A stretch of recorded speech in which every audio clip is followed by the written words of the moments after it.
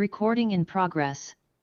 I hereby call to order the school committee meeting, June 18th, 2026. It's an exciting night. Lots of folks here. Welcome, welcome, welcome. And we're honoring people tonight. And so I want to do something before we honor the folks who are on schedule. And I want to honor Betsy Fitzpatrick.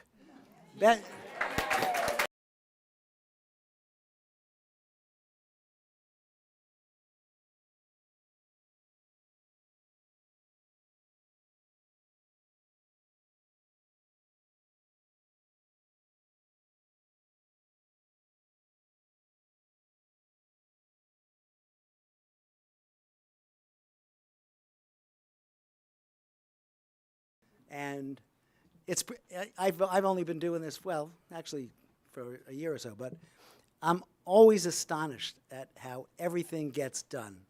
And I got the name tag, and you got name tags. It's just brilliant. So, Betsy, I just want to say to you, we would not be where we are. We would not be able to do the things that we do so smoothly, so easily, if it wasn't for Betsy Fitzpatrick.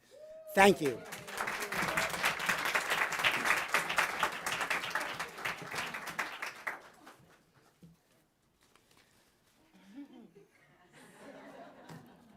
Okay. Thank you for joining us for this annual celebration of staff who have devoted over 3 decades of their lives to the public schools of Brookline and to our students. We know how wonderful our educators are, but this evening we get to show off to the wider community just some of our staff. Each of our honorees will be speaking for a few minutes to give you a small taste of the caliber of talent, commitment, dedication, professionalism that our staff bring to the Brookline Public Schools and to their jobs every day. Brookline, as I always find out when I go to conferences all over the place, that Brookline is a beacon. Brookline is the lighthouse for educational excellence in Massachusetts and really throughout the nation. And that hard-earned reputation is built over time on the work of our staff. They are truly the heart of what we do from early education through 12th grade, and we are so grateful to each and every one of them who make the Brookline Public Schools what they are. So we asked our honorees to think about one story, one connection, one element, one memory to share that best encapsulates the work that they've done, and we look forward to hearing from 15 educators tonight, right, Betsy? 15? All of our staff have made an indelible mark on our school system. We do have 2 staff members in attendance this evening who won't be speaking, so please allow me to say a few words about them. First, Fran McGrail. Fran is the longtime... Hello? How are we doing? Fran is the longtime custodian at Runkle. He actually worked at other schools, including the high school, while I was there. He is truly the heart and soul of Runkle. He's integral to the school's operation. He treats students, staff, and parents with incredible respect and kindness, absolutely, and his patience and empathy are especially evident in his care and attention to the Runkle students who are enrolled in the RISE program. His steady presence in the school is remarkable. Principal Finnegan describes Franny as a treasure, which he is. I understand that there is a retirement celebration for Runkle staff this evening, so I don't think Franny can stick around, but I want to acknowledge him at this time. Franny McGrail, please stand up for our appreciation.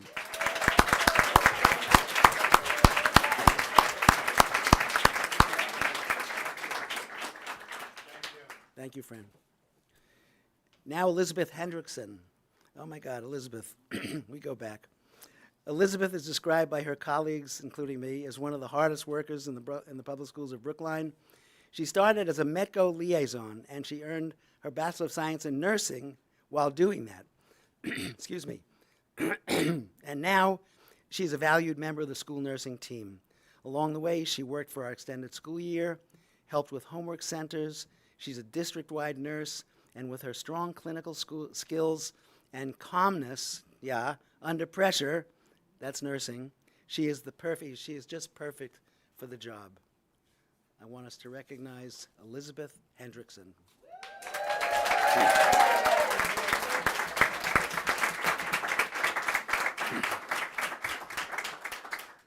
Thank you. Of course, it's a busy time of the year, and unfortunately, eight honorees could not join us tonight. Betty Differ, Pam Carlson, Rob Hutchison, Jen Nixon Mathis. I can need water. Joanne Silva Njoku.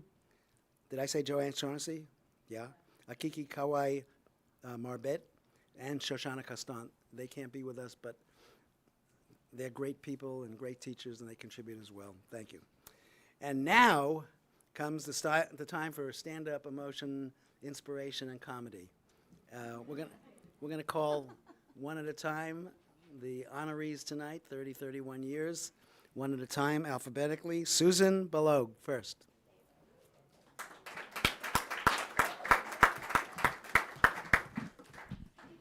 You want to speak right into it so people at home can hear. Okay, speak right into this, and I have to tell a Betsy story. So at Baker School, when people wonder, wait, who do we send this to? Who understands where this is? The answer is always just, I don't know. Email Betsy Fitzpatrick, she will know, and she does. So good evening, everyone, and thank you to the school committee for inviting me. My dear friend Diane Arico Mundel, who's a Lawrence teacher and is here to support me. My beloved son Noah, my firstborn, who taught me humility and patience, because parenting is really just teaching without a paycheck. It is great to be here, and it's an honor to be here. I'm going to talk about love tonight. I started doing something different in my teaching this year. You know, people always say, how can you teach so long? And I say, because every kid is different, and every year is different, and that's what keeps it lively and wonderful. But this year, I started signing off on my Canvas messages to the kids with, you know, please, you missed this assignment. I know you were out sick with strep throat, but that was last week. Let me help you get this done. It was great to have you back in class. Love, Miss Balo. And I thought really long and hard about the love part. But I do love my students very much. And I remember my 10th grade teacher, my English teacher, Patsy Root. She was from East Texas, and I'm going to try to channel Mrs. Root. She would say, the Greeks have it all on us. I'm an English teacher, but the Greeks have it better. They have 6 words for love. We love McDonald's French fries. We love our grandmother. It's all the same. It doesn't make sense. So she would teach us about the different forms of love. And the kind of love that we extend as humans to our fellow humans is agape, and that is the kind of love that is selfless giving. Maybe in Buddhism you might know it as loving kindness. That is a good translation, I think. Of course, we love our students. I love my students, and I want the best for them. And more Greek, we're all in loco parentis, we're in the place of parents. I would want every child to be cherished in my care, just like they're cherished at home with their parents. So I was thinking about love and the love I have for my kids. And as a teacher, I've had this incredible privilege of sharing my life and cultivating that loving kindness in so many hundreds, I don't know, maybe thousands of very open-hearted Brookline youngsters and their families. And in return, they helped me to self-actualize. They provide me every day, every year with this rush of joy and challenge that is really unparalleled. It's just a privilege and an honor, even though it can be exhausting and draining. And sometimes I wake up in the middle of the night worrying about them, and I try to pivot and think, what could I be doing differently? I think that's my phone ringing. We're gonna just ignore it. That is me, Nicole. We're just gonna think that's spam. That's so sweet. Who was Miss? She loved Miss Brandel's class. So my students have taught me love too. They have taught me patience and humility and definitely love. I care for each kid. I don't always hit the mark every day, but I'm so grateful I have 180 days with them, because you do in teaching get a do-over. Once in a while, the kids have these homing pigeon instincts, and they look you up or they come stalk you in the hallways after school, and they get in touch, and it's magical. So I got this Instagram message from a kid called Nicole, and this was back in COVID, and she said to me, "Miss Balo, you have no idea how much it means to me that you stay in touch.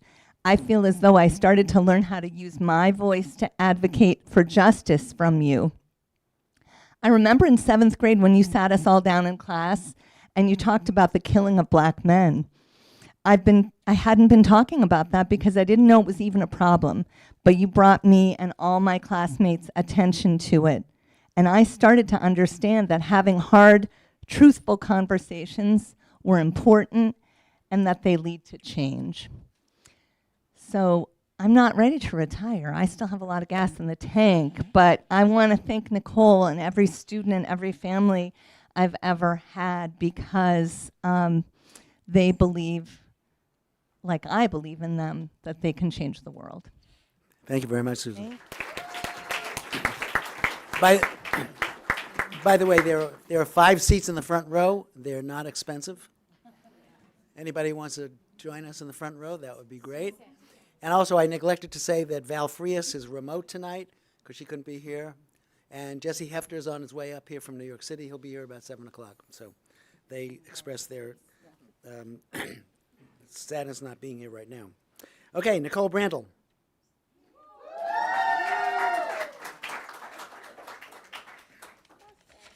It's so much easier when you're second graders and not my peers. Yes, good evening. Thank you to the school committee for having this for all of us who have put 30 years in.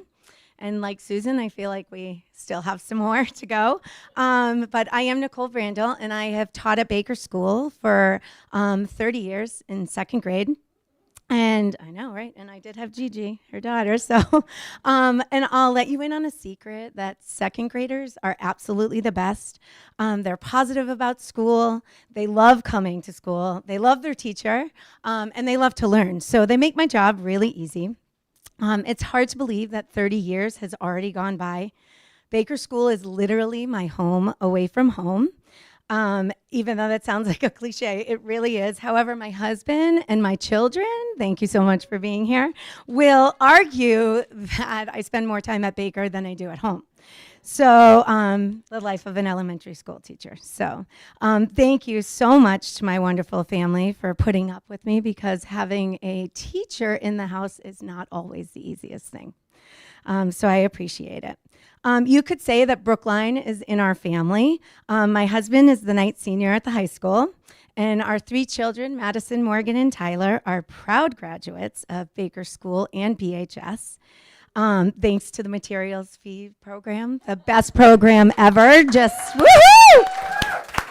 woohoo! Brookline is a part of all of us, and we are so fortunate for that, my whole family.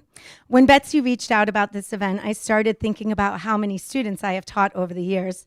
So being a second grade teacher, I actually counted all of my class pictures because they're displayed in my classroom, because I love being reminded of all of them.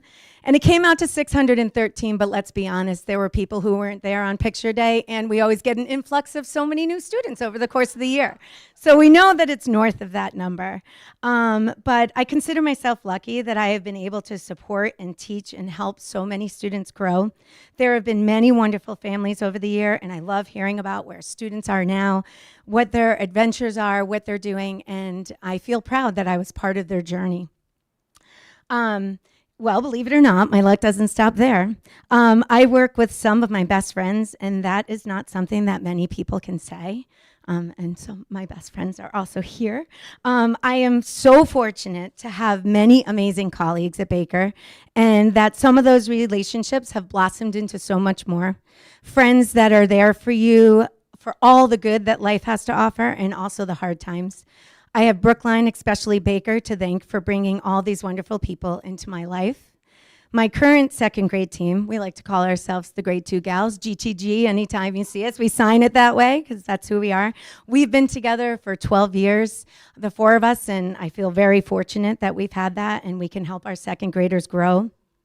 After 30 years, I am still able to say that I love my job. even though at times it feels impossible. After school on Tuesday, I sat down at my desk, which, by the way, is a prop in an elementary school classroom. We actually never sit at our desks, except for maybe after school. And there was this little note on my desk, and it had a big heart. And I opened up the letter, and it said, "Dear Miss Brandel, I like how you always make me feel good." And I said, that's why I've been doing this for 30 years. If I can just help kids feel good and grow into wonderful people, then I've done my job. So thank you so much. Thank you, Nicole. I'm a little disappointed that I do not see a drum set for the next speaker, but I guess she forgot to bring it. Carolyn Castellano. Hey, thank you so much. Thank you, Brookline. Bob, I remember sitting in your office when I got hired, and we talked about Rage Against the Machine. Wow.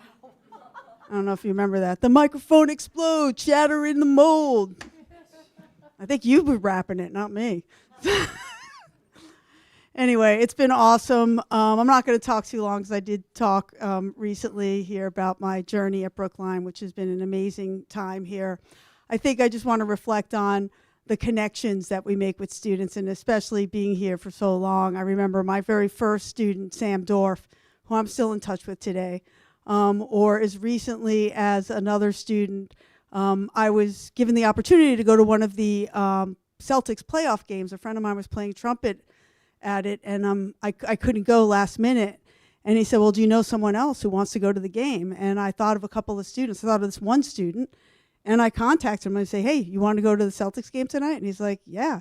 So we got to go and watched all the warm-ups and stuff, and got to meet Reggie Lewis and some other folks too. Not Reggie Lewis. I think it was. So anyway, and those kind of connections, those are the things that I'm always going to remember, the connections that I make with the students, and knowing that you made a difference and that you're like a mirror. They see you, I see them, and we're able to keep that connection as they leave and as I'm still there. And it's just awesome. And that's the best part of the job, I think, for me, is the connections that I make with the students. So that's all I really have to say. Thank you so much. Yeah. I'm sorry I don't have some drums. I'll bring them next time. Thank you, Carolyn. Next up, Deborah Caruso.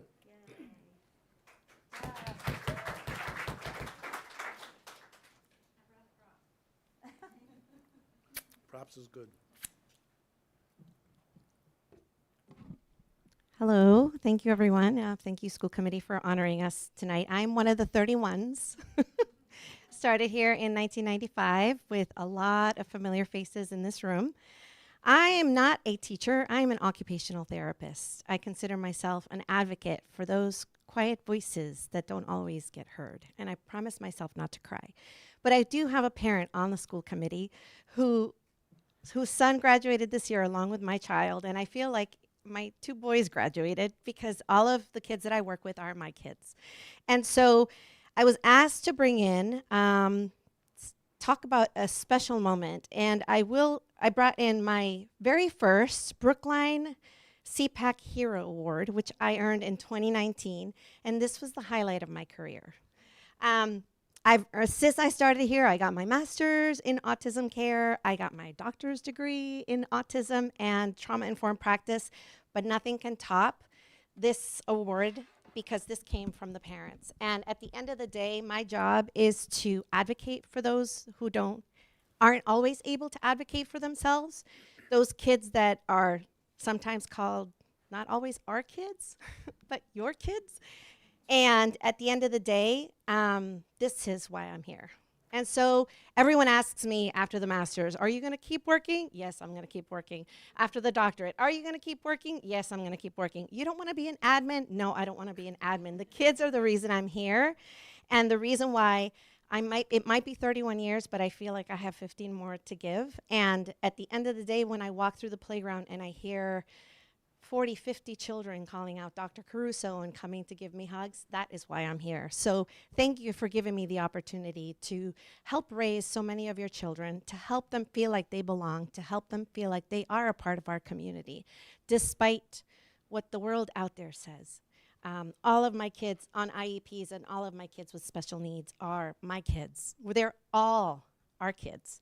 And so thank you so much for this opportunity to share with you. And I will say, my son just graduated along with Donna's son. my child's name. He does not. I won't. No, I won't. I'm not saying any names. I promise I won't say any names.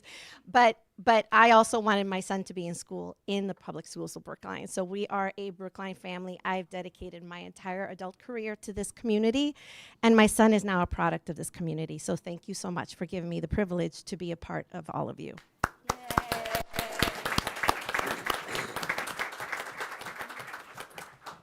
Thank you, Deborah. Elizabeth Gorman.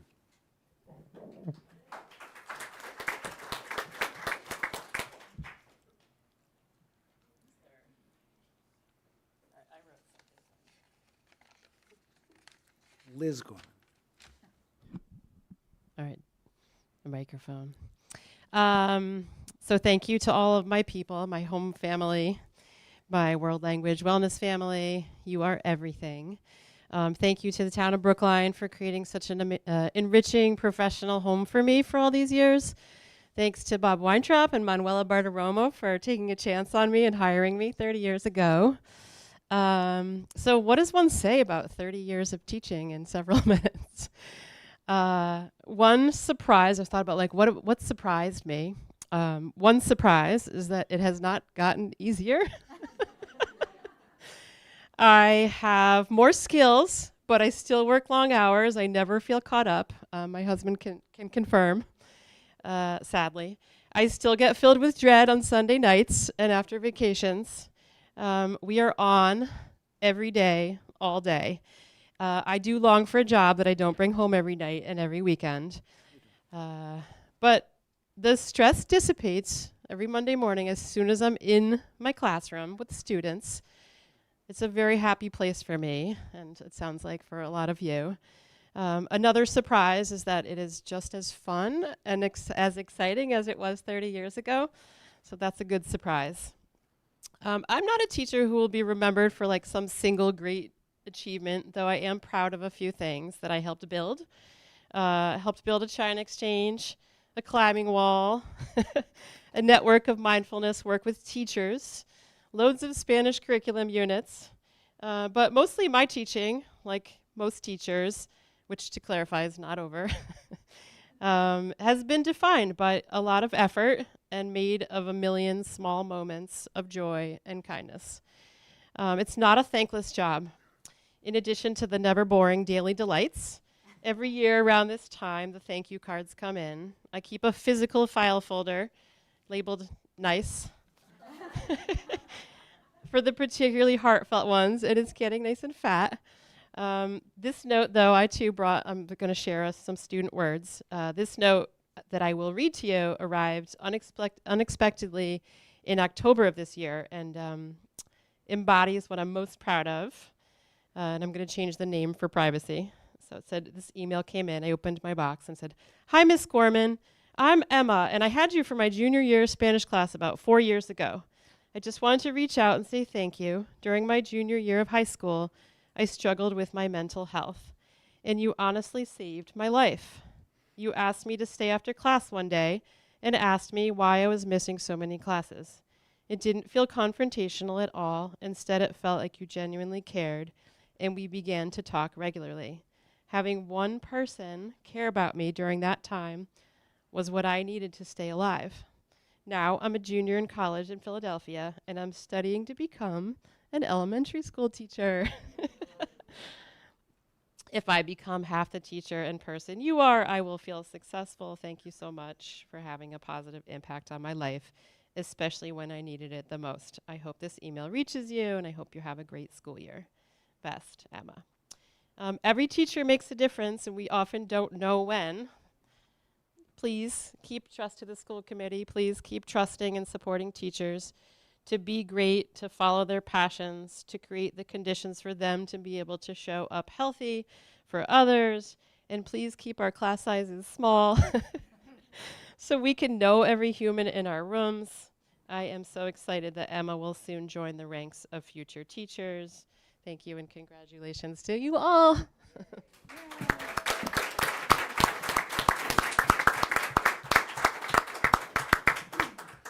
Thank you, Liz. Michelle Greeley.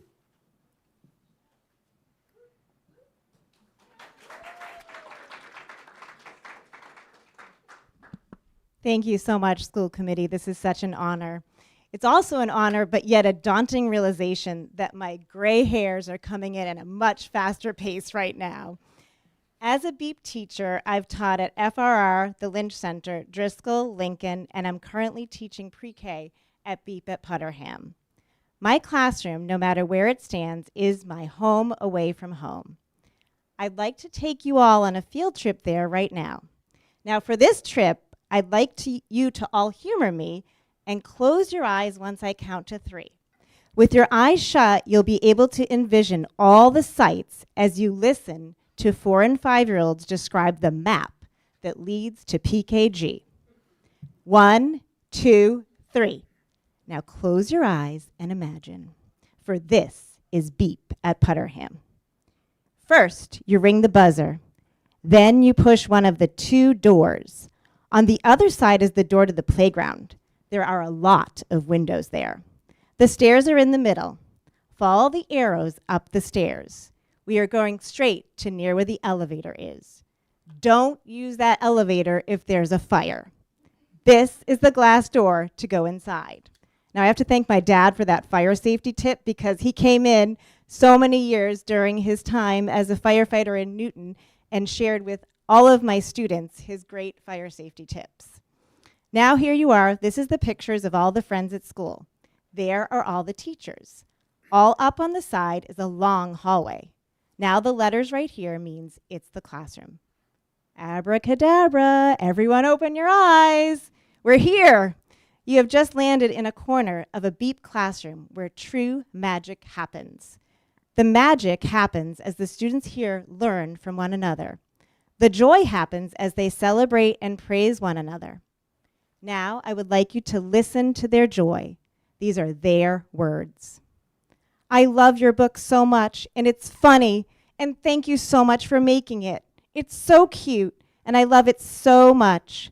I love your story. It is like a wow maze. I love your pictures that you made. I love that you can read. I love the letters that you can do. I very like your drawing. I love how well you're reading. You are just doing so great. In BEEP, we never underestimate the power of a word or a gesture. The words that we choose help others to feel loved, special, appreciated, valued, and respected. Just as significant as our words are also the gestures of those who cannot produce language. Positive gestures, handshakes, movements, mumbles, and eye glances carry the same weight as our words. Some of my best times in BEEP were dancing with a non-verbal learner. Her smiles and laughter were like word lollipops, and that's the truth. I came to Brookline because of the school system's commitment to acknowledging and celebrating diversity. Although I've been all over the map of Brookline, I know firsthand that Brookline is the place to be for inclusion and a place where we can all together feel valued. Thank you to everyone in Brookline, and a special thank you to Margaret, our principal, Rachel and Erin, and all of the paraprofessionals and colleagues that I've worked with. I also want to thank my dad because he instilled in me his love for maps.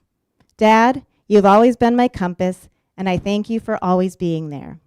My dad was a Newton firefighter for 40 years, so I'm gonna be here for a lot longer. To my mom, who taught me how to enlighten children with creative and inspirational projects and curriculum. As a preschool teacher herself, she taught me patience, compassion, and what it means to be a dedicated teacher. Thank you also to my daughters, Joella and Julia, who they share their mom, me, day and night with all of my students and their families. They have supported me in more ways than I can ever begin to describe. Thank you, thank you.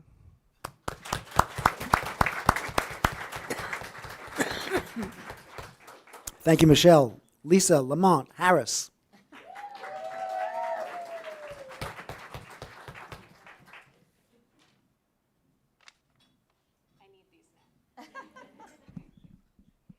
All right. So how do you distill 30 years into 3 minutes? Bullets. So I'm going to speak it with a few bullets here. And I'm a teacher at heart, so there must be a lesson here somewhere. So here goes. Lessons I've learned from 30 years in the public schools of Brookline. So lesson number 1 is this: follow your heart. Don't be afraid to take a chance on love. Give up your tenured teaching position in Connecticut. Move away from the familiar. Move away from your family and friends. And follow that special someone to an exciting new city. It might just work out. Thank you, Jason. Mwah. I love you. Number 2, when your job interview, Bob, you'll know this immediately, kicks off with a surprise juggling act by the principal, okay? Do not fear. Just consider the metaphor. There is much to juggle as an educator. We hold many balls in the air, and some days really do feel like a circus. And when he offers you that job, you say yes. Thank you, Tom Cavanaugh. I started at Baker, spent some time here at Town Hall, and am happily at Beep right now. Thank you, Margaret. Number 3, learn from others. Words of wisdom from Elisa Henry. Half of teaching is acting. Have some fun and put on a performance for your students every single day. All right. Lesson number 4. This is a very specific one. If you happen to be pregnant and go into labor at school, okay, just call Trisha Laham. Right? Luckily, the baby came late. And I'm just going to say, Cole, who was supposed to be here to support me tonight, late again. All right? Oh, and the same goes for if there's a pandemic, just call Trisha. Number 5, do what is right, not what is easy. Thank you to Vicki Milstein for my daily reminder of that. Equity and inclusion take continuous hard work. It is better for everyone, and it is necessary work. Please support programs like Scholars and Seed, Metco and Materials Fee, and Steps to Success. All right? And thank you. Lastly, while caring for children, care for each other. And I'll try not to get emotional now. Teaching is profoundly relational work. Colleagues become friends. I look around this room and I see so many friends. We've shared in weddings and births. We've supported each other through difficulty and loss. And perhaps most importantly, we have found laughter and joy in this beautiful work of teaching. For this, I am grateful. Thank you.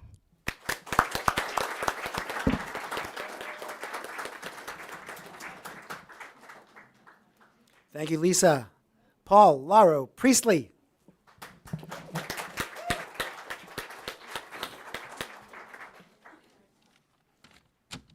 Hello, everybody. I'm Paul Lauro Priestley. I run the Graphic Arts Copy Center at Brookline High School. I have been there for 31 years. That's a long time. But I still have life left in me. So, as I reflected on what I should say this evening, I thought long and hard about how to use this time. Should I speak to our fighting the systemic racism within our schools system and the greater community around us? Or should I speak to the challenge of how we have addressed the need for racial diversity in our classrooms, in our staff, in our administration? And then I thought, well, what about the financial equity? Financial equity is also important. But then guess what? I said no. I said love. Love.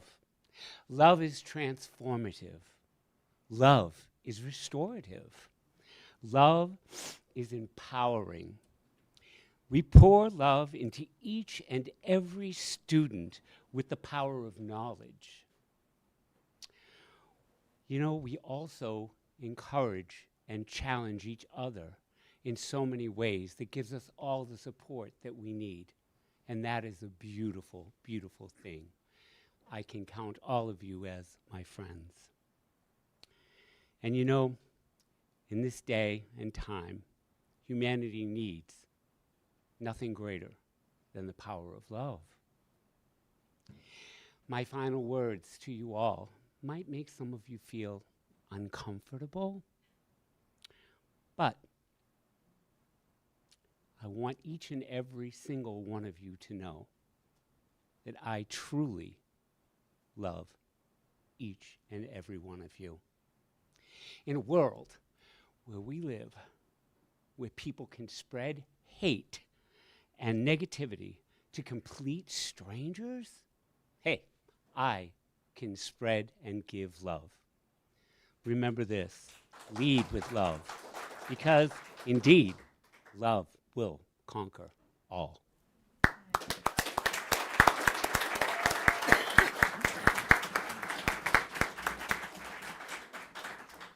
Thank you, Paul. Susan Liepman.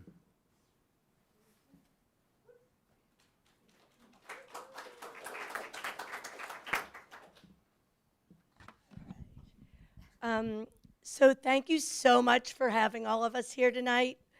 I'm really proud to be here among this group of colleagues that include my kids' teachers, my kids' classmates, parents, and even some people I went to Brookline High with. Not many people can say that they've been in the same job for 31 years. And 33 years if you count my year as a building sub and a learning center para before that. Even fewer people can say that they absolutely love going to work every day. Pierce School has been an integral part of my life since I was 6 years old. I entered the shiny new Pierce School as a first grader in 1975. I spent my entire elementary career there and made some of my closest friends during those years. My mother later taught Chapter 1 or Title 1, they kept kind of changing the name of it, at Pierce after she could no longer teach for the public schools at St. Mary's, where she had been for years. Even later, my own kids and my stepkids attended Pierce. So my journey in Brookline began in 1993 when the amazing Barbara Shea hired me as a building sub at Lincoln School. Barbara was incredible. I was getting my master's degree at the time, and my first year was at the old Lincoln School. And now I've come full circle because I'm back there as a Pierce School teacher. Then, well, the next year we moved to the brand new Lincoln School, which wasn't called the new Lincoln School, it was the old school, the new school. But, and I moved with them. I worked in the Learning Center while I was getting my master's. And the following year, I was hired as a second grade teacher at Pierce School by Chris Field, who had also been my third grade teacher. So that was kind of another full circle moment at the time. So during the past 31 years, I've been mentored by, and now I get to mentor, some of the most amazing educators in the world. When I started at Pierce, I worked alongside colleagues who had been my teachers when I went there. They all had such a huge impact on the person and the teacher that I am today. Marie Lavelle, who I miss so greatly every day, was my work mom. She took me under her wing from day one. And now, as someone who's been at Pierce for a long time, I really try and emulate her guidance, her patience, and her love to all the teachers and the children. Pierce is more than a job for me. It's my community, the place that holds my childhood memories and the place where my own children thrived. This year, I have a child in my second grade class whose mother was in my first class, I'm sorry, whose aunt was in my first class at Pierce, and whose mother was in class with my stepson, and also Suzanne's too. Being a teacher, a mom, an alumni, and a resident of Brookline has really made I had to juggle a lot of hats throughout the years. However, I wouldn't change a thing, and I love every single minute of it. I love walking down the street and getting hugs from kids who are 30 and kids who are 7. I love seeing a Brookline police officer and then realizing that police officer was in my 2nd grade class. And I still love being an integral part of the school that I entered as a 1st grader many, many years ago. I want to congratulate everyone who has made it for these 30 or 31 years. Not every day's easy, especially this time of the year. We're all kind of crawling to the finish. But for those of us who have been here as long as all of us, we know what a special community Brookline is. So thanks so much for having all of us.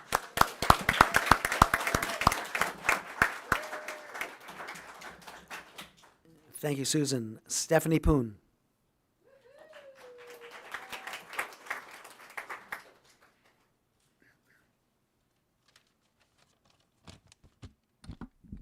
Thank you so much for this incredibly lovely event. It is a delight to listen to you all. So I've been thinking about 2 things leading up to tonight. What has sustained me for 30 years, because that's a long time, and what have I noticed about what has changed and stayed the same since I started at BHS in the 90s? Here's what I came up with.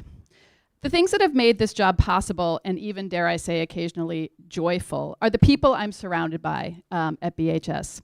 These are my students, first and foremost, who, though they might ask me a question about something I have literally just said, are truly the reason I keep going. They are endlessly curious, maddening, silly, smart, hardworking, and constantly make me think about how I can do my job better. This is the time of year when I really lean into the thought that next year I will, in fact, figure out how to do this job and solve all the problems of education. The other people around me at Brookline High that make this possible are my colleagues. I love them. If I didn't have such smart, thoughtful, caring people around me, I would go bonkers and quit. The other thing that has made this whole 30-year thing possible is all the stuff I've been able to do. I've mentored new teachers at Brookline for years through the Teachers Mentoring Teachers program. When a group of my veteran colleagues had the same conversation for the 15th time about how dysfunctional standard 9th grade history was and how unsatisfied we were with the arbitrary social tracking that led to 70% of our students taking honors, we, along with the Office of Teaching and Learning, the superintendent, and the school committee, created WISP. When a different group of colleagues lamented the senioritis that afflicts our 2nd semester seniors and the ways in which their only interest in education seemed to be their grades rather than their learning, we created an experiential senior class called EPIC. Giving teachers opportunities to use our vast experience and training to invent new things and solve problems nourishes us. I was also sustained because I got to watch my own children move through Brookline schools, and there is nothing so anchoring as seeing your child reap the benefits of your colleagues' efforts, to feel the love and care showered upon them and know that you can never really pay it back, only forward. The materials fee program that allowed my husband and I to send our children, one of whom is right back there, through the PSB gave me a deeper sense of commitment to this place. As my husband Brian recently said, it literally meant that I had skin in the game. Do I want to make my school the best it can be, to dedicate myself to my students the way that my colleagues did for my 2 children? You betcha. So the second thing that I've been thinking about is what has changed and what has stayed the same. And really the first 2 points from earlier about the students and the colleagues, those haven't changed. I mean, they literally have changed. They're different people. For the most part. But the spirit, the energy, the inspiration, and the fun, that's pretty similar. Lots of things have changed, of course. When I started, I had binders filled with lesson plans, and I wrote on a chalkboard. I spent a huge amount of time just trying to learn all the things I needed to teach, acting and teaching. The students were themselves, but less anxious.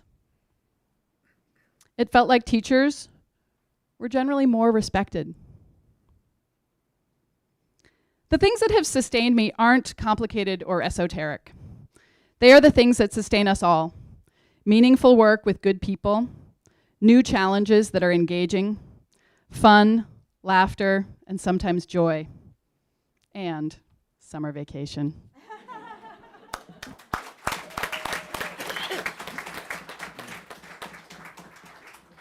Thank you, Steph. Now, is this Malia or Malia? Malia Scott.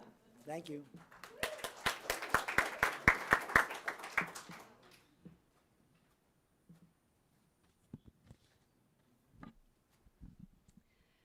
So at our most recent math specialist meeting, we spent time translating our careers in Brookline into years, days, hours, and minutes, because that's exactly what we do for fun in the math department. So please indulge me. So 32 years ago, when I began my master's program and full-year internship at the Lincoln School, I didn't even know what the materials fee program was, nor what a profound impact it would have on my family's life. A week and a half ago, I got up on stage and graduated my youngest from Brookline High. I feel such gratitude for the amazing education my children received here in Brookline. Though my 3 children, one of whom is over there, are completely different learners, they all thrived, were challenged, and were blessed with amazing teachers that helped them rise to their potential. I am so thankful that the materials fee program made this all possible, as it not only supported my family, but also allowed me to dedicate my professional life to the Brookline community. 5,856 school days ago, I could never have imagined I would serve most of my professional career as a math specialist, given that books and reading had always been my lifelong passion.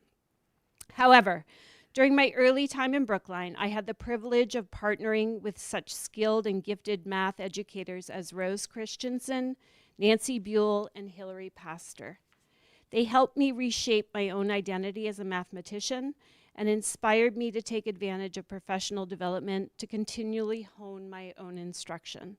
Most importantly, they revealed the true joy of teaching mathematics and instilled in me the belief that every student is a capable math learner. My math specialist role has always centered on collaboration, and I'm incredibly fortunate to work alongside colleagues who are lifelong learners.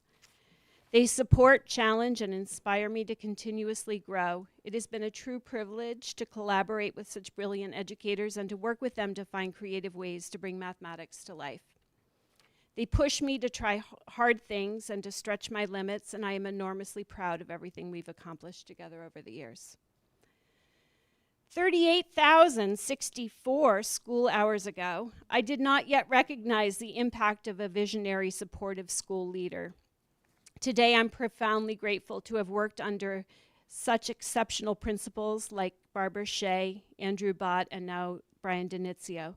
They have shown incredible faith in me, and by backing my math initiatives at Lincoln, they have given me the trust, space, and time to be truly innovative, to try new things, and to grow as a math educator. And finally, 2,283,840 school minutes ago, I could not have imagined that the profound joy I felt when I first began working with students would still be at the heart of my practice today. I love being a teacher.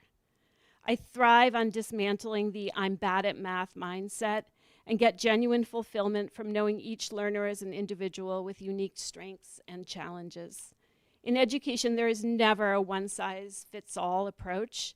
To meet the needs of our most vulnerable students, I must constantly grow, reflect, and learn. I live for those hard-fought aha moments when a complex concept finally clicks, and the sudden surge of confidence when students begin to recognize themselves as capable problem solvers. How lucky am I to still be a teacher in Brookline 137,030,400 seconds later? Thank you.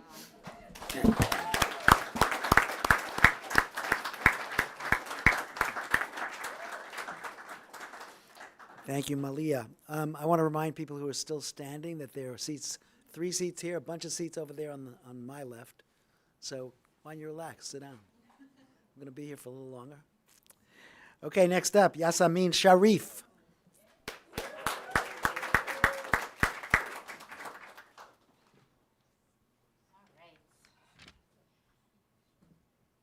Lisa has to take her glasses, put them on. I have to take mine off because that's what's happening. Before I start, I just want to thank the school committee for this. This is lovely, and thank all of you for being here.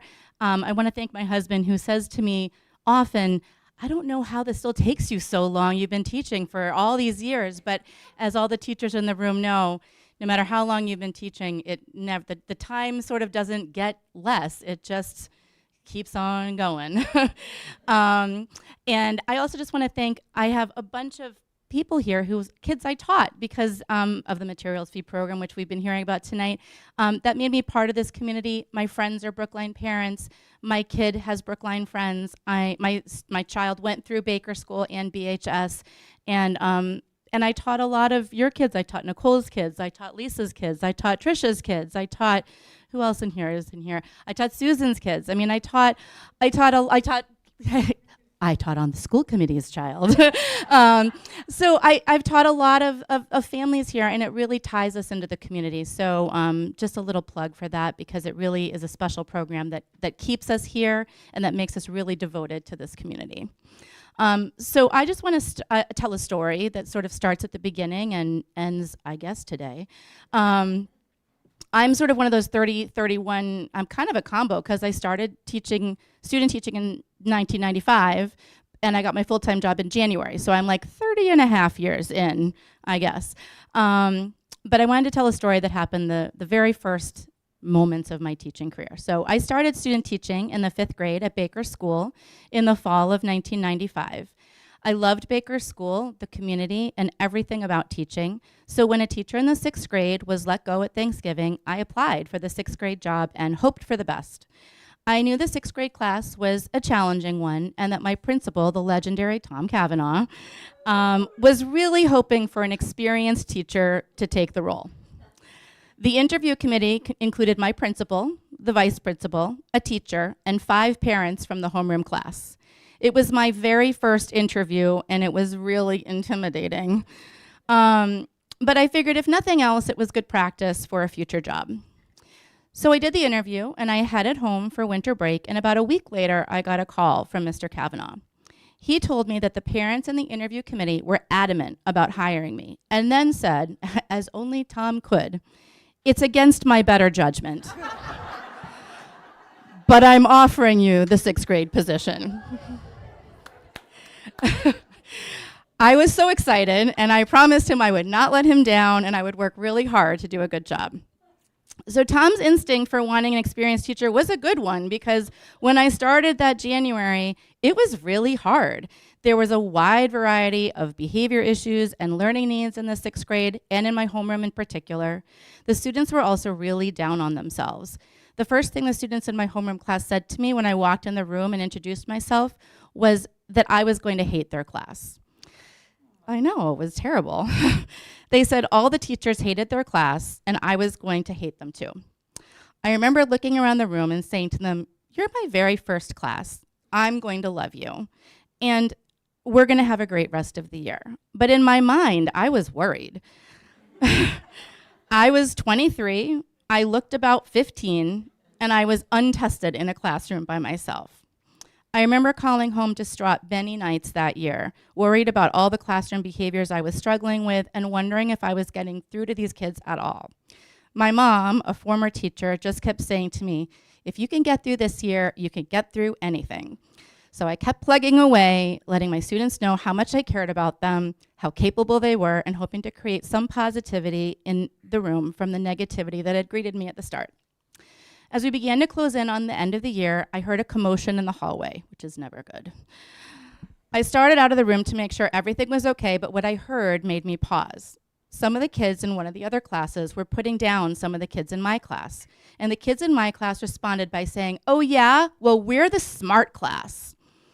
I got a little teary and felt so much joy inside that we had come from a place where these students had had such a negative perception of themselves and felt like everyone hated them, to feeling like a group of kids who were smart and worthwhile, which of course they were. It's always stuck with me, the importance of kids feeling worthy and capable and loved in a classroom.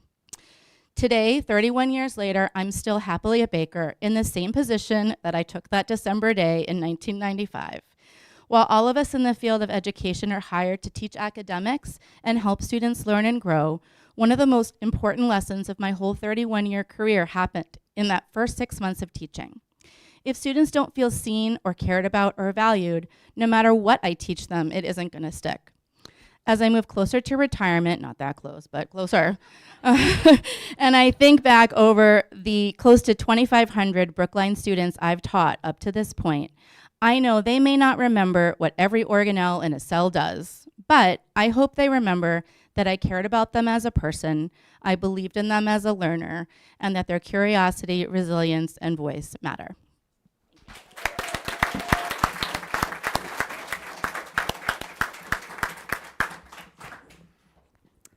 Thank you, Esmeen. Tom Kavanagh, he was a very smart guy. Made very good decisions on teachers. Okay, Francesca Stark.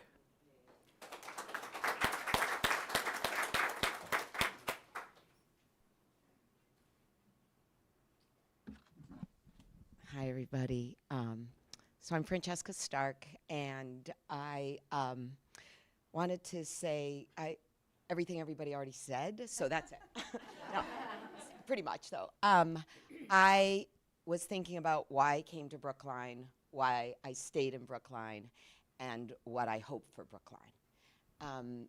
I came to Brookline because my mom was a struggling bohemian painter, and she couldn't afford my braces. And so she decided to become a teacher, and she heard about the Brookline schools, which we have heard that story many times about hearing about the Brookline schools. So we moved to Westbourne Terrace to a rent-controlled apartment, and I went to Driscoll School. There was a group, they had guidance counselors for everything then, including children of single moms. And there was a guidance counselor, and she had these little rubber dolls where you would act out probably some kind of trauma that I don't know what they were for, but we would act them out. And later, when I got hired in Brookline, I was like, oh, I'm one of the little rubber dolls now. Like, there was the firefighter rubber doll and the nurse rubber doll, and I went to school. So so what happened is I had a very good experience at Driscoll. I had a very bad fourth grade teacher who would mock kids in the class. And I always wanted to be a teacher, not really because of her, but I wanted to be a teacher that wasn't like her. So what happened is my mom told me don't ever become a teacher, because after she was a bohemian artist, she became a teacher. And she said, they will not trust your intellect. They will not allow you to do art. You will never be free to be who you are. You will have to follow a structured curriculum. Don't do it. And I immediately decided to do it. And so I became a teacher. And no, wait, stop. I wasn't sure what to do, and I was walking down the Fenway, and I was walking by Wheelock College, and I saw a sign that said, come join the Learning Teaching Collaborative, where teachers can be leaders. And I was like, my mom would like that. So that's how I ended up. So I walked in, and this woman named Joan Gatto said, did you hear about the job opening, the intern opening? And I said no. So anyway, it was to be an intern for somebody named Vivian Trowan at the formerly known Devotion School, and I was fortunate to be her intern. So I became a full-year intern in Vivian's class, and I was the luckiest person alive, because everybody was intellectual, and they were interested in teaching and collaboration and studying kids and learning about kids and spending time at morning meetings so that you could learn about kids. And so I thought, this is it. And then after that, Carol Schraft hired me because she found out I had been a student in the teacher's class she knew about that teacher and knew that that teacher wasn't a very good teacher. And she was like, well, if you want to now teach after being in that teacher's class, you're hired. So I got hired. Anyway, all of that is to say that I really loved being an intern for the full year, and then I ended up getting hired because I really knew Brookline. I mean, I really knew Brookline, but I was part of the Learning Teaching Collaborative, which Betsy Fitzpatrick used to give us vouchers to. Well, you didn't pay for them, but you handed them out. And we could take courses, and we could do a lot of very interesting things. And so anyway, what kept me at Brookline was all the things you all said. My husband who's over there, he didn't go to the Brookline schools, but our kids went to the Brookline schools. And we love it here. And I live on Westbourne Terrace now. I know it's a little sad, but I do. I mean, it's not that sad, but I'm definitely a local. So, but why I bring this up is now about what I want for Brookline. So here's the thing. I totally agree with Liz said. Teaching never gets easier. And everybody kept saying, does it get easier? And I kept saying, no, it really doesn't get any easier. The thing that's getting harder now is that some of the things my mom said are true, are coming a little bit true. And that's what I want to talk to the school committee about, and is that more and more the curriculum feels very like a conveyor belt of curriculum. This is my personal opinion. I'm a 5th grade teacher. It's not true for everybody I know. But there's not enough time to get to know the kids. There's not enough time for morning meeting. I do it every single day, and the kids love it. But we have to push so many things else aside. We need to have more so I'm telling you now what I think, sorry. But we need to have more vertical alignment so all the teachers know and there's time to see what everybody's done. We need to have synthesized all our curriculum because there's just not enough time to teach everything. And we need to have more teacher input and time for teacher collaboration. And I really think we need to bring the mentor, the internship program back, because having a second teacher in your classroom all year gives you time to do things like go pee, which I have a urologist parent in my classroom, and she's like, teachers are the worst. I'm like, I know, we really are. So we need to have people who are working together all year, bring those teachers into our school system. I brought the 1996 version of how to do it. I had to dig it up. I really did. So that's really want to say. I love teaching. I love my colleagues, and I think now it's time to get back to saying what we value and doing what we value. Thank you so much.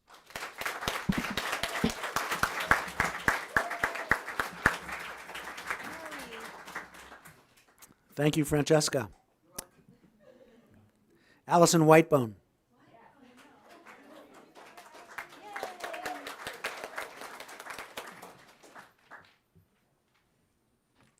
Hi, I'm Allison, and I teach 9th grade at Brookline High School. Thank you so much for honoring us tonight. 31 years goes by like the snap of a fingers. It's so crazy.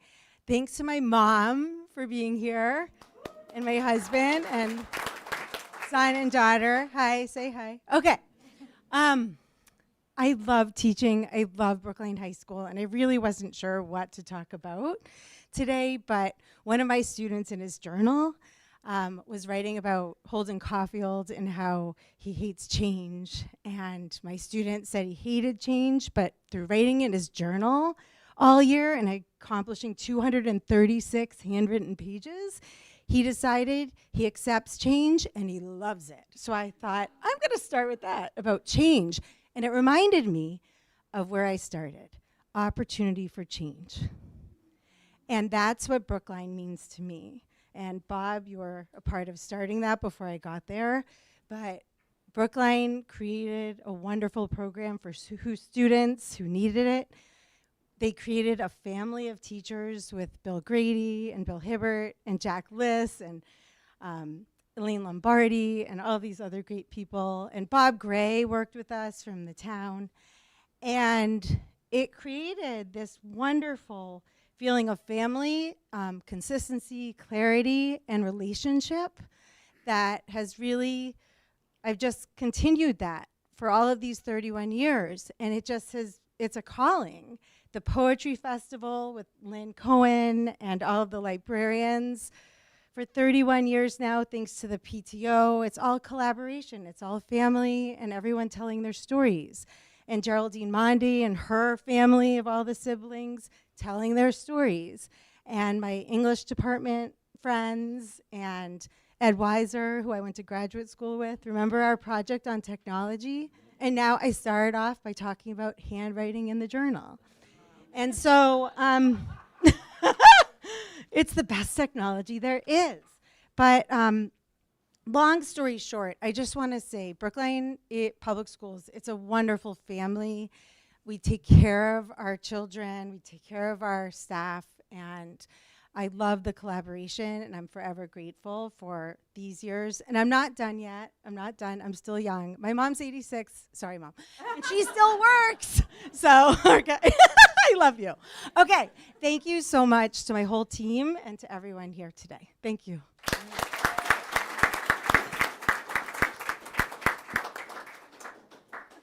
Thank you, Allie. Ed Weiser, you're it. Thank you, thank you. Yeah, good evening. Thanks for celebrating with all of us. Thank you for staying for the last person to go. So this is going to be gratitude to the Brookline community, but also to the BEF in particular. If I could go back 3 decades and tell myself that my teaching career would involve skydiving, flying helicopters, and eventually becoming an EMT, yes, driving an ambulance on the weekends, to teach students about the medical profession, I never would have believed it. I've had the opportunity to have so many adventures. Those I mentioned were all supported by the BEF. But for one wild opportunity, and Bob, I don't remember where the money came from this, you might have pulled some strings, but I went to a conference at the Fermilab, a super collider in Illinois for the first summer, and I met Nobel laureate Leon Lederman and eventually launched our physics first program for 9th graders. BHS became the leader in this simple way to gain much needed equity in who took physics and all of the science courses beyond.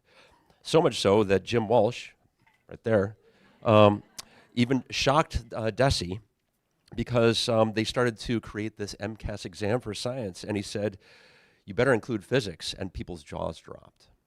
So, and also when Professor Lederman would get a press inquiry, he was too lazy, so he would just send it on to me. So that was quite a stunning privilege. I was interviewed by the New York Times, the Journal, all that kind of stuff. Then after 11 years, Bob trusted me to lead the science department. And we grew opportunities for students, and we grew the physical campus of BHS to meet the future. And but a true point of pride is being the leader of the team that was consistently ranked in the top STEM schools in the nation. And our classrooms right now are thriving with creativity, inclusion, and rigor. I really am proud of that. But you should know that during the building project, I advocated for a generous equipment budget, which included a medical simulation lab. You can see the 3 mannequins on the 3rd floor of the STEM wing. They might creep you out a little bit, but they're good. Sorry, I know, it creeps you out, Liz, all the time. But one thing led to another, and the BEF came back and stepped in and helped me become an EMT. So now you can find me teaching students how to make a differential diagnosis for Hal, not Mason, Hal the mannequin, that's his name, when he presents to our ED for shortness of breath and altered mental status. So that's at the point where I stepped away from the leadership role to expand the medical careers offerings to continue to pretend to be a doctor, slipping in robotics, woodworking, and the new construction class as well. Something I never could have imagined when Bob flicked on the lights. Do you remember that during my interview? That was your classic. You'd go over and flick the lights on and off and ask all the physics candidates if they knew what was going on, just to see if they could explain the physics of AC circuit. Almost nobody knew. It was bizarre. I knew. So in my last chapter here, so I've got a few more years to go, but hopefully it'll include an after-school dual enrollment program for EMT certification with Mass Bay Community College. Thank you. We have an initial agreement, and we just need a few more steps to make it come true. So thank you to the BEF, to the school committee, everybody for staying, and to Betsy, thank you for putting this all together. So anyway, thank you, everybody.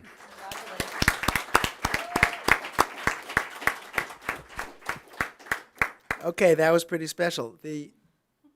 So the measure to me of a great organization is stability in staff and leadership. And so you all define that. Stability in teaching and caring and loving. And each of your remarks was impressive and inspiring. So I just want to say, you know, I was part of you guys for a long time, and I love you guys as well. And I just want to say thank you. Thank you for your work. And you can go home.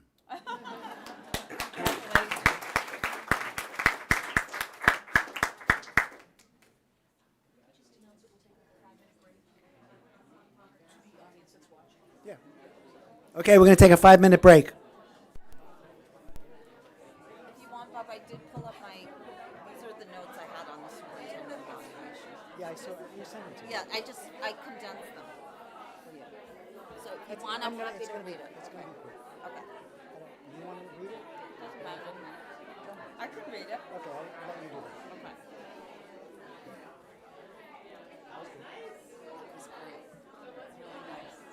I did. She's at home. She's on Zoom.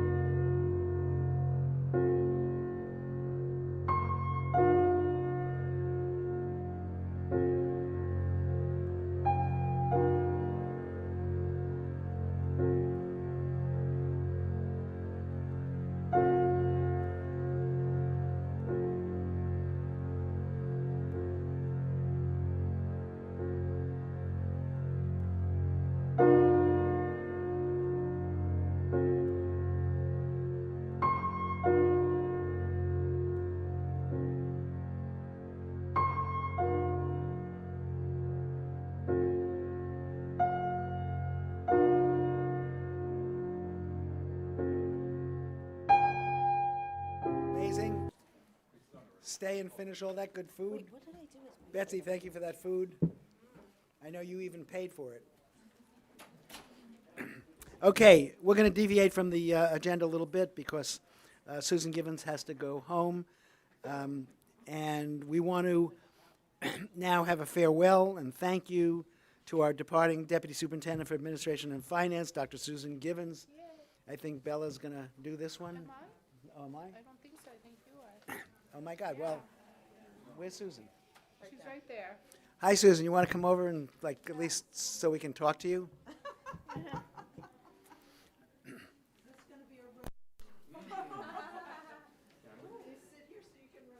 No, I want you to talk about your golf game. After Saturday, I'll talk about Okay, fine. So all I mean, I've been following your career for a year. When there's been incredible challenges, and I know Bella and you have had to work really, really, really, really hard along with the team. But I am going to give you tremendous credit for establishing trust in the town on finance.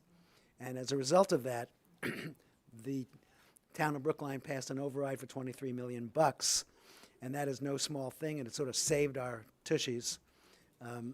So I want to thank you for the incredible amount of work that you did presenting it to all the committees that were preparing for the override, and that's one major, major accomplishment that I give you credit for, we give you credit for, Bella gives you credit for. So thank you for that. And I just sit here and listen to your presentations on budgeting and buses running on time, et cetera, and you're always incredibly prepared. You know the stuff, and we're going to miss you. And I wish you the best over the next years of your life. And again, a lot of good golf, and I hope your scores. I would like you to tell me how you're doing out there on the greens and the fairways. So that's all I have. That I want to say thank you and open it up to anybody else who wants to say thank you. We will miss you. I will miss you. We've been in negotiations together, obviously, and you're a rock star, Susan. Thank you very much.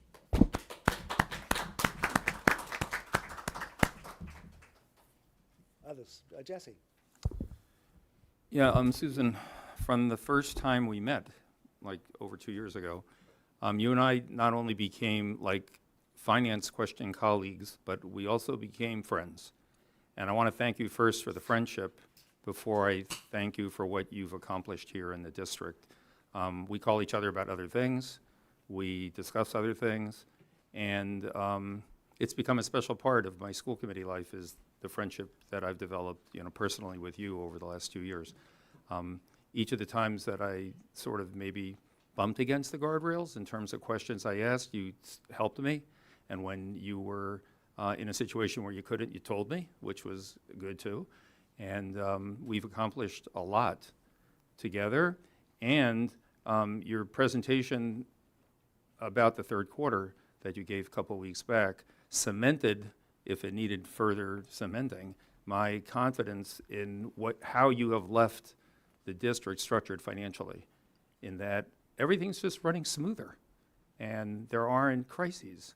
And on the finance side, either Mariah last year with me or myself this year, even in this short month and a half, 2 months, haven't gotten any questions or concerns about how the financial health of the school district is going, and that's amazing. And I'm carrying that message from you to the advisory committee already, and to individuals, in town, other elected officials in the town, both on the select board side, town school partnership, et cetera, because you have really not only corrected, but organized the financials in a way that can be hopefully easily transferred to Aaron, and have left us on just a super improved foundation over what you founded. So thank you. Thank you for your friendship. I plan to stay in touch with you. I have your number. And congratulations again on the retirement. It's just an amazing next step for you. So, Sarah. I too want to say thank you. I feel that you've taught me everything I know about school finance and budgets. And what I've been most impressed about is that each line item to you isn't just a number. It really is how the piece fits into the whole of a district and of learning. So I've appreciated all the experience that it's taking for you to come to where you are now, where you understand the whole picture and have been able to advise us so well on the decisions that we've had to make. So thank you.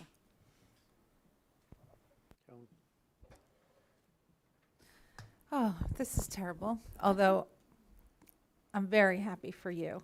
And I'm also looking forward to hearing about your adventures, and I hope we'll be able to stay in touch. And I'm thinking back to the first budget book that I saw that you presented, where you sort of recategorized and recalibrated everything to be in the right place. And I was like, oh, this person wants to do things the right way. And it's really, really hard. But she is like, this is going to be hard, and it's going to take a while, but we have to do this the right way. And that's just been, you're so steady, and your commitment to excellence is clear and has benefited us so much. And I'm going to miss having you be our person here. But I'm really happy for you, and I wish you adventure and health and fun. Suzanne. So, Susan, I've been through a few deputy superintendents for finance, and they were a little murky along the way. And so I really want to thank you for getting us on the right road to steady the ship that we were teeter-tottering around. And I think it really helped that you had a background as a superintendent, so that you clearly weren't just numbers on a line, but understood the educational decisions that we had to make, the importance of that. And I think that really helped the communication, because we knew what we could talk about and how it would be a better place for our students and our families here in Brookline. So thank you so much for bringing all of that experience and all that passion. I know you have a lot of passion, because there have been occasions where we go off topic and don't talk just about numbers, and we talk about learning, teaching and learning, and what that looks like and what that costs, and how important it is to keep our students at the center of our conversation around budgeting. And I didn't have that with the others. And you have that background and you have that passion. We made you work the numbers a lot, but I know that that is a passion that you have, and you brought that to us in your budgeting conversations. And so thank you for that. I want you to take a break from all numbers for a while, except maybe your golf score, And I wish you good health in the future so that you can really enjoy your retirement. Thank you so much, Susan. Thank you, Suzanne. Anybody else? Faiza? Is it working? Okay. I just want to say thank you for your service and best of luck. Thank you.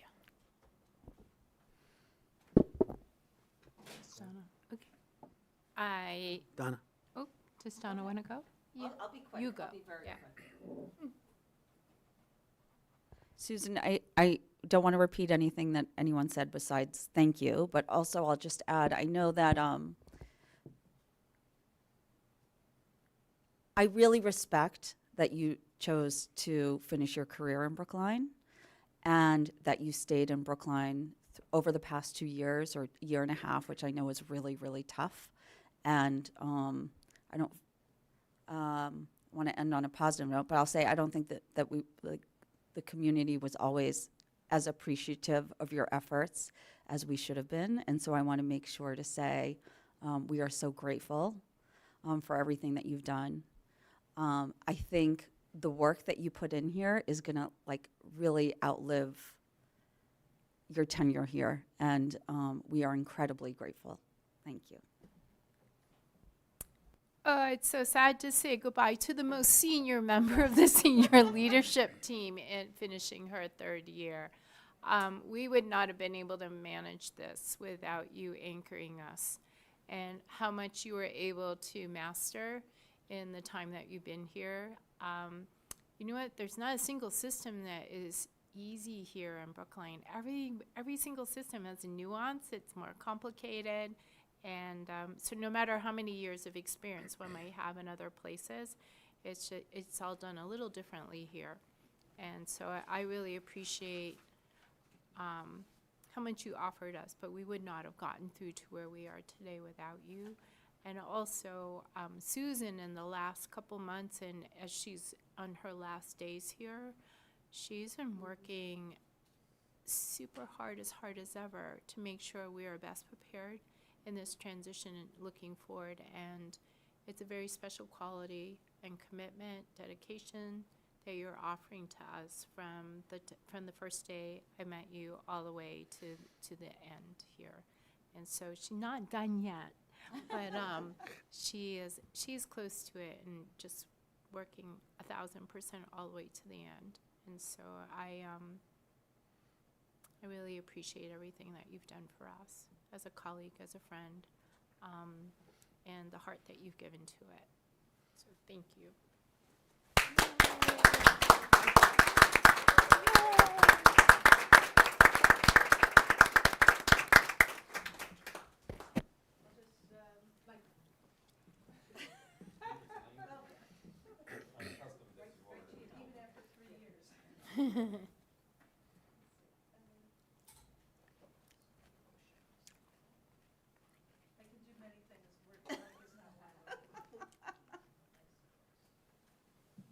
Is it working? Yeah, there we go.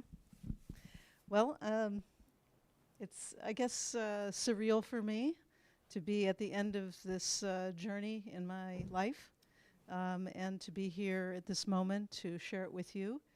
These last 3 years have, without a doubt, been challenging, and I've had to bring to bear every single learning experience of my life to kind of navigate through each and every challenge that has arisen. But I have to say that is what I guess I was raised for, right? I mean, you come to moments in your life and you don't really appreciate what you've learned from every experience that you've had until you face yet another experience where it requires every ounce of fortitude that you have in order to get through. And I think one of the blessings of being along in your career is that you get a pretty centeredness about yourself. You know certain things to be true, and it helps you to navigate through difficult times. You know, you don't concern yourself with public opinion, and you're able to move forward grounded in your values, understandings, and beliefs. I know that what motivates me each and every day is doing something that helps improve education for students. That is what I am about. It's my hope that the work that I've done here will allow you in the future to be able to focus on the instructional minute and not on administration all the time. So if I've done one small thing to get you closer to that, I'll feel like my time here has been worth it. Thank you for allowing me this opportunity to serve you in this community.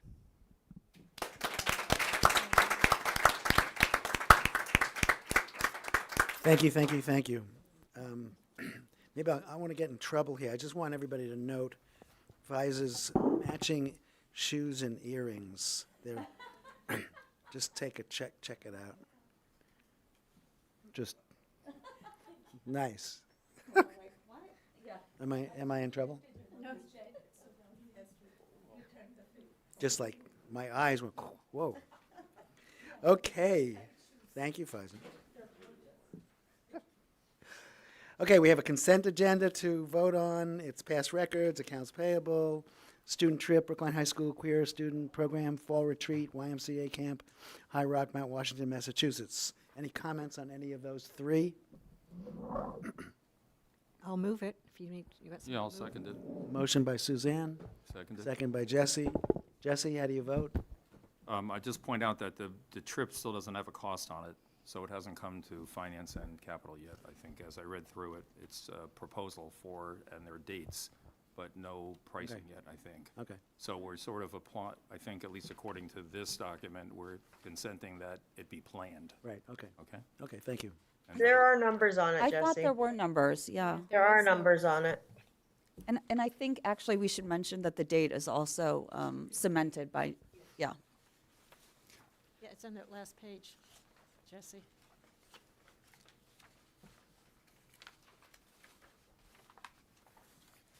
Here, Jess. Here. $4,017. Is that Val? No, that was me. That was Carolyn. Okay. Is Val here? I chimed in earlier, yes, yes, Bob. Okay, thanks. Okay, you want to vote? Jesse? Yes. Carolyn? Yes. Sarah? Yes. Val? Yes. Carolyn? I'm Suzanne? You're Carolyn. Yes. Donna? Yes. Bob Weintraub votes yes. Okay. FISA. Yes. I miss Faiza? Good. I did not miss her shoes, though. Okay. Okay, now we have public comment. Betsy, I think we have a bunch, right? 5, so that should work now, right? So you each get about 3, not more than 3 minutes. We will not comment on your comments, and who's up first? Okay.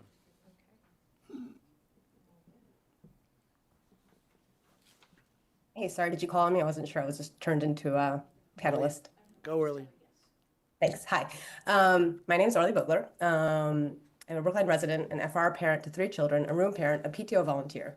And next year, my youngest son, Ben, will transition from BEEP to kindergarten at FR. I'm here tonight, or at least virtually, to respectfully urge the district to reconsider the decision to reduce FR's kindergarten from 5 sections down to 4, or at the very least, to pause this decision until fall enrollment numbers are fully finalized. Excuse me. Kindergarten is a profound development transition. For 5-year-olds coming from small preschools, entering FR, already the largest elementary school in Brookline, is an enormous adjustment. Class size matters intensely at this age. Larger classes mean less individual attention during a critical stage of growth, fewer eyes on the children who may be quietly struggling, and less support as they learn how to navigate a large public school. The district's current rationale is that overall numbers are low, placing FR at an average of 19.5 students per class. But looking at this data from an equity lens tells a different story. If you cross-analyze ELL and IEP data across the district, FR carries the highest numbers by far. We have more students with complex additional needs, but now fewer teachers to support them. Furthermore, framing the removal of the K section as a budgetary balance to fund necessary 5th grade section doesn't make sense. The needs of a 5th grader and the kindergartner are entirely separate. Our youngest learners should not have to compromise their foundational year. If the district must cut a section for budgetary balance, it makes no sense under an equity lens to target FR. Within Brookline, FR does not have the smallest K classes. It's unjust to pull a section from a school that already has a higher baseline enrollment and crowd our students, while leaving schools with significant lower enrollment intact. Finally, relying strictly on June 1st numbers is premature. We know enrollment fluctuates over the summer. In fact, from simply talking to my community, I know of 5 families with rising kindergartners who are currently moving to the neighborhood. They fully plan to attend FR this fall, but due to summer moving logistics, they have not yet been able to officially register. Once a section is cut, it is incredibly difficult to reverse. Many of us in the community stepped up to support the override because we believed it would protect the foundational quality of Brookline education. Crowding our incoming kindergarten classes is not the quality of experience we voted to preserve. I urge you to keep the 5th FR kindergarten section open until fall enrollment is clear, and to communicate transparently with our incoming families. Thank you for your time, for your hard work, and all your consideration. Thank you, Willie. Is Midori here? Midori Nagano?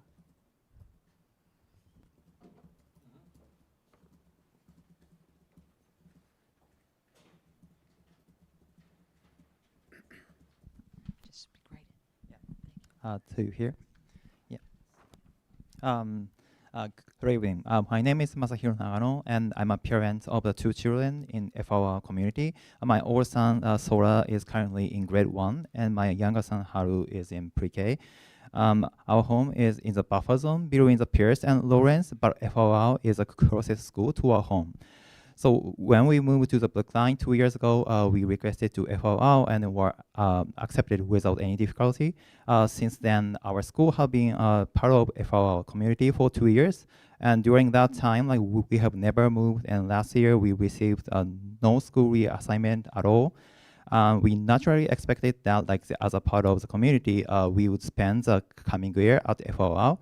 However, for the next year, both of our children, including my older son, was suddenly assigned to the PR school.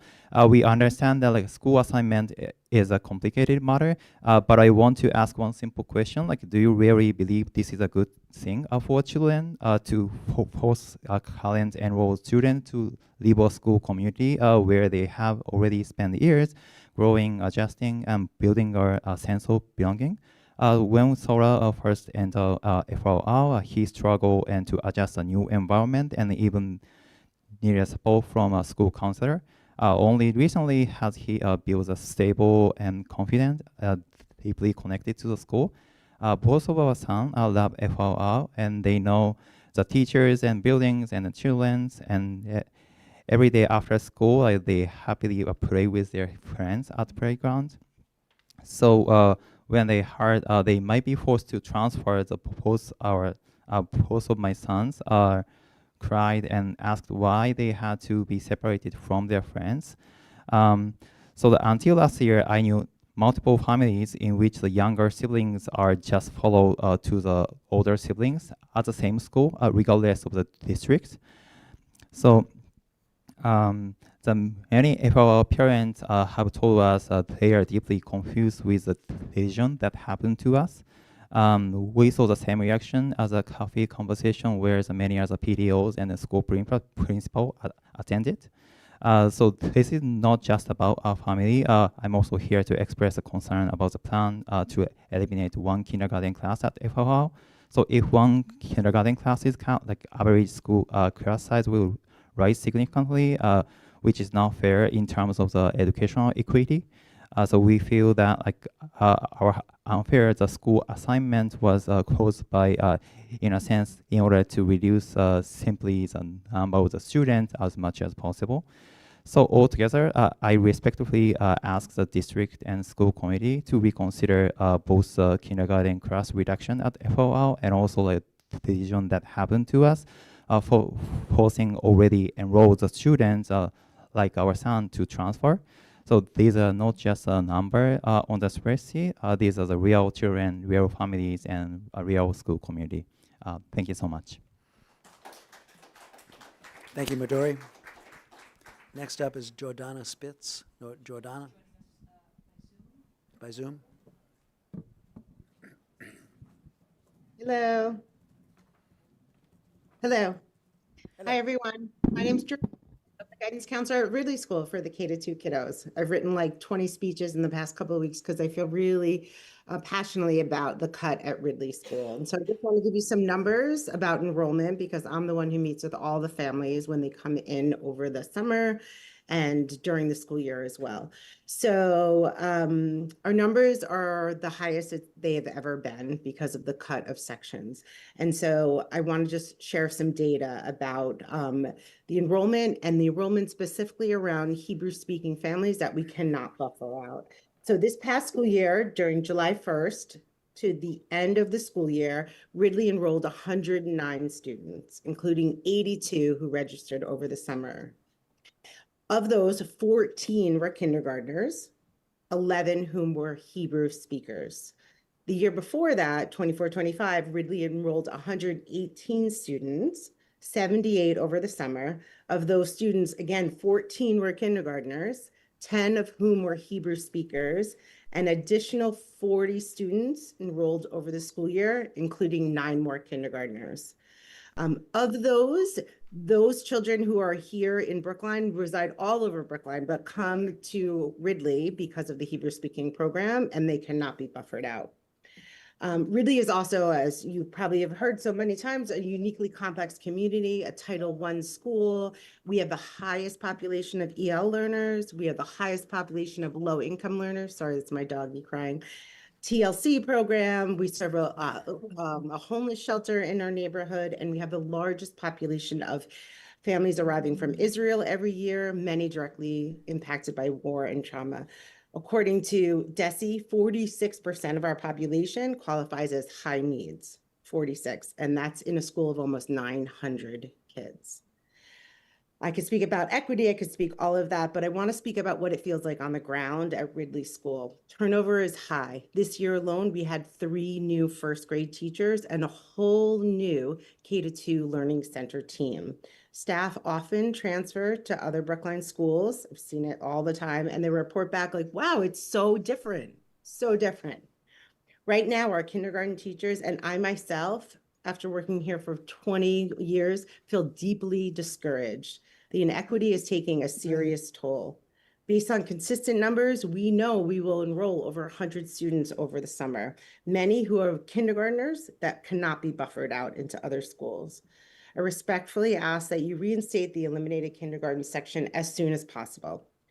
Doing so now would allow us to retain an outstanding teacher, create a really balanced classrooms that we work so hard to do, and a thoughtful school-wide schedule. We can't do any of these without knowing our sections. If the decision is delayed until August, we'll be forced to scramble, have an inexperienced teacher, reorganize class placements, and notify more than 80 families of class placement change. Lastly, kindergarten is not the place to save a little bit of money. These kids are so young. Some of them are learning to use the bathroom. They're crying. They're running out of the classroom. They need a lot of teacher support. No curriculum is going to make a difference in that. And I lastly want to thank Bella for being so open about conversing with me and having dialogue around this. I really appreciate that. And I appreciate your attention to the numbers over the next few weeks because they change significantly at the Ridley School. Thank you. Thank you very much, Jordana. Next up, Benny Weingarten Gabe.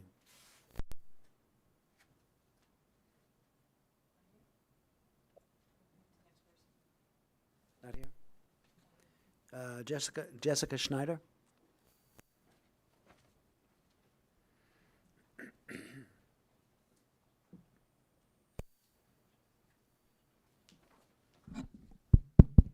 Hi, everyone. My name is Jessica Schneider, and I am a parent at Florida Ruffin Ridley. As we meet on the eve of Juneteenth, I hope we can reflect on how Juneteenth's values of equality, remembrance, and historical truth are expressed in the decisions we make for students here in Brookline. Because many families are struggling with the simple question, why is FRR set to lose a kindergarten? Other Brookline K classrooms, including Lawrence, Lincoln, and Runkle, are projected to have about 12 to 13 students per class next year, while FRR is projected to have somewhere between 18 to 20 after losing a class. Now, I'm not arguing every school must have identical class sizes. I'm asking why the administration's preferred outcome is for FRR to have K classes roughly 50% larger than some other Brookline schools. I've received many communications, and the administration has said other factors were considered, including staffing, facilities, and enrollment trends. And I certainly appreciate that these decisions are complex. But families are already experiencing the consequences, like you just heard. Some are facing the challenge of siblings attending other schools, and for many families, especially immigrant families, changing schools can mean losing support networks that took years to build. What's confusing is that based on the district's projections, FRR was not the only school capable of absorbing a reduction. So, which leaves me with the question of which specific factors led the administration to choose FRR rather than any of the alternatives. My next question concerns equity. FRR, as you know, is a Title I school. Research consistently shows that smaller class sizes in the early grades improve outcomes, particularly for historically underserved students. Brookline's equity policy commits the district to identifying and addressing disparities in educational experiences and opportunities. Can this group explain how creating the largest projected kindergarten classes in a district at a Title I school is consistent with that commitment? My final question concerns risk. We've been told enrollment remains fluid and that it's too early to know what final enrollment will look like. But if enrollment projections are uncertain, why are they sufficiently certain to justify eliminating a K class at FRR today? And if those projections prove wrong, FRR begins from a position of having the largest projected K classes in the district and may be forced to hire late in the summer from a smaller teacher candidate pool. Since teacher quality matters alongside class size, a late summer hiring compounds the educational risks for students. What analysis supports concentrating both the largest projected class sizes, the greatest enrollment risk, and teacher quality at Florida Ruffin Ridley? I believe everyone involved has the best of intentions while navigating difficult trade-offs. I'm asking for transparency about a decision that appears to place a disproportionate burden on one school community. Thank you.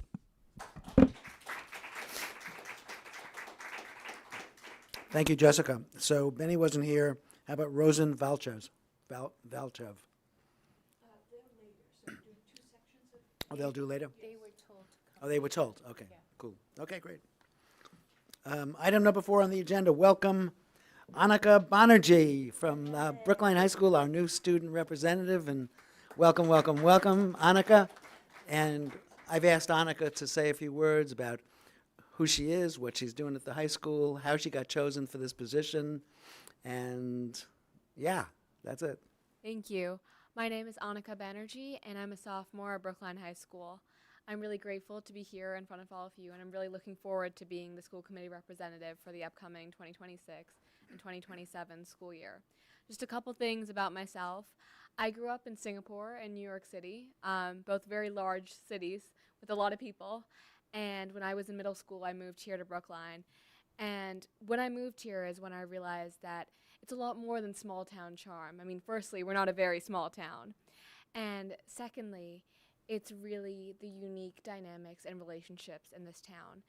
And since I've joined the high school, I've become a part of our student-run school newspaper, The Cypress. And there I've had a chance to tell stories and listen to stories of many other members of our community. And when running for this role, I really wanted to share the sense of Brookline that I have with everyone around me. And I wanted to make sure that Brookline is not just the town that we live in, but it's our town that we live in. And I hope that as a voice for our student body at Brookline High School, I'm able to bring some of that. Thank you. Thank you. How did you get selected for the position? Because it pays a lot. So the requirement was you submitted a written application, and then you came in for an interview in front of our student government. And Brookline's very unique. We have a very complex student government with multiple branches, and you were required to give a speech to the student council, and then your own student government would vote on whether you would be an acceptable candidate for the job. So you were elected like us. Yes, All right, I suppose so. So we're a peer group, okay. All right, thank you, Annika, and we look forward to having you here. Okay, next up, presentations, discussions of current issues. First up, Brookline's METCO program presentation by Malcolm Cawthorn. Welcome, Malcolm.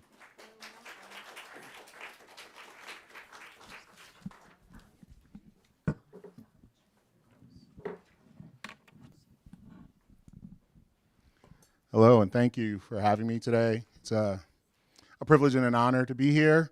It's a privilege and honor to talk about METCO this evening.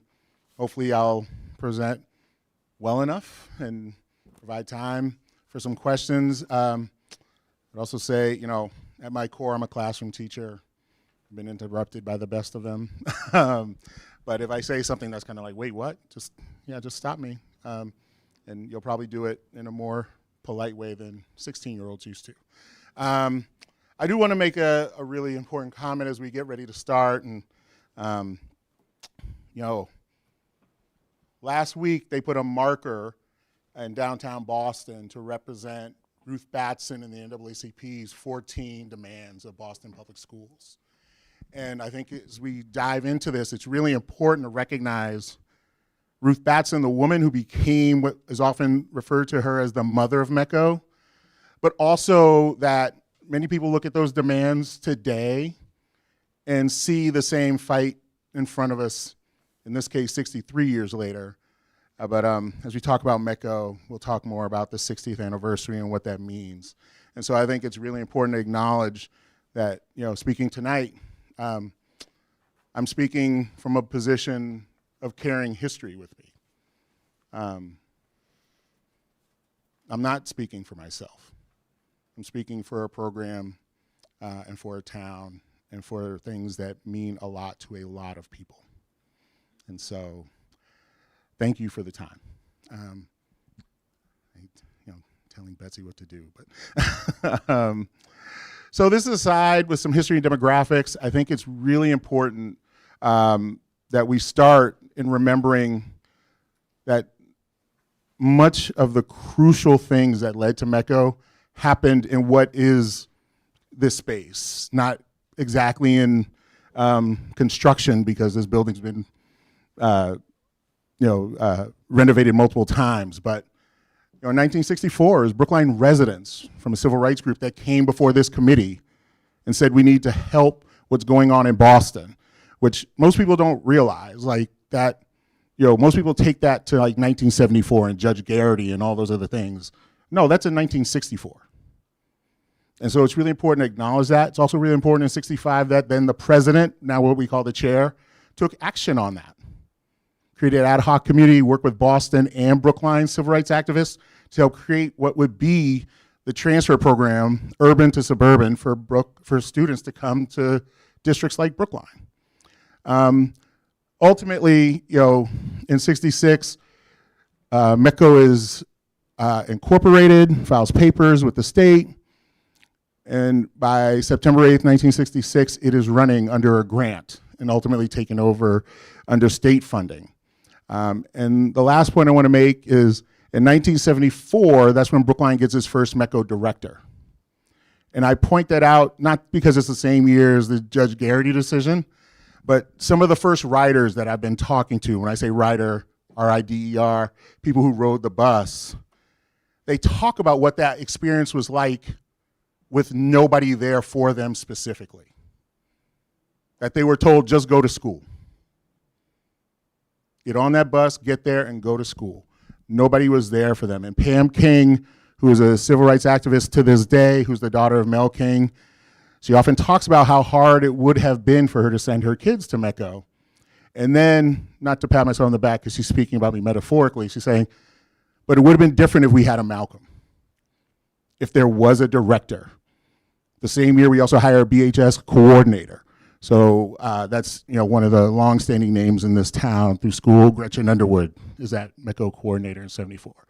And so what I hope you'll see is, over time, we've really progressed with MECO as well as the town. Okay, I think next slide. Currently, we have 299 students. We have a student capacity that is set at 303 by DESE. They're in all 8 K-8 schools. Some districts do that different, where they locate them in certain schools, and they're at BHS. We currently have 18 staff members, and that's so important to think of in that last point. That includes an executive assistant, a BHS coordinator, and an advisor, 8 K-8 advisors, 3 social workers, and 3 bus monitors. Maintaining student capacity is what maintains the program's funding from DESE. So for us to continue to have the staff that we need, and I'll talk more about that, it is really important that we keep our numbers up, or else that funding will be cut and we won't be able to serve MECO students the way we need to. I'm not going to really read over the vision because that's boring, but I think one of the things that is most important, the goal of MECO is to bring integration and diversity in a multitude of ways in the 21st century. That is not limited to race, which is what it was originally set to do. Originally, it's described as a desegregation program. But MECO brings a host of diverse things, and I'll point out one. The shifts in the town of Brookline have shifted populations in a lot of ways. A lot of our MECO families represent working class, middle class, and even upper middle class folks of race that don't necessarily live in the town of Brookline.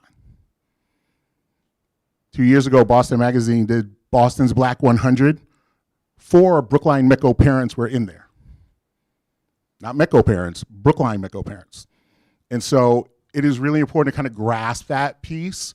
But it's religious, it's cultural, it's ethnic diversity, it's all those things that MECO helps bring to our district. Next slide, Betsy. This is our org chart. This took a lot of work, not the design itself, but to get where we're at. I saw two of the prior directors, Dr. Susie Talukdar and Dr. Keith Lizama, and they were like, we can't believe you did it. I want to give both of them credit for starting the build, in particular Keith Lizama starting to move to getting an advisor at every school. That is something principals asked for, that people were splitting schools, and what it meant is they had to do really hard decisions. There's an intense issue at this one school, and then there's an IEP where they need a lot of support at another school. Which one am I supposed to be at if they're both at 2? And they couldn't. It has helped enormously having an advisor at every school. And I want to point out the picture there. Joanne Silva Njoku could not be here tonight. She's dealing with some personal and family issues. She's often known as the origami lady. She does that for a lot of things, helps to get kids to open up, also helps with small motor skills and cultural learning. But Joanne was one of the people to be honored tonight for 30 years of service. And I wanted that picture in there because she's retiring this year as well. But she will retire working for the town of Brookline and for half of MECO's life in Brookline. And so I really wanted to make sure, knowing she couldn't be here, that we at least had a chance to honor and see a little bit of her and her magic with children and doing origami. Yeah.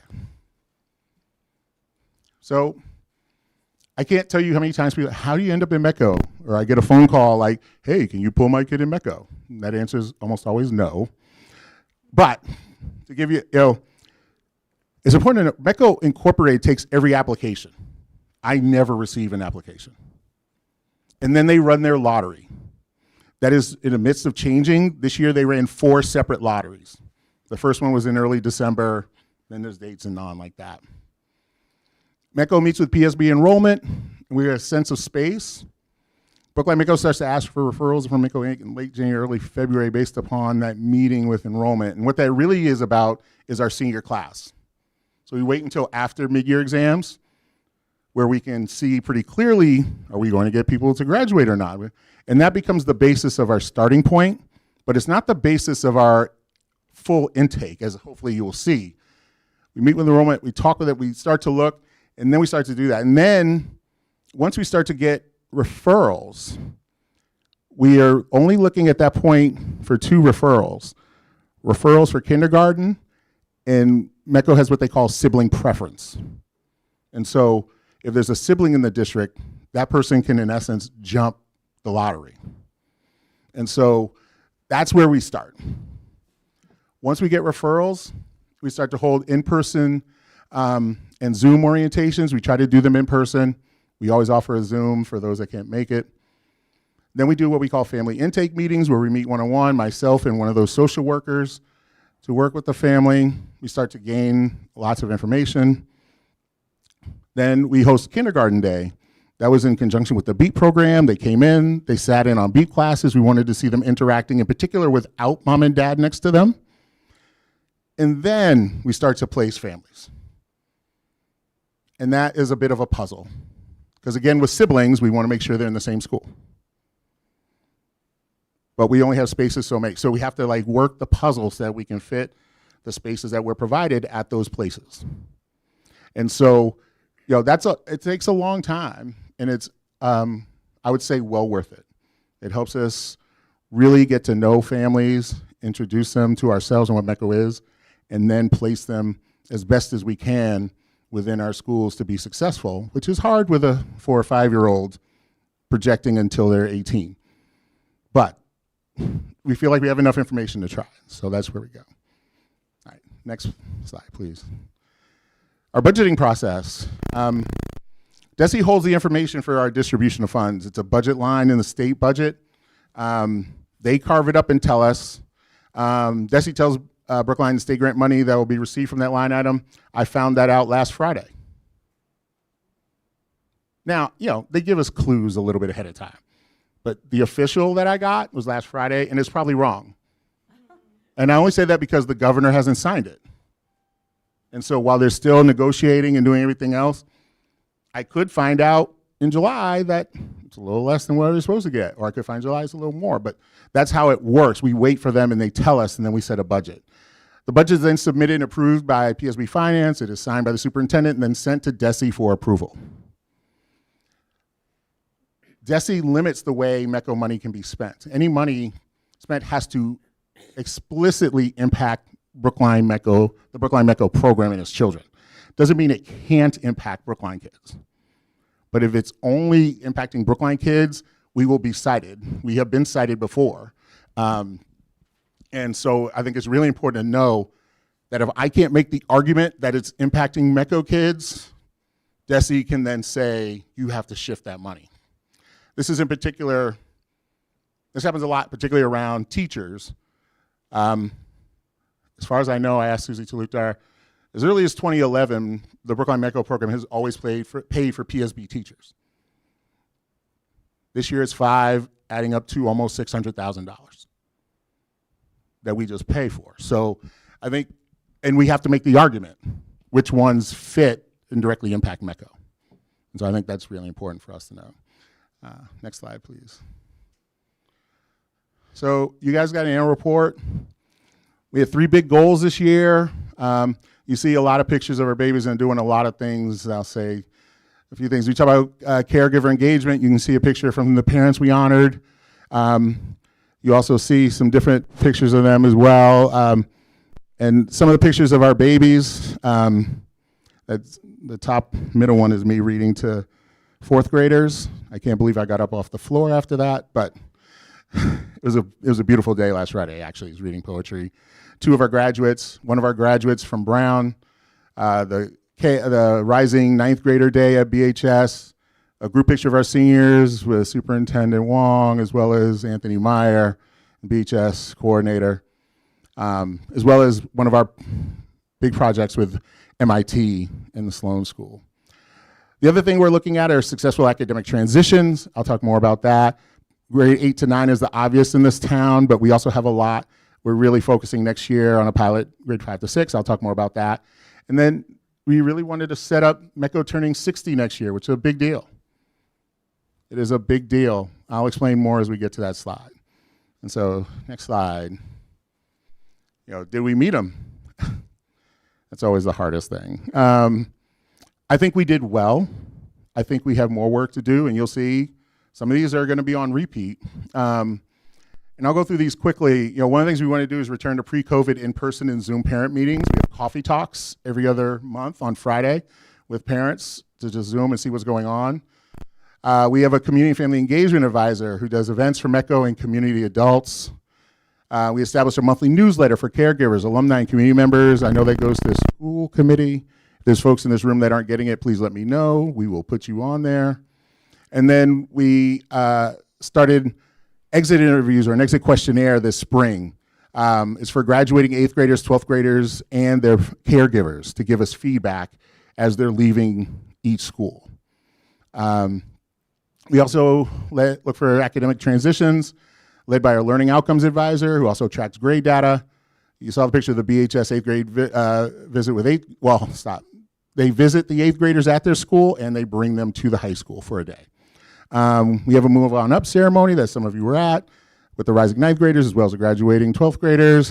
And again, starting a pilot for 6th grade at Driscoll to help see successes in our 5th graders going from a single classroom to meeting with 5 teachers daily.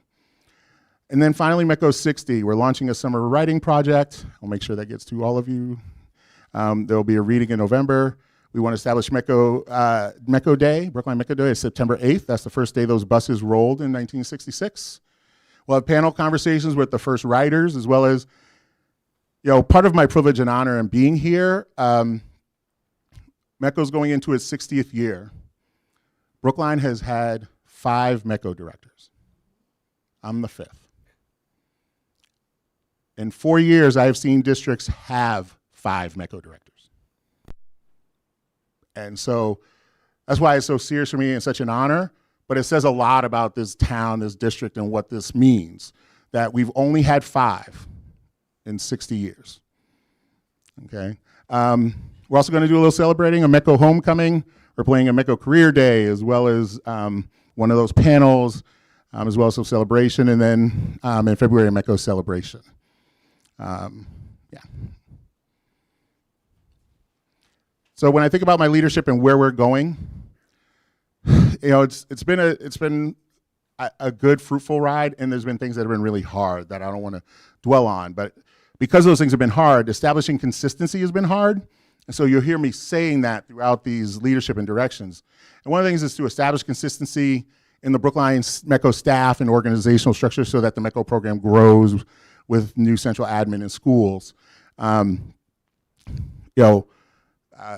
It's been complicated yet fruitful as all the changes have happened here as well as in the schools. And so we want to make sure we're firm on the ground so that we can work with all the changes. And part of that is that advisor in every school, making sure we have SEL to help cover and really building the program. I think we're done growing in that way.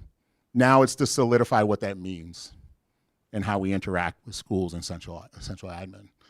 We want to establish consistent communication, connection between MECO staff, schools, caregivers, and both Boston and Brookline communities. This is complicated, and it's one of the things we'll get to a little bit more, but in establishing that, what it means is, you know, how do people know to look for our information? Is it email? Is it the newsletter?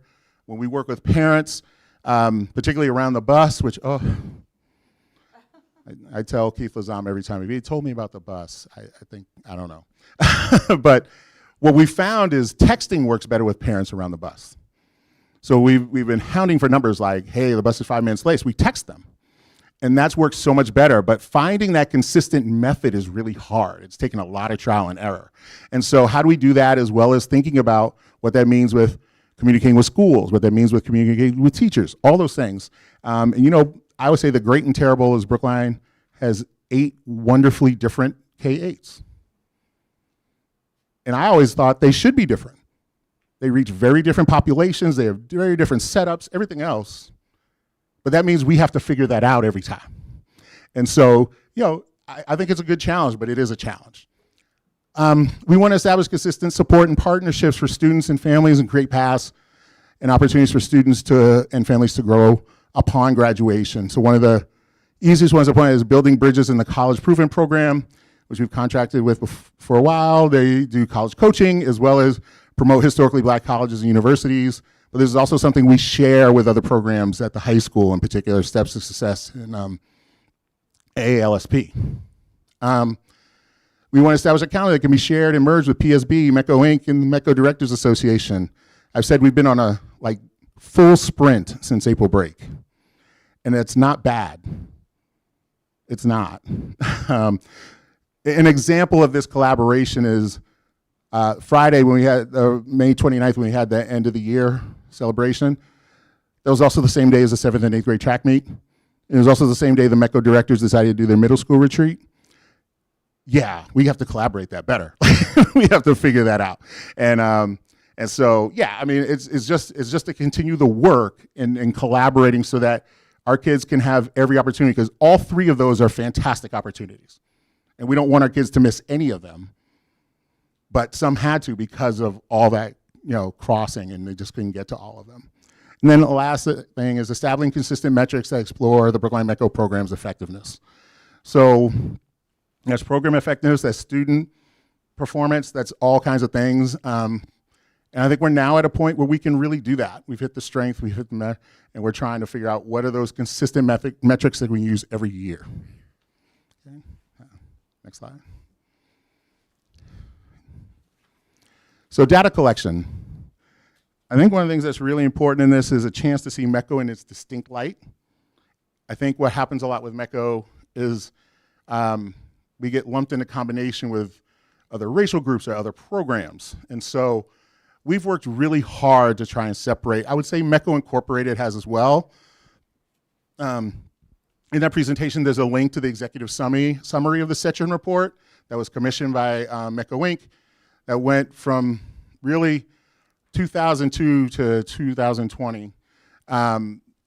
It was a really long study. It looked at a lot of different things. I won't go into it, but that was done through MECO Inc. to help show the effectiveness of MECO. We also have a learning outcomes advisor, Mr. Lauren Green.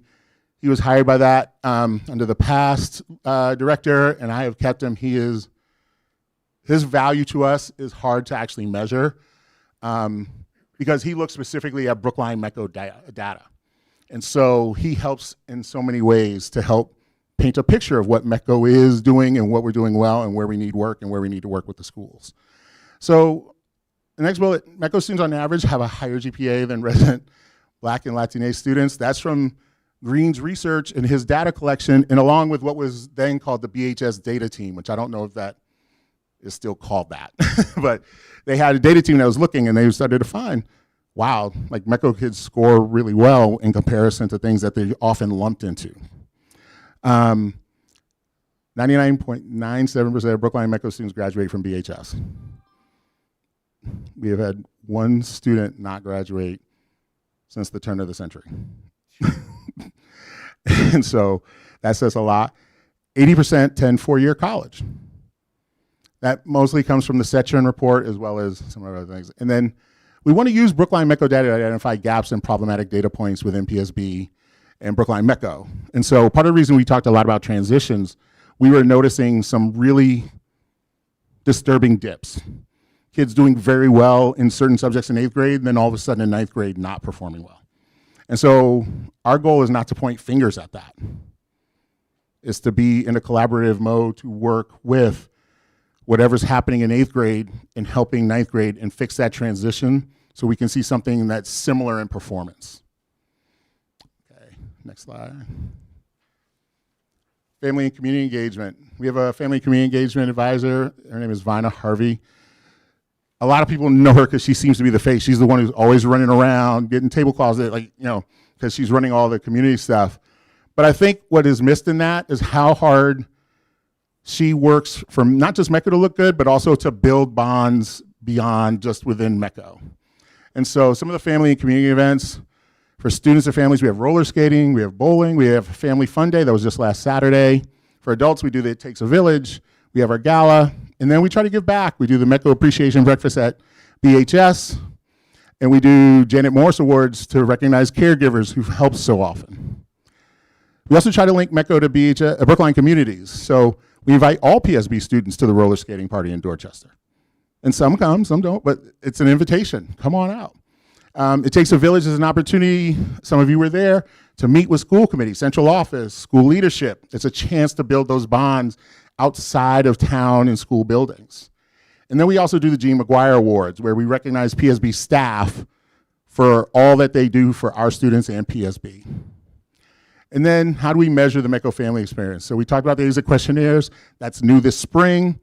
I do want to say one thing. I purposely don't have information on that yet, mostly because the 8th graders haven't graduated. But also, I wanted parents and kids to say what they wanted to say. And it doesn't come to me. It goes to Lauren Green. And part of the reason for that is that I told parents, I was like, I want you to feel free to say, if you have to critique me, let's do it. You have to let's do it. So that way, they're not worried about saying things about me and it coming to me directly. We did the revival of parent meetings, and we reestablished the Brookline MECO parent group. Bless you. Next slide, please. So, the goal to have the annual report is by July 31st. Part of that is because we need final grades. And we need some time to assess some of those things. But one of the things we really want to do, and this is what I'm anticipating, we'll put it into firm language in the annual report.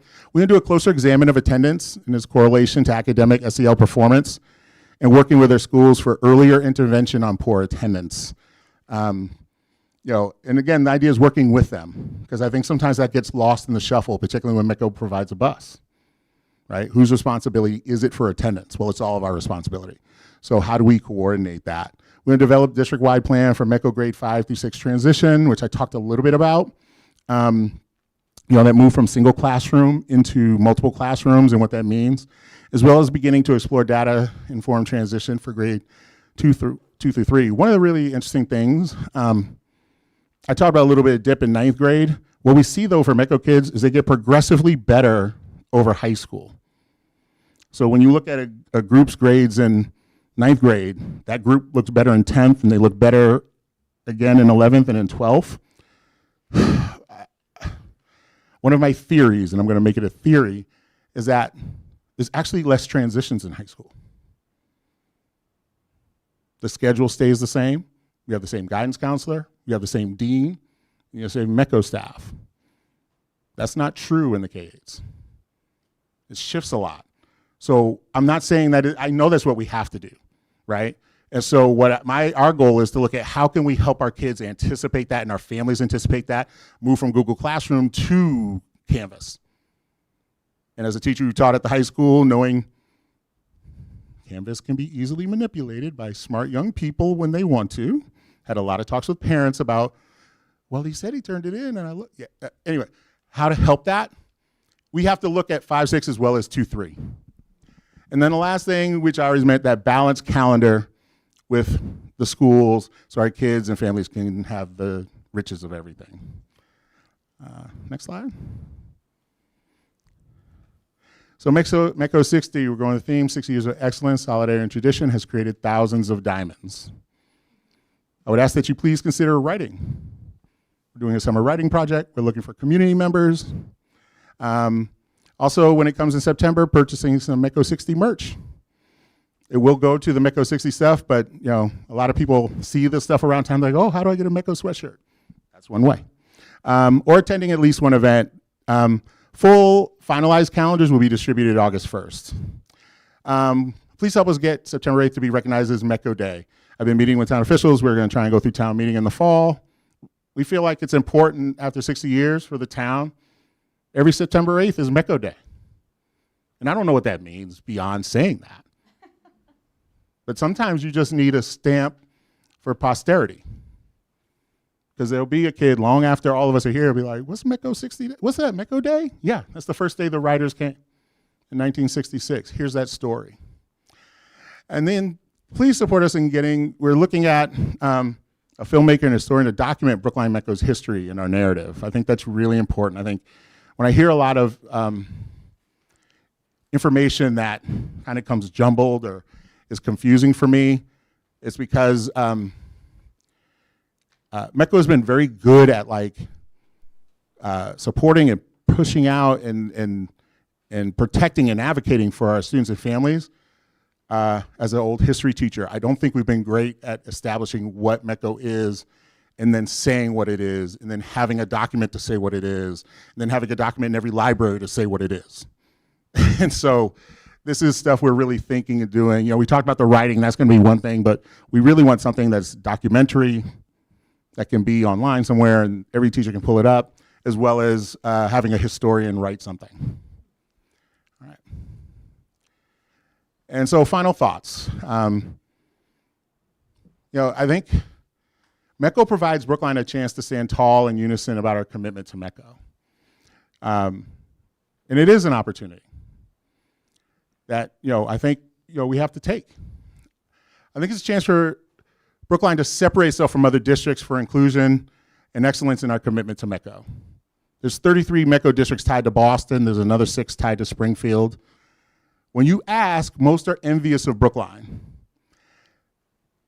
There's a reason for that. There's a lot that goes into that. And I think we have a chance to separate ourselves in our greatness. There's a chance to be leaders amongst Boston MECO and suburban Brookline partnerships. Some people are in here today because we've had great relationships. So with Baffin and Brookline, MECO Cares has been a really good one. About 10% of our students are identified as Asian, AAHNPI.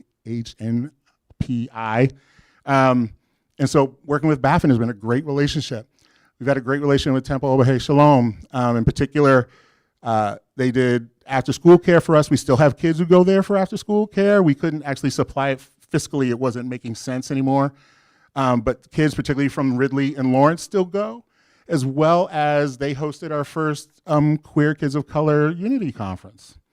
And so that all comes from a lot of work with us. And I was fortunate enough to speak at Temple of Shalom for their 180th anniversary in my first year as MECO director to talk about Black and Jewish relations. And so I think that's a beautiful relationship that we have. Brookline MECO and For the Culture, particularly tied to Juneteenth and other things, is something that's really powerful for us. And Brookline Mecco and Brookline Muslim Friends is something that we build on and have worked to really establish. But again, the chance to be leaders and to be a shining beacon and be the example for other districts. And last, we want the chance to build an alumni network for Brookline Mecco. Somebody I went to school with, Lori Nelson, is an incredible political strategist. I say incredible, like led the campaigns for Elizabeth Warren, Ed Markey, Ayanna Pressley. She's a Brookline Mecco grad. The current, I'm gonna forget the name, is for community engagement for Mayor Wu, is a Brookline Mecco grad. And we have, I mean, there's so many more. I can go into the cool stuff, like a guy graduated with Che Pope who makes music for Dr. Dre and everybody, like I mean that for real. Like, we have a huge network, and so I would need your help. Because I know a lot of people and I've been around for a long time, but I don't know everybody, and I don't have all the resources. So, you know, we have a chance to build a real alumni network that's huge. And again, it will make us all look good. All right, I think that's my final real slide, Bessie. I think. Thank you, thank you, thank you. Tito Jackson, how's that? He ran for mayor. Tito Jackson's great. He ran for mayor, city council. Yeah. I would say entrepreneur now. Absolutely. Yeah. Hard to bring him to school for what he's doing in entrepreneurship, but yes. Right. And what he's doing is fine. Like, I don't have an issue with it, but probably not to bring to middle school. Okay, Bella, you want to say something? Sure, thank you. Thank you, Malcolm. I've had the privilege to either live or work for 7 different Mecco school districts out of the 33, and I would say that Brookline has always been the star. Some years ago, I met Malcolm for the first time, and you might have been just new. We were in Foxborough, and I remember meeting you, and I've worked with a lot of different Mecco directors, and I remember thinking then, oh, Brookline has a good one. The one thing that Malcolm mentioned, when the OEE was eliminated, many may not remember that Mecco was part of OEE. So when OEE was eliminated, that was a big transition and adjustment. And I think Malcolm speaks to that somewhat in the transition and regaining your footing. It's not just 60 years. There's a legacy. There's a legacy of Mecco program in Brookline that I think it is different than in other districts.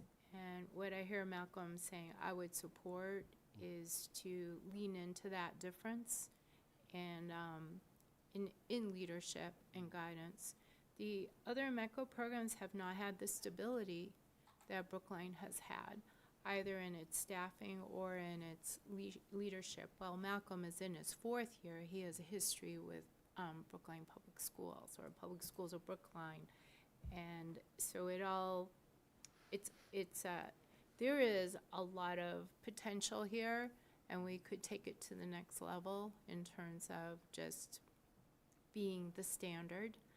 I had the privilege of being part of attending these end-of-year celebrations, not just for the students, but these community gala ones, the little gala. There was like the big gala, the little galas, and that Vina Harvey, Vina Harvey has created. I've been in so many districts where they try to create events and people don't show up. People don't feel like they're part of a community, and so here it's a big deal. People come out and they enjoy each other, and there is this amazing culture. So I've never seen anything like that in other districts. It's really powerful here. And as I've said, one of the things about Brookline is geographically where we're located. We're bordered by Boston, and so we tap into that urban energy and diversity, but we are definitely a suburb, and we are resourced, and so we end up with a really enriched environment, and I think the Mecco program reflects that as well. But there's a lot. I feel like you've restabilized where without having the OEE. And also you've completed your 4th year. And while you've been part of Brookline, it's just a different part of being able to spread your wings and be that leader. So I think there's a lot to be proud of our MECO director, part of our program, and just, we stand on the shoulders of those that were before us, and I feel that what we see in Brookline is very much that. So thank you. Thank you. Carolyn? Thanks. Thank you. That was awesome. So I've paid attention to stuff for a long time, and this is the end of my 2nd year on the school committee. And I think this is the first opportunity that I've had to hear all of this. And I was just really riveted. Okay. And there's so much that you just told us that I didn't know. Yeah. That I didn't know. And I also just feel like my understanding just went, whoop, like, and I really appreciate that. And so thank you. I still might have a couple technical questions, which don't have to be tonight. They could be another time. Sure. But right off the bat, I was really struck when you talked about someone there for them. And I wrote that down. And then you talked about riders. And I felt more understanding of what it might be like to be a METCO student. And obviously hopefully we're providing benefits. But I think I felt the vulnerability that I imagine must be there for children, little babies, getting on a bus. So I'm also really interested in your aspiration to do a history and film. Has there been a film or larger history about METCO generally? Yes, there's actually a few documentaries done. The current CEO was actually shadowed by a Emerson student for her master's thesis. So and we have copies of that called Far From Home about Candace Sumner, who's now the CEO for METCO. It's like 40-something minutes long. We used to show it in race reels, so it's been a while since I've been connected to race reels, so I just don't remember exactly. But there's other ones too. There was one that came out kind of during COVID. I just remember the Boston Globe did a movie when thing. They did the big piece. Yeah, but they also did a movie thing because people could stream it, and like it was a series, and there was a movie about METCO there. There's also some books, and there's some books that are also kind of adjacent, for lack of a better term. So part of the books that talk about Boston busing will often have at least some references to METCO. Right. But I don't know of anything that is specific to Brookline METCO. Yeah. And so when I became the high school coordinator, one of the first, my history self, one of the first questions I asked was, do we have a list? Like, who was the first graduate? And like, no. I said, do you have something? I'll go research. I'll find it. Not really. I knew 75 kids went. And there's some stuff in the Brookline room that is enlightening, but not specific. And just as a history, one of the things METCO Incorporated did is they really worked to record how they established METCO Inc. So like all the state papers and all those other things, that's what they really saved, and that's in Northeastern's archives. But it's not a people-oriented history. And so I would love to have that. Right. And that's why we tried to build that alumni network. We've identified, unfortunately, this past month we found out one of the original writers passed away. Most of them,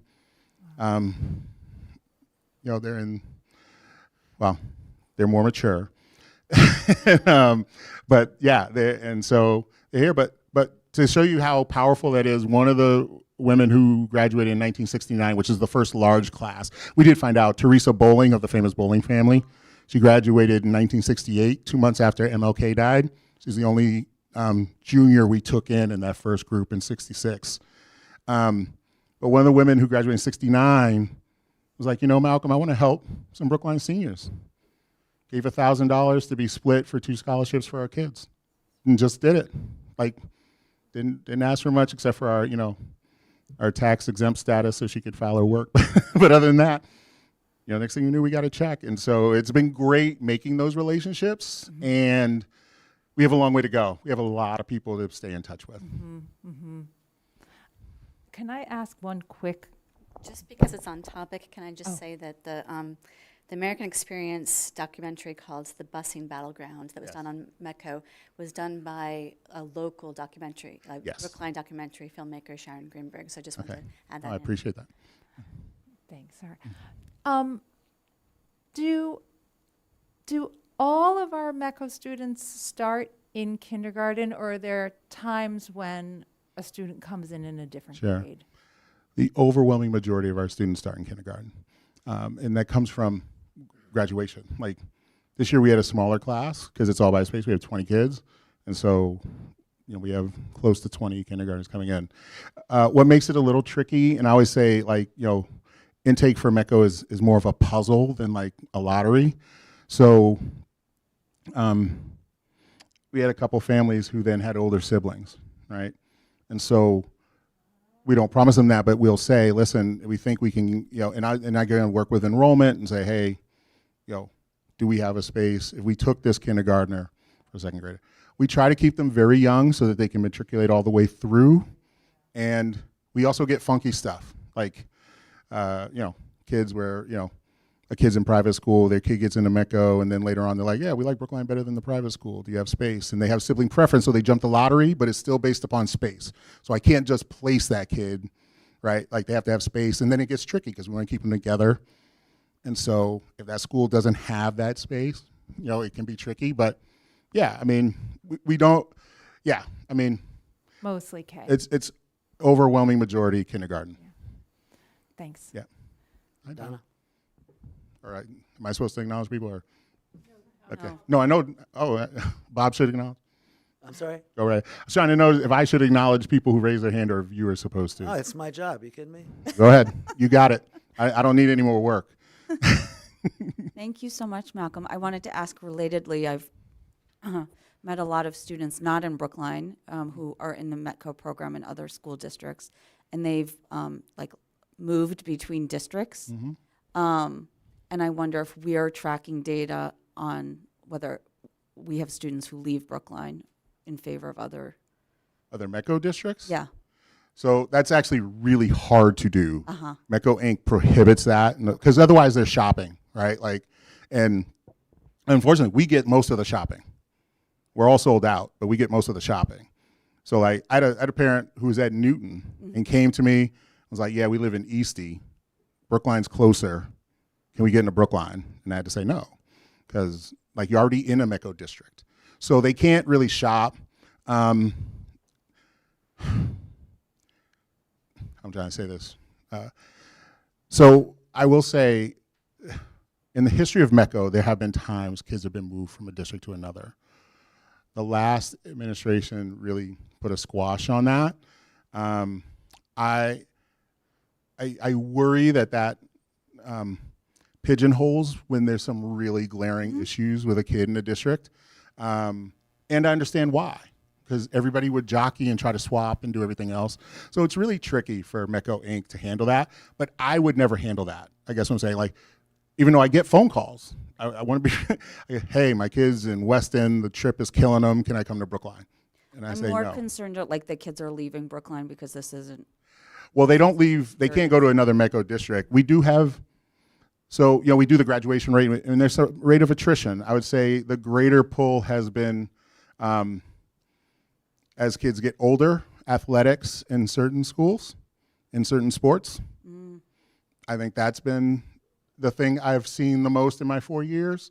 But again, we probably lose 4 to 7 kids a year, and a lot of that is moving for different things. So, family moves out of Boston into a suburban district, sometimes totally another state. Like we had a family we loved, and they're moving to Rhode Island next year. And so you have to be a Boston resident to be in it. But I would say we don't lose very many. I'll just say that. Most of our kids, and you hear them talk, they're generational. Some of you guys met some of those parents, I guess I should be proud, but as I get older, it's harder to swallow. I mean, I've taught MECO kids, I've taught their parents and their kids. and I was like, oh, I think I went to school with your mom. Like, so I mean, like they keep coming back. Like we don't lose many kids that way. Okay, that's great. Yeah. And I had 2 more questions. Can you talk a little bit about, you mentioned, I think it was on the first slide, reducing racial isolation. This was also in your annual report. So when you're talking about reducing racial isolation, what does that mean? Okay. In the context of your goal? We'll really say it's twofold, and that's also MECO Inc.'s vision as well. It's not just mine or Brookline's. We try to make sure, like when we place in kindergarten, that we're not placing just one child. That there's at least there, and every school is different. Some school has more racial diversity than others, but no matter what, we try to make sure there's at least another MECO kid who understands like the journey to get there, whether their parents drive them in the morning or they take the bus or what have you. And so I think about that in terms of how we look at the placement in that puzzle. But I think it's really important to point out like that racial isolation is also to bring diversity so that kids in towns that are not even as diverse as ours don't live in racial isolation of whiteness. And so bringing kids here gives some kids an experience that they might not have ever got if they didn't have MECO. In particular, State Rep Chris Worrell talks a lot about his experience at Lincoln Sudbury, and now that he's in politics, but his wrestling co-captain is now the mayor of Lynn, and they boost each other up, and that's a result of that MECO racial imbalance. Like, if they didn't wrestle together and they weren't in the same grade, they never would have had that relationship. And so it really works twofold. I will also say, Desi made a visit to us this fall. And they met with my staff, then they met with Superintendent Wong and myself and Dr. Benoit. And we almost got in an argument. They're like, I don't really believe your kids feel that comfortable here. I was like, I don't know what to tell you. Like, like we're not getting that report back. And then they met with the kids, and they met. We brought kids from middle school and high school, and I went back in to kind of follow up after the day, and they're like, they really do feel comfortable here. And I was like, yeah. Like, I mean, it's not perfect. It's not all of them. They had a sample size, but in general, they do. And I would say, we have a lot of MECO kids who work like, the extreme is they pretty much live in Brookline. Spend all the time here. I see them at Pino's at 10 o'clock. Like, what are you doing? I'm like, oh, I was over so-and-so's house. We were doing homework, and then we played video games. Then we had homework, and now I'm catching the tea, but I'm grabbing a slice from Pino's on my way home. And then we have others where it's really functional. Like, they come, they go to school, they go back, they go to communities and work. There's a whole lot in between, whether it's music, drama, sports, debate, the Cypress, like, all those things. And we try to push all our MECO kids into all of them. And so, yeah, most have a real connection through something here. And usually that is more than just a friend. It's with their family. It's connections and other things. So, thank you. My last question was about special education and what challenges and opportunities you see. Yeah. Well, I think I think a few things. I think it's really important as we talk about special education and we talk about like some of those data points, I was making sure we're looking at MECO in a distinct light as opposed to like, well, this many black kids are getting in and think that's MECO empirically. I think two, it's really important to note that, we've lived in a really tough time these last few years, and I mean that in a lot of ways. I'm not talking politically. I'm talking about socio-emotionally coming out of a pandemic. And I think what happens a lot with the best-natured and well-meaning as well as highly educated and thoughtful people, we look for answers to help kids be successful. And so I think when we look at MECO kids and special education, we're trying to help them be successful. Schools are worried about them. Teachers are worried about them. Their parents are worried about them. The MECO advisors are worried about them. And so we look for answers, and one of those answers is special education. I don't want to go down the path of like what happens where and all these other things. I think most of it is good-natured in really trying to help and provide answers. And I think in that, sometimes that zeal, shows up in things like DESE and other, it shows up in those things. And that's kind of well, it's not out of our control, but I think it's without sort of boundary in the attempt to try and help. And I think what we found, particularly in these last few years, is that kids have been presenting in really weird ways. I was telling somebody at the high school, I was like, you aren't going to get a ninth grader that looks the same for a long time. Because this one had COVID in third grade, and this one had it in sixth grade, and this one had it. And so what they met, like our seniors who just graduated, some of them missed half of seventh grade and all of eighth grade in person. And so that presents really differently than a kid who walks into ninth grade now. And so I think as we try to find resolutions, we just have to continue to work and improve. So there was a huge meeting in here talking about multi-tiered, systems of support. Those interventions, those types of things that are systemic, they're great, and they're going to help. And they're going to help our METCO kids. And I think everybody's working fantastically to help our METCO kids. Bella. So I think Malcolm is saying that our findings of disproportionality. Now, to understand, for a student to be eligible for IEP services, they need to have a learning disability. So statistically, our students that are Black and Latino are being disproportionately identified for IEPs. That's not the fault of the students. No. That is what Malcolm is saying. People may be assigning them to get the extra support. And that's where MTSS is the answer. Yes. MTSS is to make sure that we're offering robust general intervention services for students. The students likely statistically do not have learning disabilities at the rate that they're being identified for IEP services. But that is a retraining of the way we're approaching to make sure students get the supports they need.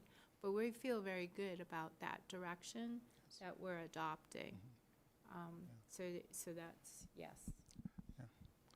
There is, I did want to say more about that visit. So what happened was it was then the new Associate Commissioner of DESE, Darcy Fernandez, and she had a goal of visiting every METCO program, every single one. So by the time she got to us, I think she was more than halfway through. Yeah. And she was a bit jaded in her perspective, but then she met everybody and she actually apologized. She said, you know what? It really is different. The students do speak differently about how they are included. So that actually is a really important metric. Yeah. Sarah? So I'd really like to applaud you for the annual report and then for tonight for shedding light on METCO so that we know so much more. And I'm turned right now to page 11 to the goals for this year, and I just think that they're so smart. We know a lot about how attendance really factors into success, just to point at one of them. And so my question is actually more for Bella, or a request is more for Bella, is that I don't know that I always know when METCO doesn't go it alone and when they're included in conversations, and it sounds like they are, that they're there for MTSS conversations and other conversations. So I would just love that, as you update us, as we look at the strategic plan and equity, when you update us on efforts for attendance, that you help us understand how you're supporting METCO, because I think that would help kind of build on the information that we got tonight and the information that we got in the strategic plan, in the annual report. Thank you. Suzanne? Thank you, Malcolm. Thank you for this and for all your hard work. It's so important. I worry a little bit that since we don't have the Office of Educational Equity right now, that some of that work may fall on you. And so I worry that you have a full-time job already, just as director of METCO, and that I'm just wondering if you might speak a minute on, how you see that going forward. Is that happening? Are people calling you because we don't have our Office of Equity, or how do you see that going forward? Yeah. I worry about that as well. When I've only been in this position with an Office of Equity before this year. I would say, particularly in the past, that has fallen to some of the past METCO directors. I don't think all of them took that on as a charge. And in different districts, you hear that a lot. that they essentially become the Office of Equity. I think it is work I love doing, but it would be work that would be really hard to do. I think, I don't know, I think we, as a system have to figure out what that looks like and what that means now that that office is gone, and who's really responsible for it, and what are the responsibilities of it. Is it professional development? Is it, keeping track of incidents? Is it like, what is it? And so I think that was also part of the issue in it, that, it became what was hard to establish under the current situations that it was presented with. And so it was just hard to establish what that office actually meant to the town. Bella. Thank you. I just want to say I didn't mean to put you on the spot. No, it's fine. I've just been here meant to for a say- long time, and I've seen, like Dr. DeLucar was very, very involved in providing professional development and other things to the town, but I wouldn't say that's true for I'm others. presenting my goals tonight, and one of the goals is to establish an equity leadership team and develop a strategic equity plan as required by the state. So I anticipate that Malcolm will be a strong partner, but it's unfair to look toward the person that holds the position of MECO director to be the one that does that. Yeah. So I anticipate a strong partnership, but it is one of the goals that I'll be talking about later. And I appreciate that, because certainly collaboration I would love to do, and I've never believed in being a one-person show. So, so I'd love to collaborate farther. You're going to be an essential partner. Okay. Yes. Hi, Malcolm. Hi, Bob. I think, anybody else want to say anything? So you provide some data tonight. You said that one kid over the last 125 years. No. 25 years. So failed to graduate from yeah. That's a good piece of data. Yeah. You also said 80% are going on to college? Yes. Okay. What do you do about the other 20%? So it doesn't mean they don't have a plan.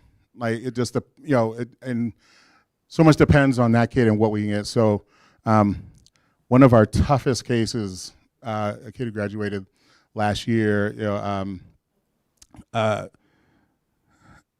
Whitebone mentioned OFC. Most people know the program is now ACE. It's a different program. Yeah. And I don't mean that with any slight. It's a different program. But we had a kid who, we literally kept his schedule on the wall in the MECO space. And he would come down there and like, oh, this is where I'm supposed to be. And I'd be like, yeah, go, get to class. He was into all kinds of things with agriculture and other stuff. He's now doing urban farming in Boston and doing great. Okay. And we hooked him up with that, not just with MECO, but that was in collaboration with ACE. So, to use your terminology, Bob, we try to make sure kids have a dignified step. And that can be a lot of things for different kids. A student you probably remember who I think of dearly, Dallas Jeter, who was struggled through high school, went to the military, came back, used the GI Bill, and now is working on a master's at Suffolk University. Like, he had a dignified step when he left Brookline High, and that's what we can do. We also have a saying, you graduate from Brookline High, but you're MECO for life. Kids come back. Oh, Mr. Carlton, I got into the party life at college. I need some help. I got to transfer, and we try to hook them up and get them settled so they can come back, make their parents a little happier.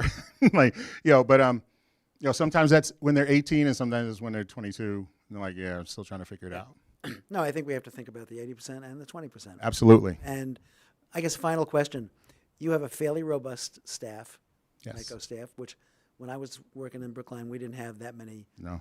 at all. So when you analyze achievement data, for example, and you look at the work that the staff is doing at the elementary schools, the high school, have you thought about different ways to allocate staffing, different responsibilities for the folks who are in the schools to focus on academics? I guess that's what I'm saying. When you say different folks in the schools, could you clarify that? The MECO advisors. Sure. So one of the things I say, this is the first year we've been able to have an advisor at every school. Again, that was something asked by the principals.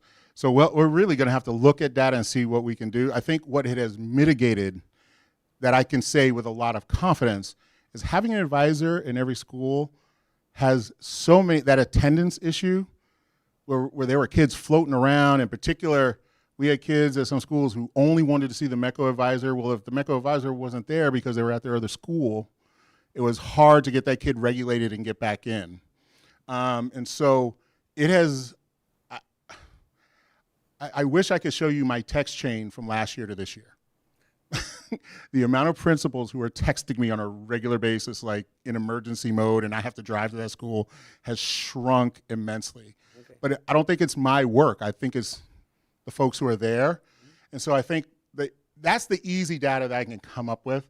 We're gonna have to look at the data in terms of what we get and see what that means. I think it has made something for me to evaluate because, having a person is money. Like, that's money that could go to something else. I think one of the complicated things in our system, and please remember, I love the way our system is.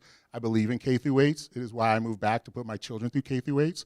I think middle school, whoever created that should, I don't know, who thought putting the most hormonally imbalanced children in one building needs some rethinking. But what we have discovered in that is that now we have real points of contact that have real meaning. So our advisors at those schools know those 20 to 30 parents, depending on the school, and can really be like, hey, Malcolm hasn't been doing his history homework.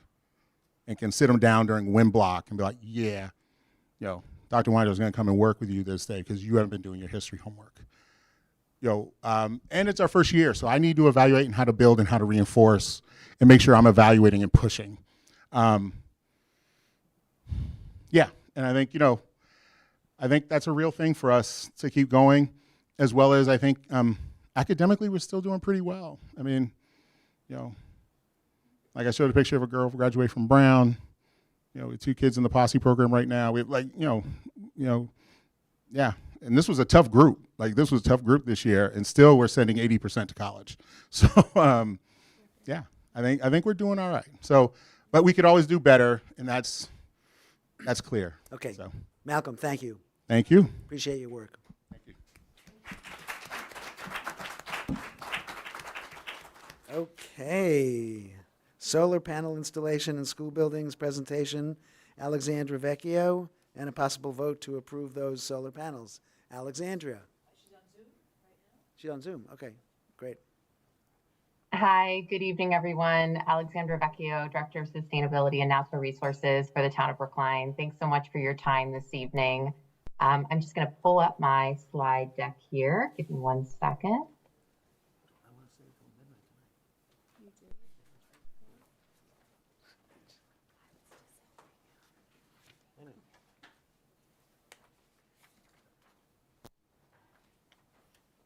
Okay, great. Are folks able to see my slide that says Strategic Solar Initiative? Yes. Yes, we can. Okay, wonderful. Thank you. So as I said, I'm Alexandra. I'm Director of Sustainability and Natural Resources for the town. Our Deputy Director, Shelley Dean, couldn't be with me this evening, but she's been working extensively on this and I think has spoken to a couple of you prior to this meeting. So appreciate everybody's time leading up to the meeting on this topic. So this evening, I want to focus specifically on the school projects because obviously that's what's of most interest to you, but I am just going to provide a little bit of background and context first because I think that's important to understand what this is kind of nestled within and a bit of the context around what we're doing here. So in Brookline, we have numerous municipal solar projects currently existing and under construction. So right now we have 2 town-owned systems that are quite small and a bit older on Putterham Library as well as the health building. And then we have 1 town-owned system that's under construction, very near completion at Driscoll School, and very excited about that. I was before all of you last year, or maybe it was 2024, but on the Driscoll solar project. And then we have 5 different arrays that are developed as power purchase agreements, which essentially means that we've leased out our rooftop to a solar developer. So we're getting a reduction on our energy bills, but we don't receive all of the savings from that system. So right now we have some proposed projects that are coming up, one at Pierce School, and then 4 other sites in town for near-term construction that are town-owned. And then we're looking at some medium and longer-term projects and anticipate town ownership for those, but we'll have to look at the finances as we move forward. And really, this is all coming from over the past year, a solar financial working group was formed and included members of the select board, of the Zero Emission Advisory Board, the Expenditures and Revenues Study Committee, Commissioner of Public Works, Commissioner Shute, and myself. And we were looking at where are the opportunities for us to expand solar in town and hopefully help increase energy independence and reduce energy and electricity bills across town and school properties. And so because of a federal tax credit that exists but is going away soon, we were looking at how can we take advantage of those savings in the short term and also build out a longer term revenue model as well, keeping in mind that we have to do all of that in partnership and coordination with any of our capital construction projects. You know, we're not going to add solar panels on top of a roof that's scheduled to get repaired or undergo significant renovation in the next 5 years. That doesn't make sense. You know, your average solar panel lifespan is well over 20 years. Typically, they say 25.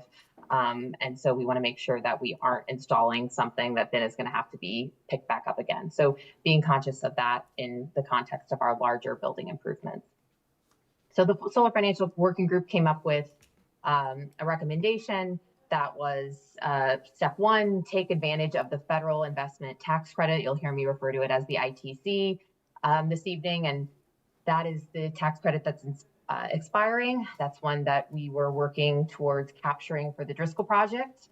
And now we are trying to capture here in the next few weeks, actually. So for a project to qualify and receive up to 40%, but typically around 30% of a return on the project, you have to commence construction before July 4th of this year, so a few weeks from now, and then you have 4 years to place it into service. Or you can place it into service anytime in 26 or 27 and start construction within there and then complete it by the December 31st, 2027. That's a short time frame, especially when placed into service means we have to have an interconnection that occurs with the utility, Eversource. And everyone is racing towards this deadline because everybody wants to, you know, receive 30 to 40% back on their projects. And so we are trying to give ourselves a little bit more bandwidth and make sure that we have commenced construction by July 4th. Commenced construction doesn't actually mean that we need to have, you know, solar panels on the roofs. It just means that we need to have established a down payment of at least 5% for the project cost. And then we need to ensure that we have a signed agreement for the purchase of said solar panels by that time. So we're referring to this as a 2-track approach. Track 1 is really to capture that ITC credit and by July 4th. And then track 2 is to look at these longer term sites. And we're currently advertising a request for qualifications, an RFQ, with responses due at the end of August for us to find a solar vendor who would be assessing all of our remaining properties and looking at site feasibility and financial analysis for those. So for the purposes of this evening, I'm just focusing really on track 1 and actually really just focusing on the school properties because I know those are most interest, but just wanted folks to understand that this is a piece of a much larger puzzle that we're working on.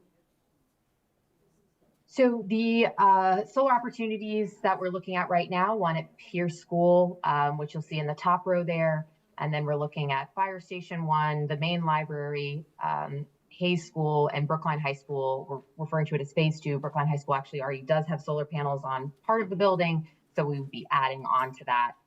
The ones that are there currently are not owned by the town. Those are part of a leasing structure. And so for the purposes of the Pierce School project, the preliminary construction costs we're looking at is $1.13 million. That would be coming from the Pierce project budget. and that has been reviewed and voted on by the Building Commission.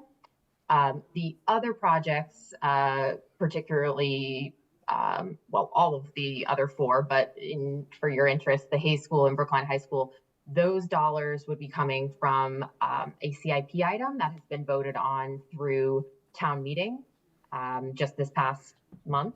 And so that's a $3.2 million allocation that is to go towards these projects and then future solar projects as well. So none of the dollars for this capital project would be coming out of the school's budget. I'll walk through each of these, but the anticipated cost for the Hayes School is $688,000, and Brookline High School for the second phase of solar is $878,000. But looking for both of those, just to keep in context, Pierce School, that's a 325 kW system, and Hayes School's 200, and Brookline High School's a 261. Those are pretty large systems. Driscoll School, for example, is right around a 200 kW system, and that's the most recent one that we've installed. So in the case of Pierce, there are some contingencies that we're holding with this. Again, just trying to comply with what is necessary for that July 4th deadline to be able to capture the ITC. And so we are looking at a preliminary cost of $1.13 million. That includes an allocation of some contingency for both roofing over the mechanical systems, where we would like to install solar there as well to take advantage of the additional space up there. And then a contingency of $50,000 for the racking system that we use to connect the solar to the roof, and then an overall construction contingency. So at the end, this project may actually end up being less than 1.1 million, but we are wanting to make sure that we've put down enough of a down payment to satisfy that ITC requirement. And in this case, the payback timeline for Pierce would actually be within less than a year after you take into account the state incentives that we're able to get off this project, as well as the savings from the ITC. We're looking at a positive, and then the savings towards our electric bills, we're actually looking at a system that is net flow positive in our first year, which is pretty extraordinary. For Hayes School, a 200 kW system with a preliminary cost of $688,000. And we're looking at a payback timeline of just over 6 years. Right now for each of these, because we haven't done a final structural analysis, we are carrying a 5% contingency. But again, should any of these systems be sized down or the cost end up being lower, that would be reflected in the actual contracts and invoices that we receive. So the cash flow projections for Hayes School, as you can see, once we take into account the state incentive revenue, as well as after the investment tax credit return of $481,000, after about 6 years, we're looking at a system that is net cash flow positive, which is fantastic. And again, really good numbers. We look at the savings over a 20-year period, but most systems actually last longer than that. And the cost, we do carry an O&M cost. That's what that O&M column is that you can see on the screen. Starting in year 2, the first year O&M is covered through the installation contract. And then finally, Brookline High School, as you can see, we already have solar panels on one part of the building. So this would be adding remaining panels in the remaining areas, which would be an additional 261 kW system at a preliminary cost of $878,000 and a payback timeline of just around 6 years. Again, that's a really promising timeline. We wouldn't be looking at those kind of numbers if it wasn't for us being able to get 30% back off of each of these projects. So again, here you can see some electricity bill savings as the system is up and running from day one. But then when you take into account the state incentives and the investment tax credit we're looking at being net cash flow positive in year 7. So for today's purposes, I wanted to, one, make sure you all were aware of this initiative. I think these are the first 3 schools that we're looking at, but I anticipate over the coming years, as we look at those track 2 projects, we'll have others that are coming forward. And as I said, the intention is for us to use the CIP funds, the capital improvement funds, for funding these projects, with the exception of Pierce, since solar was included in that budget. But for today's purposes, I am hoping to answer any questions and discuss the projects with you to the extent you're interested, but looking for a vote of approval for the solar at Pierce, Brookline, and Hayes School, and then the designation of Superintendent Wong or whomever you seek most appropriate with the authority to sign any project contract documents on behalf of the school committee, just because we're going to be moving really quickly over the next couple of weeks from approving these final project numbers to actually award and executing a contract so that we can comply with that July 4th deadline. And all of this would be reviewed and approved by town council's office beforehand. So with that, I will stop sharing and am happy to take any questions. Thank you, Alexandra. This let's make a motion. Can I ask a question first, Bob? Or you want the motion first? I'm sorry, Val. Yeah. Alexandra, is Select doing all the installation? Is that the Yes. vendor that I was asking Alexandra? Is it Select for all of them? For these projects that I just presented on, yes, it's Select Solar, who's the same vendor that's we're utilizing at Driscoll. For the track 2 projects, the future projects, we have put out a RFQ, and so so far we've shared that RFQ with over 30 different firms. So that could be anybody. Okay, and the O&M is the same? Select will be the O&M for those? Okay, thanks so much. Yeah, thank you. Okay, the clock is moving. We have other things going on. Will anybody make a motion to approve the? I'd like to make a motion that we Well, approve. Sorry. Yeah, I already, Let's make a motion, then we can talk. Let's make the motion first. I'll read the motion that I wrote when I met with Shelley, who works for Alexandra on this project a week ago. Go. Move that the school committee approve the installation of solar energy infrastructure at Hayes School, Brookline High School, and Pierce School, and authorize the school committee chair to be a co-signatory, along with the select board chair, on the contracts as approved by town council with the solar developer for each school project. Do we have a second? Sure, I'll second. Suzanne seconds. Okay. Any comments? I'll just make a comment that I met with Shelley Ryan, who's the deputy under Alexandra on this project. She reviewed all of the information with me. It makes a whole lot of sense. And from a finance and capital side, although we didn't bring this up because it wasn't brought up to us at a meeting we could schedule, and due to the fact that the July 4th deadline is 2 weeks from Saturday and all this work has to get done, Right. and that it's not coming out of the school budget, it's being funded other ways, and it makes sense to go solar. So we, I spoke independently of the Finance and Capital Subcommittee to fully stand behind this project. And that's where the motion came from. Okay, so we have a vote, we have a motion, we have a second. Will I be around? Yeah. Like when? Before, yeah. Yeah, sure. Yeah. Okay, let's take a vote. Val? Yes. Faiza? Suzanne? Yes. Donna? Yes. Jesse?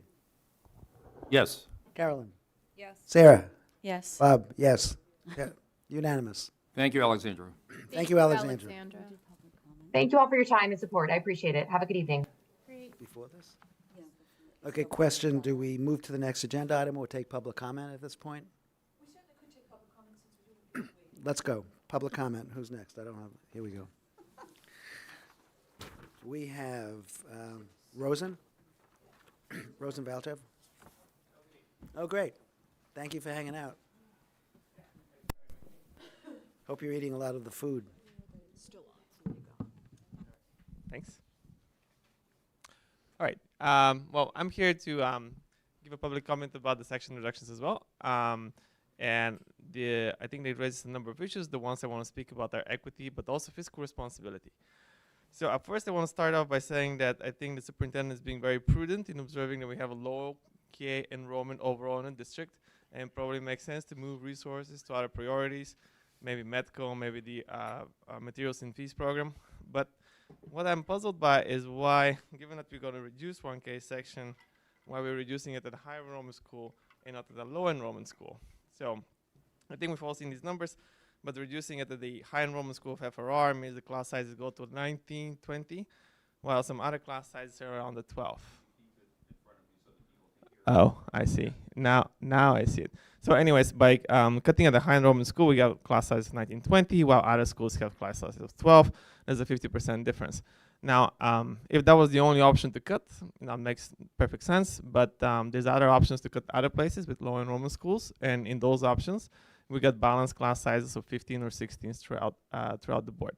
So I'm puzzled why we're going with the unbalanced option. And going with the unbalanced option means two things, at least. One is equity, and a number of people already spoke about equity, so I don't want to repeat it, but I think it's an important point.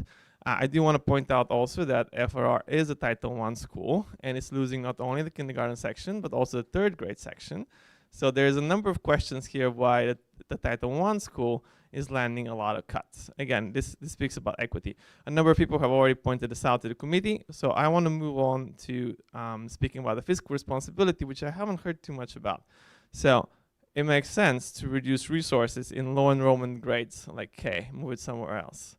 But at the same time, I don't understand why don't we do it in a balanced way, because summer enrollment is coming. As we heard from the guidance counselor, there's a lot of kids enrolling in the summer, especially at FRR. So if we start FRR in the beginning of summer at like 19, 20, the likelihood of moving above 22, which I've heard several times being mentioned as the guidance number, is a significant number. So if FRR doesn't move, if FRR does move above 22, by the end of the summer, what's going to happen? Most likely, the district is going to move a K section back to FRR. And then what does that mean? That means at the end of the day, we didn't save the budgetary numbers we were looking to save anyways, right? So the fiscally prudent thing to do is to start everybody at 15, 16. Then there's no enrollment risk. It's unlikely we're going to have to bring a K section back anywhere. And we actually managed to save some resources to put towards other priorities. So at the end of the day, I think having an unbalanced plan must make sense according to some factors. I don't know what exactly those factors are, but I want to bring it to the committee's attention that there are also equity and fiscal responsibility issues at hand. Thank you. Thank you. Thank you. Mike Lyons. Mike Lyons, thank you.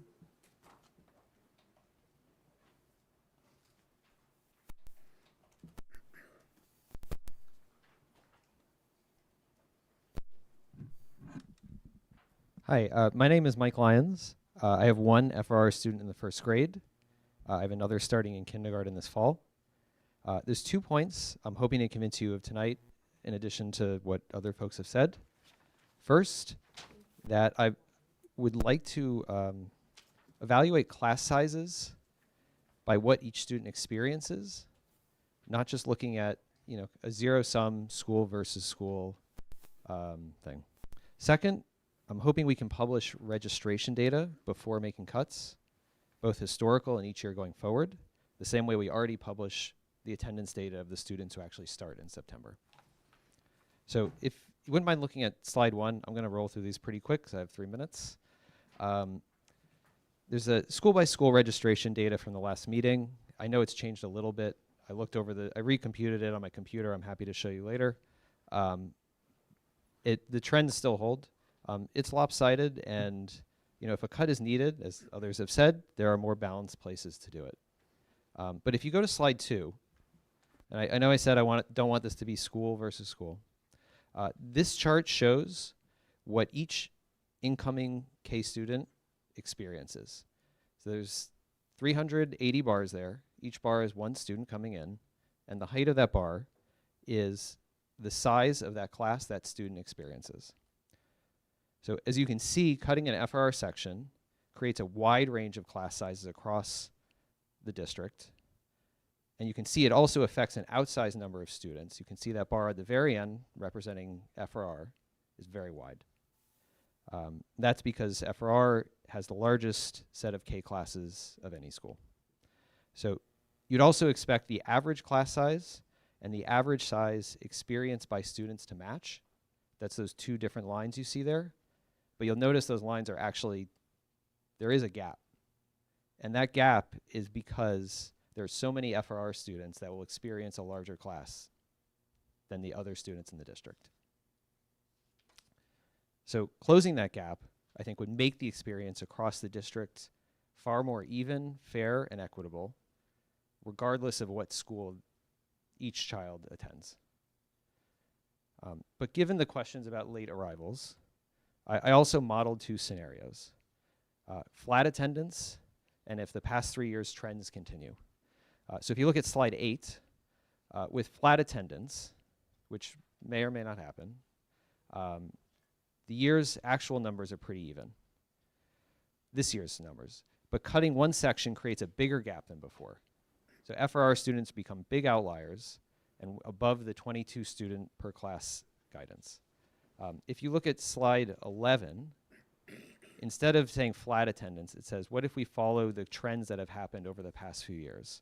You'll notice FRR attendance grows slightly and climbs to 23.5 students per class.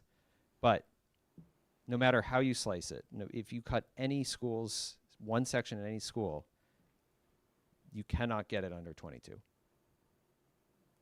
So my point here is not we should cut this school or this school. My point here is that without the data that says how the registrations lead to who actually attends, it's very, very difficult, if not impossible, to accurately predict who will be here in September. And so kind of my second point is that publishing that data, which I believe the district already has, and hopefully is factoring in, I think would help everybody not just know when to push back, but when not to push back. So to close, I hope we can consider that student level impact, and two, that we can publish the registration data in addition to the attendance data going forward. Thanks. Thank you, Mike.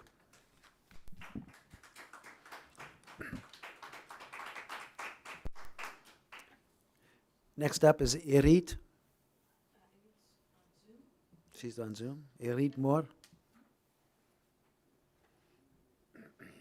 Yes, can you hear me? Yes, we can. Okay, perfect. Great. So good evening, everyone. My name is Irit Moore.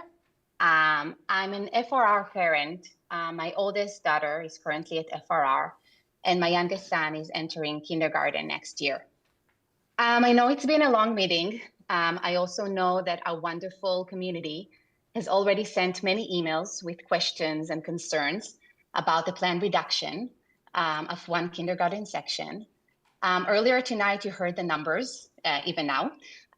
You heard from Jordana about what this looks like on the ground, who the children are, what happens over the summer, and what it means to make this cut now and then potentially need to rebuild capacity later.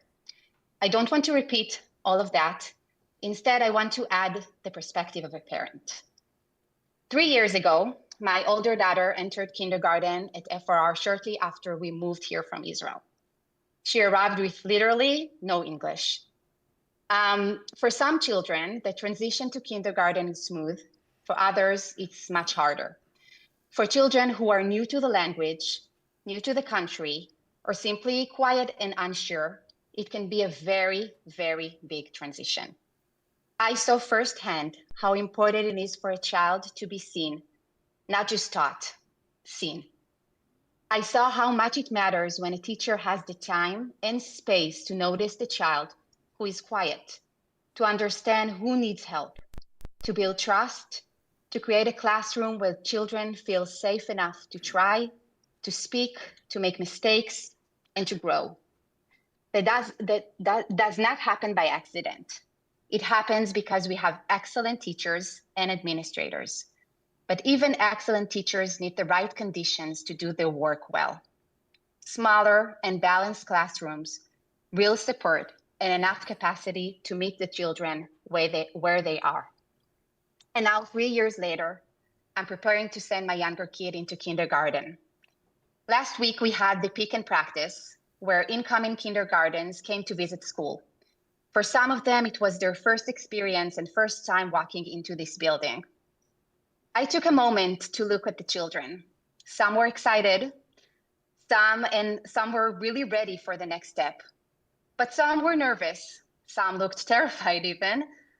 And honestly, it makes sense. FRR is a very, very big school, big building, especially compared to the small preschool experience and environment many of them are coming from. You know, at the end of the day, these are tiny 5-year-old kids. It's our responsibility to make sure their first experience entering a public school system is as strong, supportive, and positive as it can be. I understand that the district has difficult choices to make, but I trust the creativity and the leadership of the administration to find other solutions if cuts are needed, not by taking capacity away from our youngest learners at the very beginning of their school experience.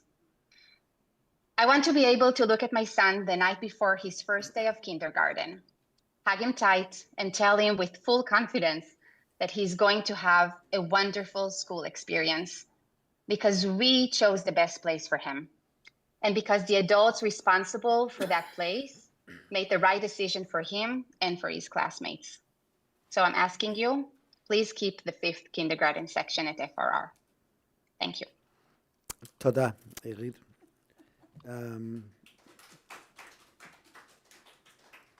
Chi-Chi Wu. Withdrawn. Deborah Brown. No? Zariana?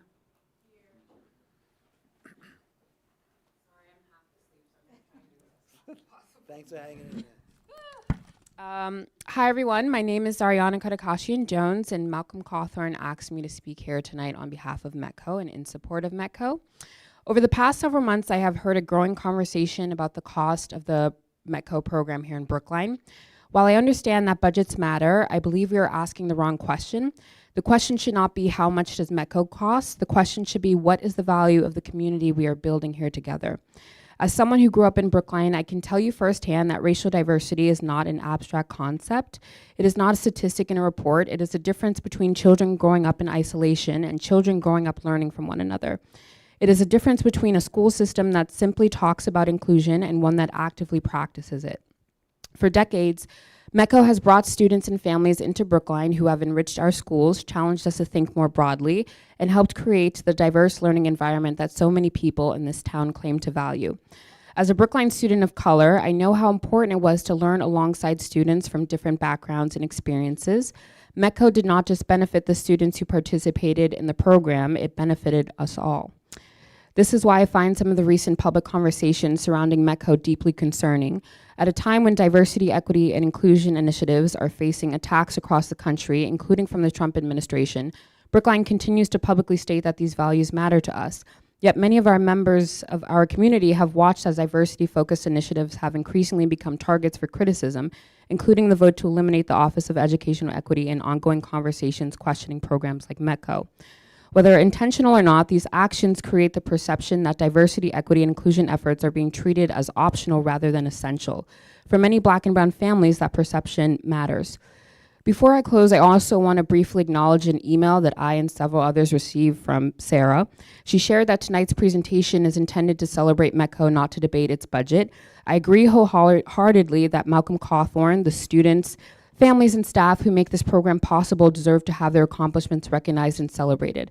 At the same time, I think it would be disingenuous to ignore why so many people have felt compelled to speak up recently. Celebrating METCO and protecting its future are not contradictory goals. In fact, they go hand in hand. It is important that our community understands that programs like METCO should not become convenient targets whenever difficult financial conversations arise. If we truly value what METCO students contribute to Brookline, then we must be willing to support it not only during celebrations, but also when decisions are made about priorities, investments, and resources. Because ultimately, METCO is not just a line item in a budget. It is a statement about who we are as a community. It is a commitment to educational opportunity, racial understanding, and the belief that our children are stronger when they learn together. So tonight I celebrate METCO, I celebrate its students, its families, its staff, and its impact. And I urge this community to continue protecting, supporting, and investing in the program that has helped make Brookline a stronger, more diverse, and more compassionate place for generations. Also, shameless plug, tomorrow's Juneteenth. Please make sure you come out. It's going to be at Cypress Field at the high school. So thank you very much. Have a great night. Thank you, Zariana. Angela Peoples.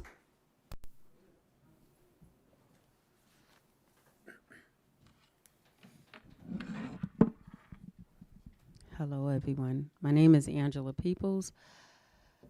I have children attending the Brookline schools, and I'm here basically because I'm an involved parent, for one, and I care about all children.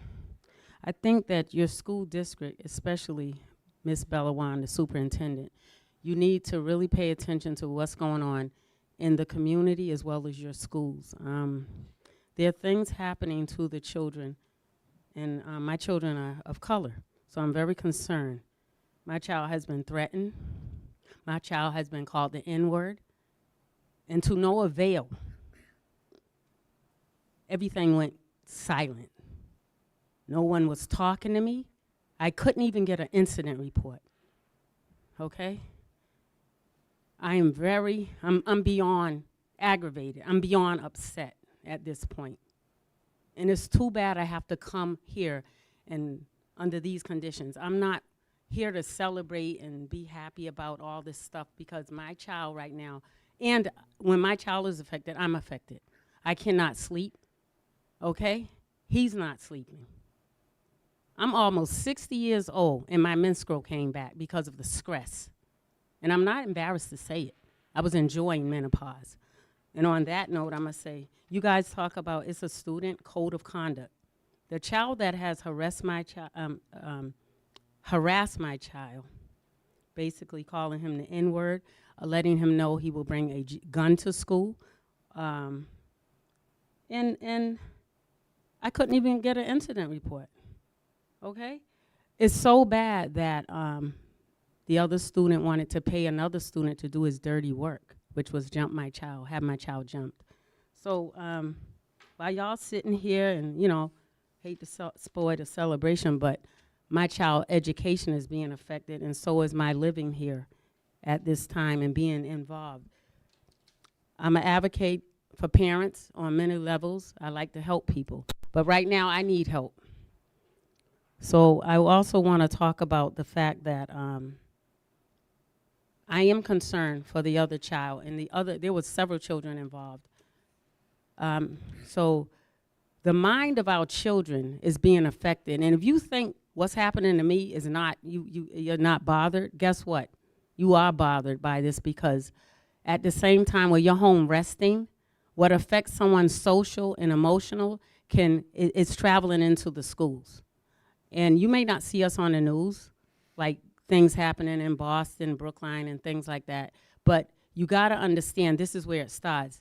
So something's being giving birth to the child that has harassed my child to feel the way that he feels. So I also have prayed for that child and his family, and I feel bad about it.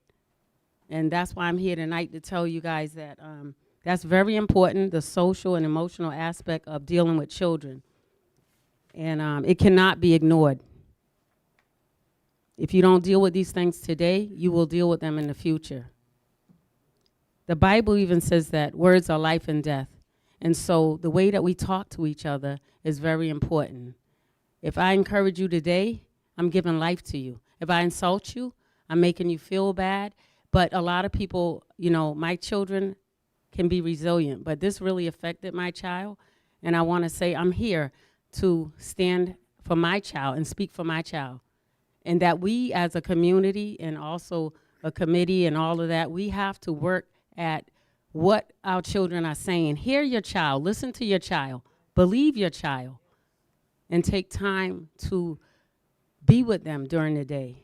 And then you'll know what's going on. And I want to say I'm very upset that I emailed you, Superintendent Bellawong, and I got no response. So now I see how it goes. I wasn't getting a response from the school, and I didn't get a response from you. Somebody will be speaking to me. Thank you. Thank you, Angela. Jermaine?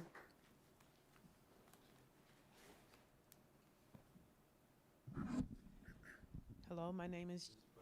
Oh, hello, my name is Jim. Oh. Hello, my name is Jermaine Northcross. I'm not as polished as everyone else that came in here. I'm a mom of 10 children.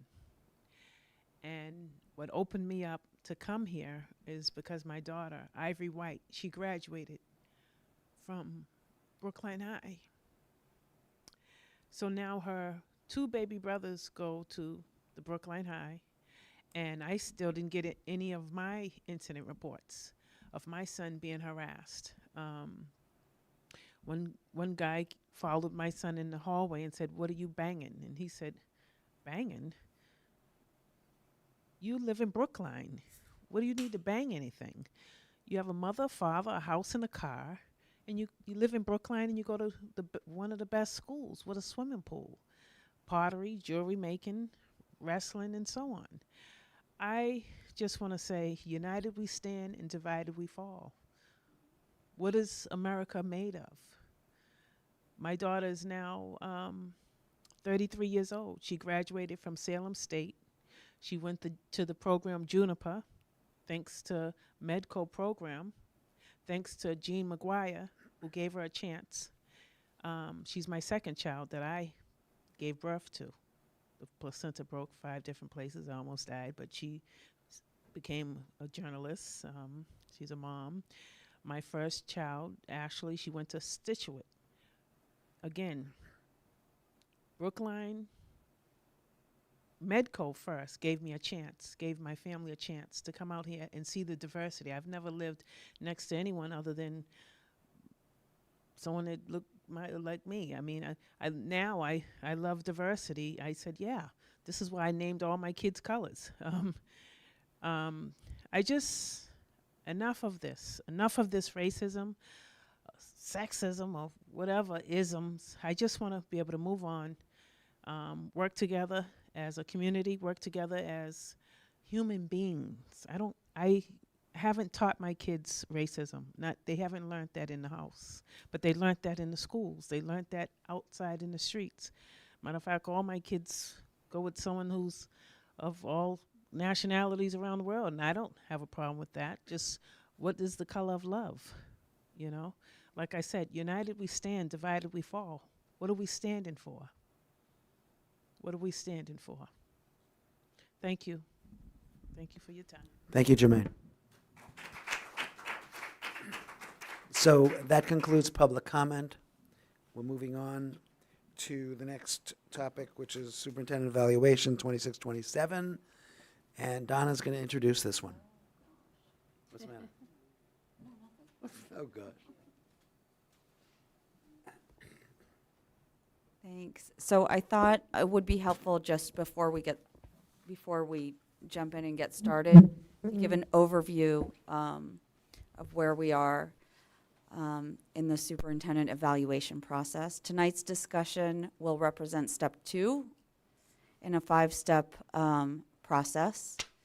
The discussion is intended to review the superintendent's proposed goals for the 26-27 evaluation cycle. We did not do an evaluation with Superintendent Wong last year because she was an interim. The goal is for us to provide feedback and determine whether the proposed goals appropriately reflect the committee's priorities, the district's needs, our strategic objectives, and expectations for the coming year. When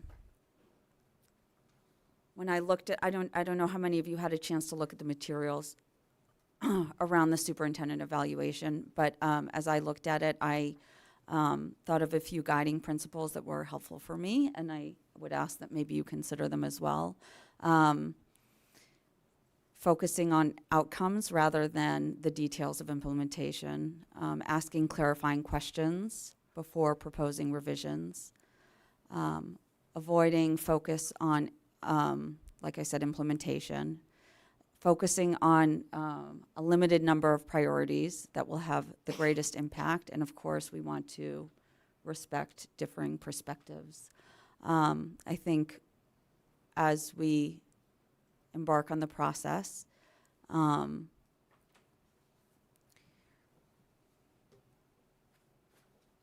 Sorry, I'm so tired, so I just got lost. I think as we get started, Bella will share her proposed goals, and then we'll have a chance to discuss them, ask clarifying questions, and then I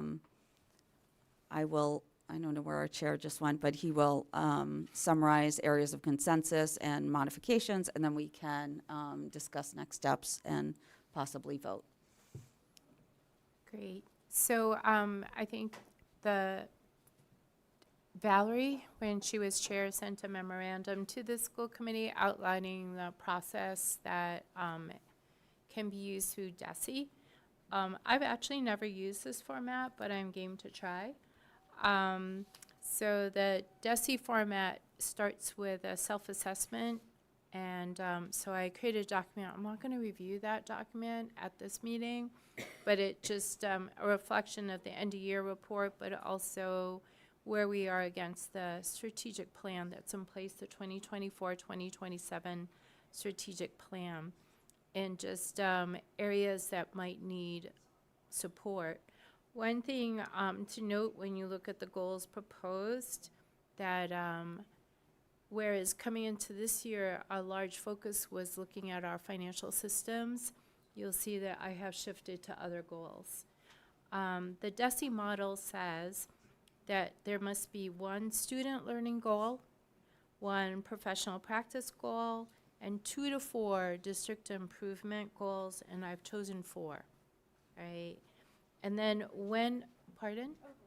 Well, just, so, and then for each goal selected, just to indicate where the focus indicators are, what Valerie shared with you was a document with all the indicators, and so they're just noted by Roman numeral and section here, so you can refer back to them. So I'm proposing for the student learning goal, and again, you're supposed to pick things that are SMART goals, so sort of a distinct product or outcome. So the student learning goal is to decrease disproportionality for PSB students so as to no longer be identified by DESE. District has been identified twice in the last 3 years for disproportionality, so that would be the student learning goal. The professional practice goal is to achieve 100% evaluation of all Unit A and Unit B and unaligned administrators to sustain high-quality instruction.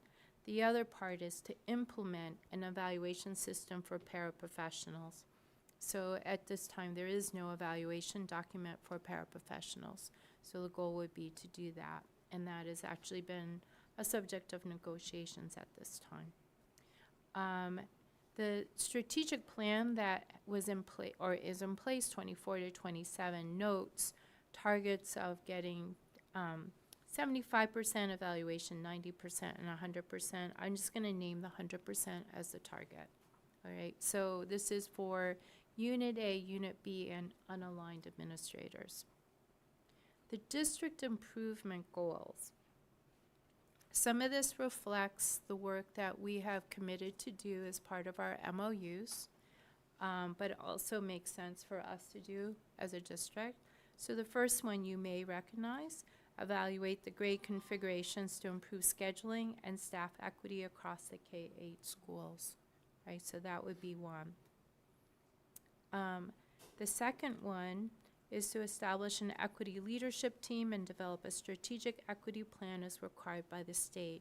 So when we get to the superintendent report update, I will also share the updated expectations that were communicated by the Commissioner of Education last week, and this is one of the priorities they identified. We don't have an equity leadership team and we don't have an equity plan, so that would be the specific outcome of that goal. You'll note for District Improvement Goal 3, I've listed as a TBD. We just underwent a district curriculum assessment by DESE, but we don't have the report yet. We're supposed to get the report, I think, at the end of this month, and so I just put it as a placeholder. so that it will have a place in the goals for us to focus on in the coming year. So again, this report hasn't come yet. It's supposed to come, it was supposed to come this month. And so this is a TBD, and I hope you'll allow that flexibility that it's not identified in this moment, but that we can look and see what the report is, and then we can agree on what that priority would be. The fourth district improvement goal, and again, we've done a lot with our financial systems. A lot has been done on student services, and I know Robin will have goals around OTL. I know that OAF will have goals around HR.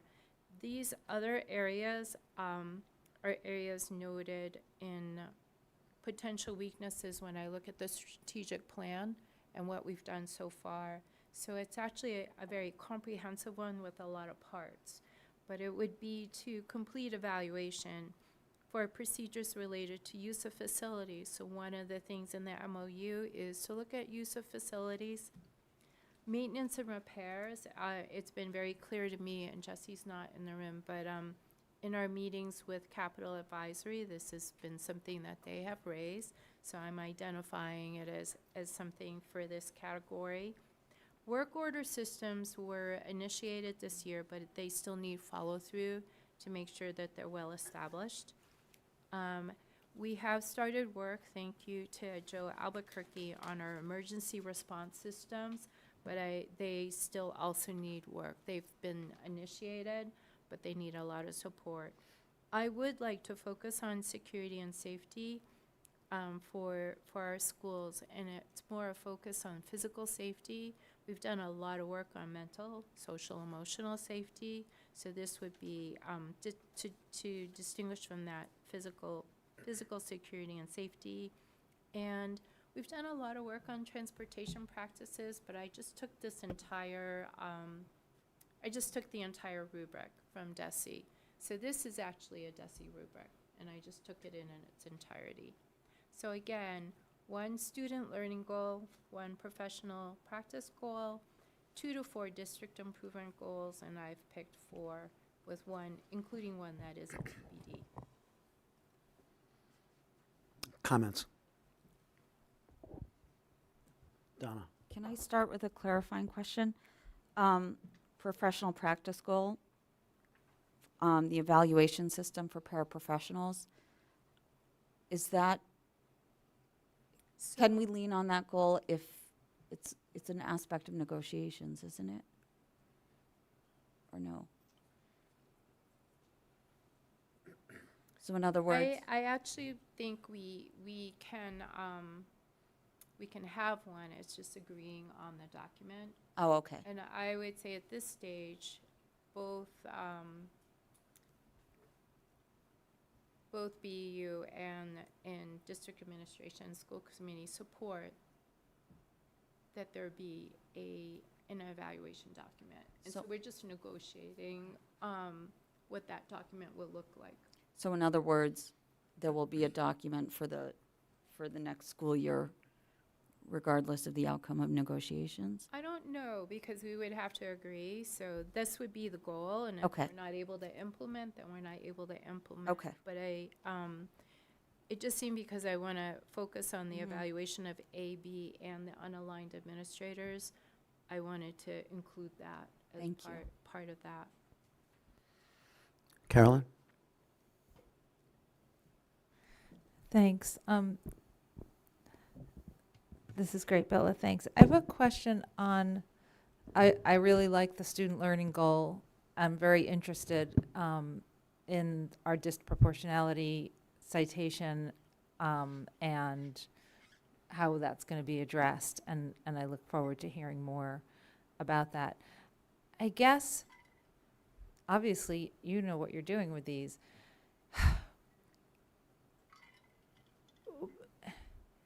Is your hope to be no longer in the identification realm? And I don't remember what the metric was or where we were, what the number was, in next school year? Like, given that IEPs go with students, I would think that that's something that Like how long will, like we can't just remove IEPs from students, right? So, I mean, I'm super interested and supportive of work being done here. But I'm just curious, like how much can we, is it really realistic for us to no longer be in the identification? I don't know what. It may mean, honestly, I have picked goals that may not be achievable in the end of the year. Okay. I'm just gonna have to say I didn't meet the goal. Okay. But Okay. I'm saying. But that your work. But I'm naming it. Okay, as awesome. a priority. Okay, that's great. I didn't name goals that I knew were gonna be slam dunks. Okay, fantastic. That really answers my question. Thank you. That's great. Sarah. Bella, I wonder if in the third goal for district improvement, you might want to be careful not to sign yourself up for something that you're not sure how it's going to turn out.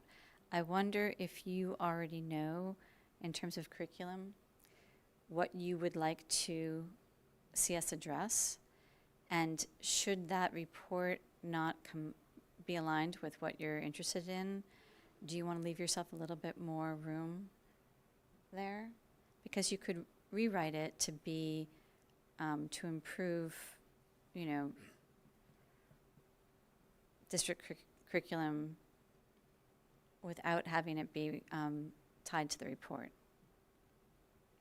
Or do you have a lot of confidence that the report's going to show what you believe to be true about the system? I have no idea what that because DESE is starting up these curriculum reviews, and it's fairly, they did them before. This is sort of a new round, so I don't know what that report will look like. I'm just open to what they might say, but I can't imagine there isn't something that will come out of the report that will make sense for us. I feel that way too. I Yeah. feel that there definitely is work to do on curriculum in the community. I just didn't know if you wanted to name it yourself and be a little bit more proactive than to just wait for that to come in. So it could be, so the DESE model suggests 2 to 4 district improvement goals. It could be already picked one that will be identified. So even though it says curriculum, that assessment was more comprehensive than just curriculum. I would not be surprised if they don't highlight the percent evaluations that are being done. Okay. Liza. Yes, thank you. Actually, I also had the similar question. I feel that leaving it open-ended may leave you open to, like you are, basically, if they come up with 7 concerns, which. Oh, okay. So I'm not committing to addressing everything. Okay, so. Yeah. So, do you want to quantify that? 2 concerns, 1 concern? no, because I don't, Some of the concerns, because other than that, I may read it as address all concerns. Someone can read it as that. so address I don't know. Do you, Jose?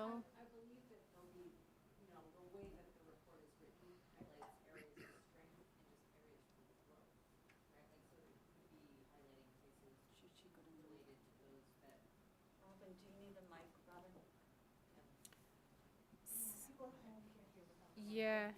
So the other thing about creating goals is if I anticipate it's work that has to be done anyway, then I think it might as well be identified as a goal. So my understanding is that there will be a report and it's going to highlight areas that we need to work on. Yeah. So it will highlight areas that were strong, areas of strength for us relative to those standards, and it will highlight areas of growth for us as a district for us to think about. And it really will be up to us how we prioritize and address those areas of growth. And as Superintendent Wong stated, I think some of the things that we already know, there are places that we know we already need to do some work. right? Like that we've identified in our strategic plan and in the things that we've discussed as a leadership team. So, but we don't have the report yet. Right. So, I mean, I could say address concerns that may be identified by the district curriculum assessment report. Does that sound? Yeah, or I'm just may, not.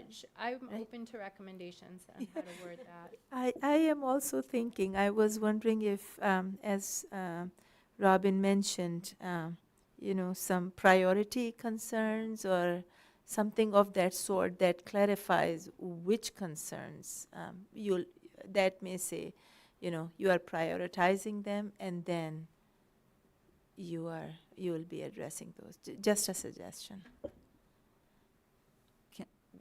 What about address prioritized areas of concern? As determined by whom? By us? By you. Yeah, okay. So address concerns identified by the district curriculum assessment report as prioritized by. It could be prioritized by the senior leadership team or by the superintendent. Okay. Yeah. I'm okay with that. I think Donna should prioritize it. So I wrote Betsy as prioritized by the SLT. Okay. Good. Suzanne. Yeah, so I'm really excited that now that we've gotten some of the finance figured out a little better, that many of your focus indicators are in instructional leadership. So I think that's going to be very exciting for you, I hope.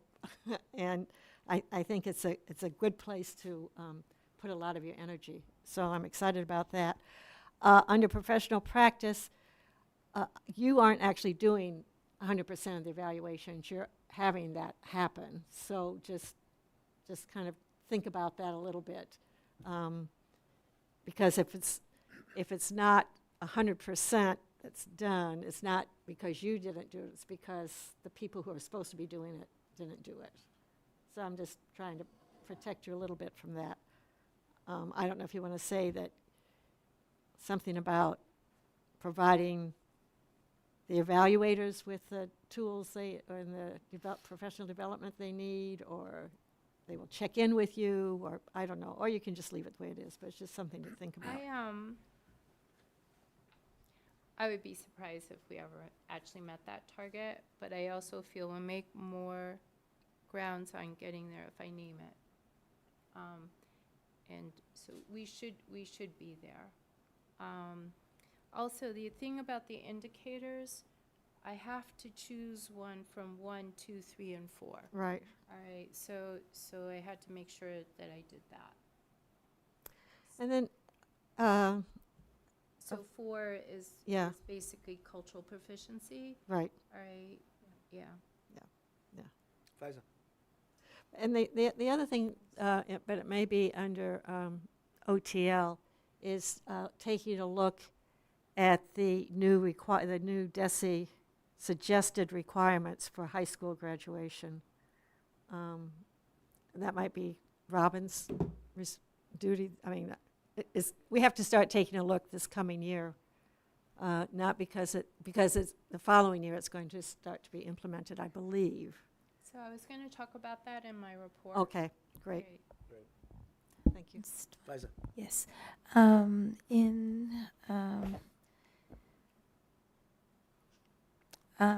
In professional practice goal, it says, and unaligned administrators to sustain high quality instruction. How is high quality instruction defined? It would be defined by, it's in the rubrics. Okay. Yeah. Okay. So maybe. So that's why the indicators are listed? Yeah. Yes. Okay. Yeah, I mean, just as far as it's defined somewhere, because folks may find different ways of defining high quality instruction if it's not there. So thank you. I think we can, I mean, we're getting close, I think, but we can also amend this in the fall if we want to make some changes in it, can't we? We can vote yes, and then. No, you can't, because we would start using it as a plan for the summer. I mean, you can, but that would. Okay. But that would not be so helpful. Okay. Okay. Okay. Anything else? Sarah? Just one more sort of nudge, and I can accept that you are willing to write goals that might not be achievable within a year. But just one more nudge for the second one, for professional goal, practice goal. Is there any chance that you want to say work towards 100% instead of saying achieve? Okay. Work toward? I think that the definition of SMART goal is that it needs to be something that can be measured and is possible.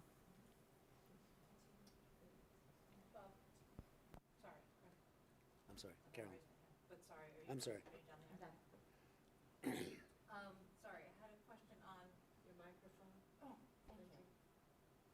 District Improvement Goal 2, establish an equity leadership team and develop a strategic equity plan as required by the state. So I think I have two questions there. Is this meant educational equity? And then you mentioned there are new expectations from the state. So this actually And is I'm not curious what those are. It's not a new expectation. Oh, okay. It's not a new expectation. The district has been out of compliance with the elimination of the OEE. Because there's not like a team. Right, or an equity officer. And due to fiscal restraints, we didn't create the position. So it will have to be assumed by the current leadership team. Also, as I noted, you have to pick something from 1, 2, 3, and 4. Yep. So 4 is cultural proficiency. Yep. So this fits. And well, it's not a new requirement. The commissioner highlighted it as a priority for the coming year. Okay. So I guess the first part of that remains, is this meant to say educational equity, and sort of what's in there? What's within this notion of an educational, or you have equity leadership team, but do we mean educational equity? Using the language from the thing that's law, and it is educational equity. And what's as opposed, it's not social equity, it's educational equity. I don't know how else to, it is educational equity. And what are the sort of expectations of an equity leadership team? Can you say more about? So the equity leadership team has to lead to develop the strategic equity plan and to have how it's going to be implemented. Either an equity officer was going to do that, or it could be a leadership team, they said. Okay. I think what Carolyn is, excuse me, but I think what Carolyn is saying is that if we're using terms, we have to be more clear on what those terms actually mean. So what do we mean by an equity goal? What do we mean by an equity team? I think that's unclear. It's actually, as defined by the state. As defined by the state. Mm-hmm. Yeah, that's understood terminology. It is their requirement. Do we have a equity plan from prior years? We do not. We do not. Okay. The OEE did not leave one. Okay. Had they developed one? No. Not that I could find. Okay, thanks. Okay, so this is in process.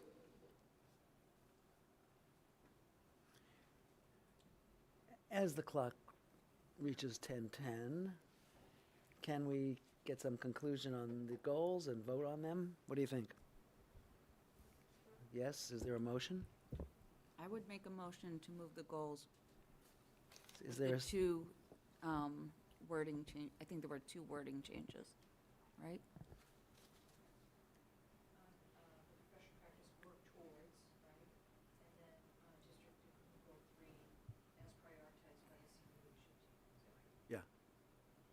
Okay, so is there a second to that motion? Donna I'll makes- second. Suzanne? I'll second. Okay, any conversation? Liza? Suzanne? Yes. Donna? Yes. Val? Did we lose her? I don't know. Val? You vote? Superintendent goals? Carolyn?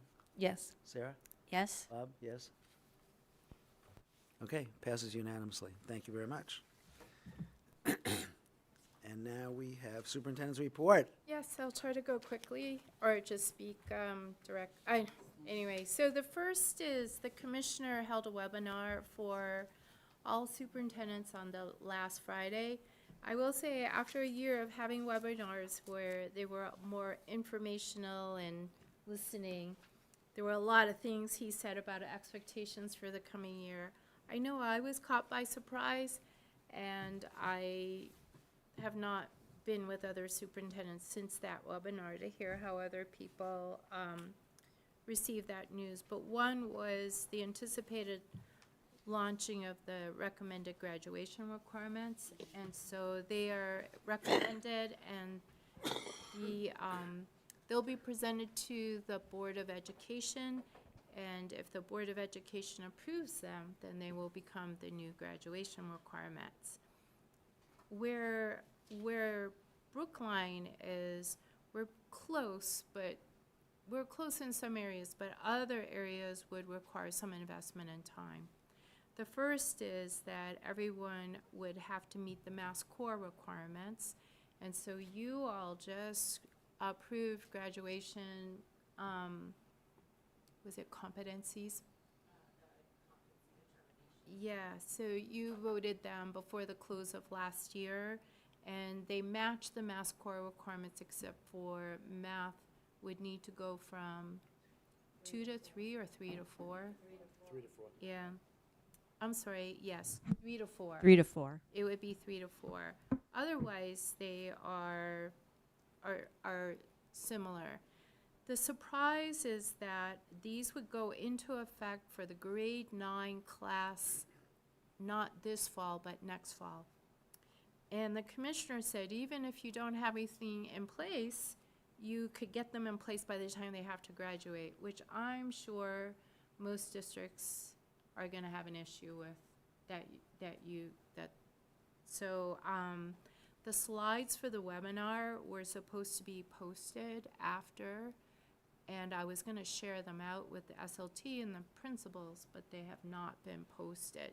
So I think maybe there's some pushback on that timeline. The other aspects of the graduation requirements is a financial literacy course. It would also be evidence of career to work modeling through the MyCap, which I don't think we have. The other is it's the AI and digital literacy. Also, demonstration that FAFSA or MASFA content has been offered and maybe met. Then there will be end of course exams for the Mass Core requirements, and when those are in place, the MCAS will go away. So again, he said it would be in effect for the grade 9 class entering not this fall, but next fall. Obviously, budgets are set. It can't be for this fall, but have all of that developed for next fall is very aggressive. Also, I know that MASS is pushing back on development of things that are not budgeted for. So there, quite a bit of this is not budgeted for. Right. And so actually any one of the things that they are saying should also be part of it in addition to the Mass Core requirements. They're all valid, but it's just they kind of put everything in there. I will say some of the things that they're asking for may or may be more or less relevant to our community than others, so there may be pushback about that. The other thing he announced was the amended regs to the timeout spaces would go into effect this August, and that would be a surprise to most districts. I know that we've been working on them. We do have earmark fund requests for the timeout spaces, but we do not, that is not otherwise in the plans to do. So I'm just going to say if Brookline isn't prepared necessarily for October 17th, other communities may likewise not be prepared. Carolyn. Mind if I interject a question, or should I wait till the end? I'm okay. Okay. Wasn't that something that Senator Cream gave us? We made a request, and so we've been asking for where the status is, so we don't have any affirmation. Oh, okay. So I thought we got that money. So Carolyn is reminding us that we were offered for earmark funds, and we made a request, and they were for timeout spaces, they were for ventilation with the kilns, and they were for gender-neutral bathrooms. All right, so for those 3 items, and we've been trying to get confirmation, and we don't have it yet. So I have a question. Yes. So it sounds like instead of a high-stakes MCAS test for graduating high school, we now have graduation requirements, coursework, and exams, like standardized exams at the end of courses? So it wasn't clear, are they going to have standardized end-of-course exams since they're dictating that it's the Mass Core requirements, or are we creating the end-of-course exams? Because in New York, Yeah, they said this, No. they said the state is going to, Okay, I thought so.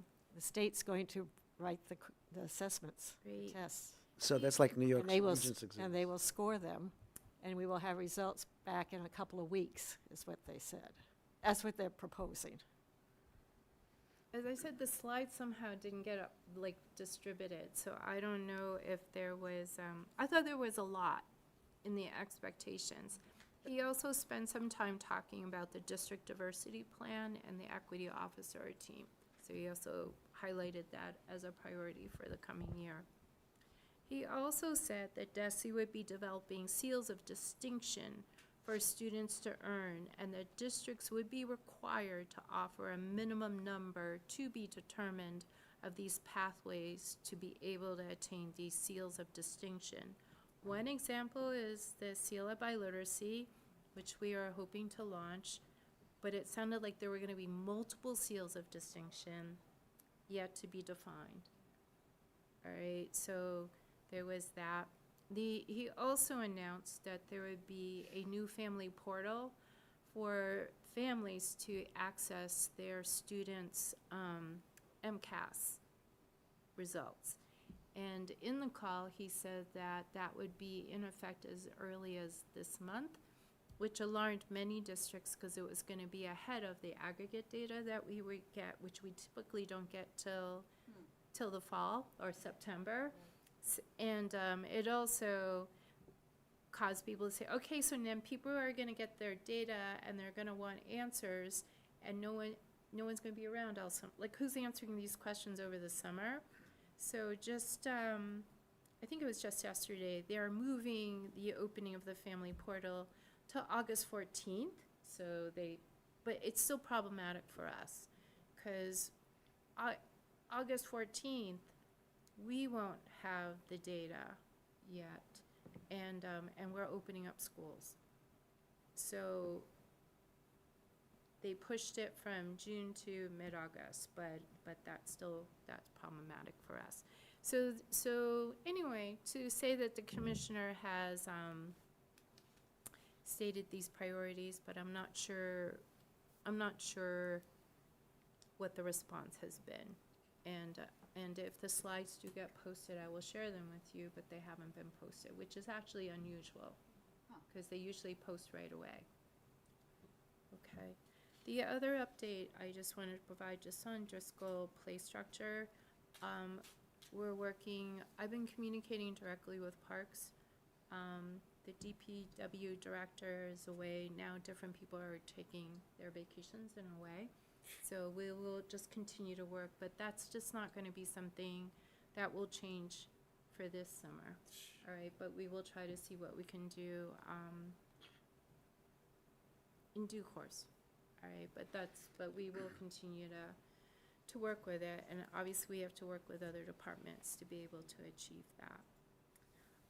My third update is on the FRR classroom where we are monitoring that. The last data I gave you was a June 1st snapshot, and then for today, I gave you a snapshot for 616. And so working with Megan Gainey, we will monitor this through the summer. But where the FRR kindergarten was at 19, 19, 20, 20 on June 1st, they are now at 18, 18, 18, 19. So the average is 18.3 at this time. As Jordana reported, there has been historically 10 to 14K enrollments over the last year and the year before. So even with 14K enrollments, it would still leave the kindergartens within guidance. And so there has been much comment about the average class size for K at FR being larger than the K averages at other schools. So I have to remind everyone that when we built the budgets were based on guidance. And so that is our metric for class sizes as we move forward. The K sections might be smaller at some schools than others, and this is something where we're anticipating that we have to look and see if we're adjusting when we look at transition from K to 1. Having K-8 schools, some at 2 sections, some are 5-section schools. Within any K-8 school, you have a range of 2 to 5 sections across the grade levels. It's really, it's nearly impossible for when you divide the number across the schools for any grade level that you won't have some range. We are committed to look at grade configurations for schools in the next year. We were largely looking at possibility of middle school models or not. It's not a commitment to go to that model, it's that we have a commitment to explore and see what that would do and trying to even out the class sizes across the district. The other possibility, looking at grade configurations, is redistricting. So that has also very disruptive impact to the community. So what I want to emphasize with 8 K-8 schools that are so different in their number of sections per school, when we divide, we are going to have to expect that we're going to have variability in the section sizes. The metric we are using is making sure that we're adhering to class size guidance. Right now, across all schools, there is one grade level that looks like it's at this moment at and slightly above guidance, but all other sections across the district are well under guidance for those grade levels. We will continue to monitor through the summer, but trying to even out the sections is a challenge for us. And so we understand that there is variability. The class averages for Ks on June 16th, and you have to understand that a lot happens over the summer, but on June 16th, they are 14.3, 16, 11.8, 13.3, 17.3, 18.3, 13.3. So there is variability. Some of those schools with the smaller average size are buffer zones, and so new families will be enrolled in the buffer zone schools. But again, we are going to be watching this throughout the summer. Bella, can you explain to the public what guidance means? Under guidance? So guidance is the school committee guidance, and I actually don't have it on this document. But class size guidance for K is 22. Okay. Yes, and I actually looked at Weston, Wellesley, Needham, Newton, just to see where we fit, and actually 22 is pretty much, is the size. Now 22 as guidance means that is an acceptable good number, all right? It is not a max. But in Brookline, we have been experiencing small class size. And so this is something that we are committed to looking at, to just in our responsibility to even out and get closer to guidance. So I remember when I was at the high school during the summer, the enrollments increased here, there.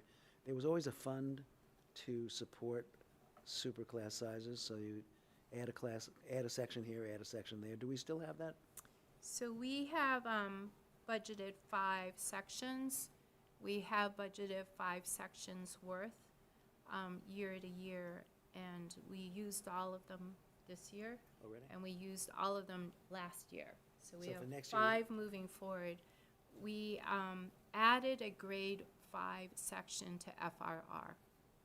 All right, because that section was already, those averages were already slightly above guidance. So we added a grade 5.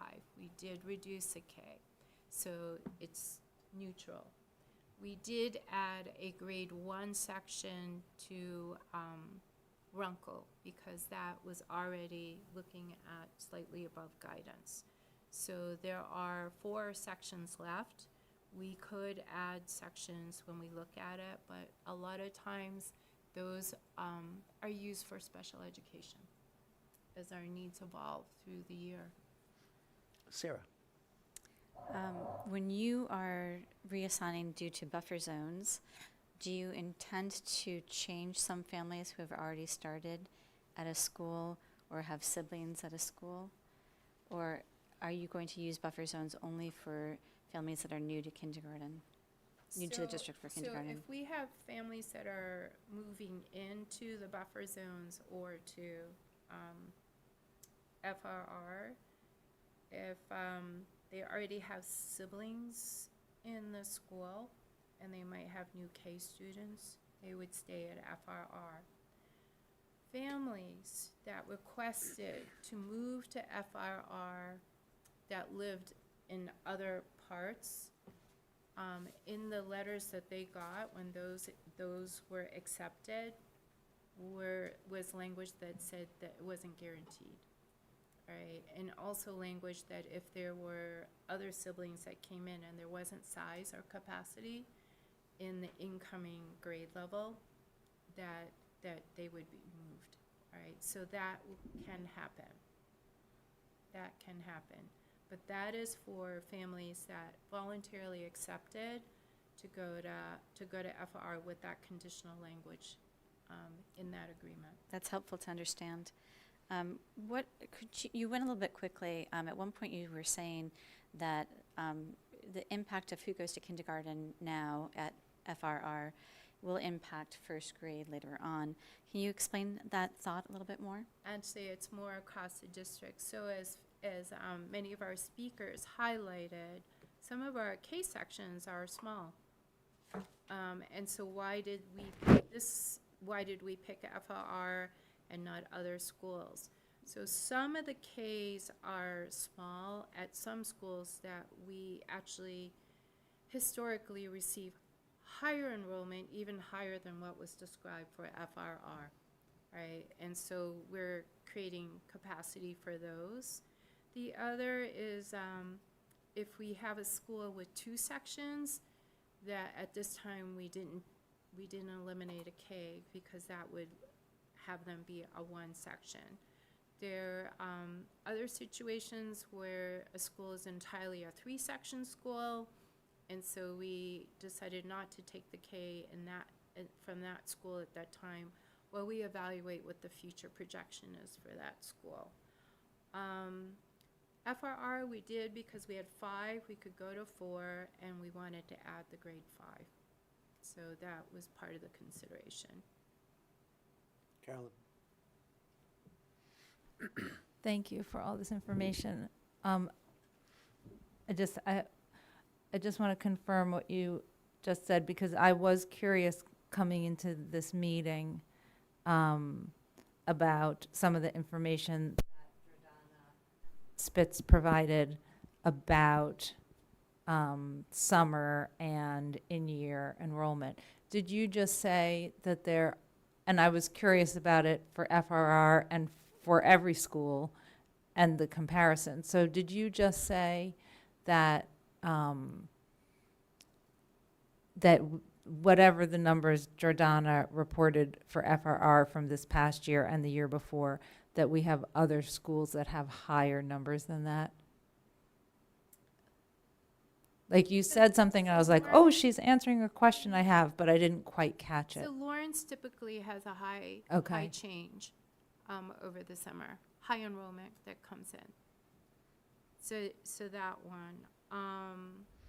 Some of our schools are not.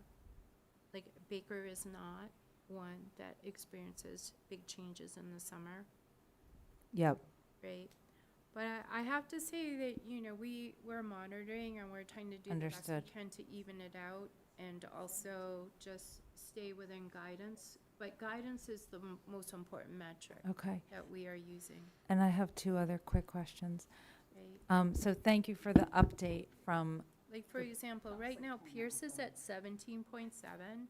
Yep. And FRR is 18.3, but Pierce also experiences a lot of enrollment change. So, I appreciate that you gave us these same numbers 2 weeks in a row.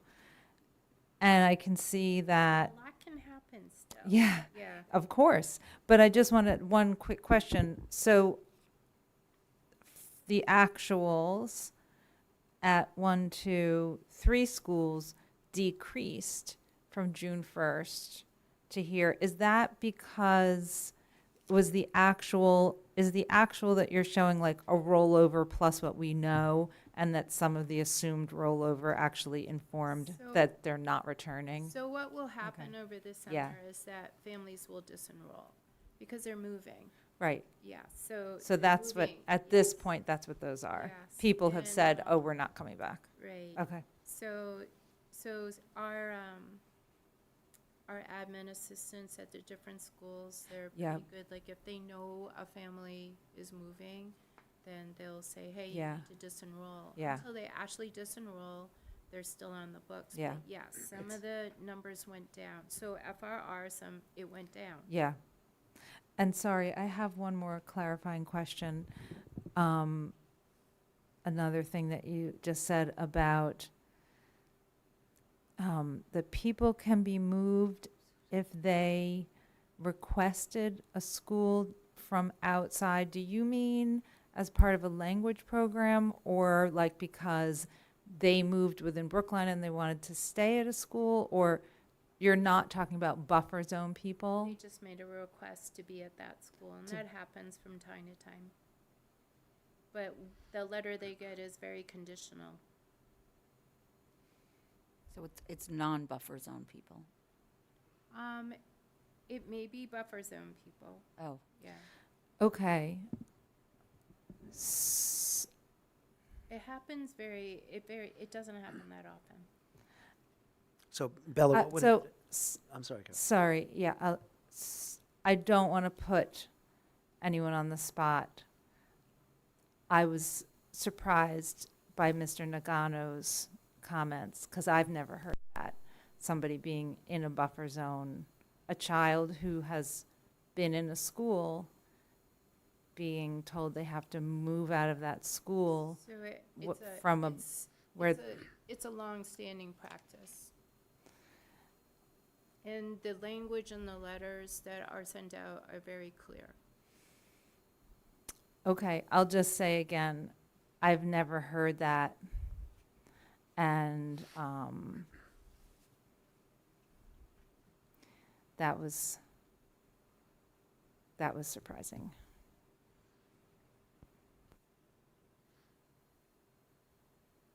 So Bella, question. Yeah. What would have to happen for FRR to get the 5th kindergarten back?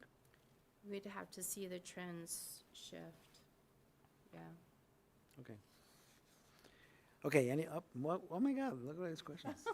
When you look to your left, It's- look what happens. It's almost midnight, okay.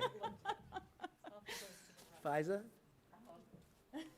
Oh, you too, Diane? No, Suzanne. she had- Suzanne. Okay. I'm just so I'm still looking at the numbers, and I'm wondering, in the case of Runkle and Lincoln, is there an impact that comes from inclusion from some of our substantially separate classrooms in Right. kindergarten grade? So all of our schools, except for Baker, all of the schools are housing some special program. What about Lawrence? Lawrence as well? I thought Lawrence did not. Lawrence has, yeah, they have. Yeah, ELL, but that's not special ed. So, I mean EL and others. Okay, sorry. Just understand that when there's specialized supports happening at a school, whether it's special education or general education, there's increased staffing. Mhm. So just to understand that any school that's housing that comes with a lot of staffing to support that. So that the ratio of adult to student is going to reflect that. So I guess I would hope, perhaps, now I hope the whole Lawrence community doesn't get upset with me, but that Lawrence might also be considered when you come up with some final numbers of perhaps losing a section. I mean, I think don't it's think at this point we would reduce any more sections. It's very disruptive to staffing because it causes a whole domino bumping effect. The only thing we would be considering is adding sections if we needed to. But at this point, we're not reducing anymore. But what it means is that for the next year, we might be reducing grade 1 sections. right. Okay. Right. But we're not reducing any more sections at this point. Okay, can we move on to the next topic? Is that okay, Bella? Thank you. Yes, it's okay. Okay, this one should not take more than an hour. Where are we? Now, this is 8A, possible vote to merge the Finance Subcommittee, Capital Projects Subcommittee. So I think in 2005, I think, the school committee voted to establish subcommittees with the understanding they could be modified and eliminated or whatever. In 25, so we had, back then, they created a finance subcommittee and a capital projects subcommittee. You all remember that? Yes. Okay, 2005. So this year, 25-26, we piloted the combo of finance and capital projects, and the result was satisfaction with that combination. And so the motion tonight, I need a motion tonight to solidify the subcommittee for finance and capital projects being one subcommittee. Is there a motion for that? And then we can talk. Donna? I'm happy to move that motion. Second? I'll second it. Sarah, you second it? Thank you. Any conversation about this? Carolyn? When you say there was satisfaction, is that That's what I read, okay? the report. Oh, that we had a report. Sorry, I might have missed you I saying read that. it somewhere, yeah. I think it was on this. Yeah, it was there. Okay. Oh, I didn't read it. Okay. If Betsy wrote it. I mean, I don't have an enormous issue with it. I was on finance the prior year. I might have been on capital, but I'm not sure. But I attended capital meetings all the time, also as advisory. I felt a little last year like capital ended up getting a little like short shifted, like, or the meetings just would have to be super long. I don't have a problem with a super long meeting.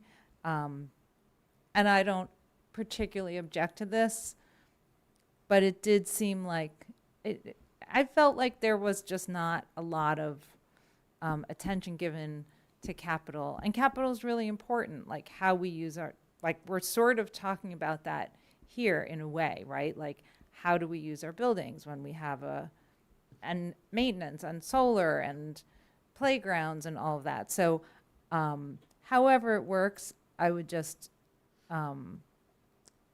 Anecdotally, it seemed like. And again, there's flexibility all the time. Yeah. So the policy is create a subcommittee, change the subcommittee, combine subcommittees, eliminate you can do that, and you can do it by a simple. And I don't object, but that was my sort of anecdotal observation. Capital got, and maybe because also it was like a tough finance year, so there was a lot of finance stuff.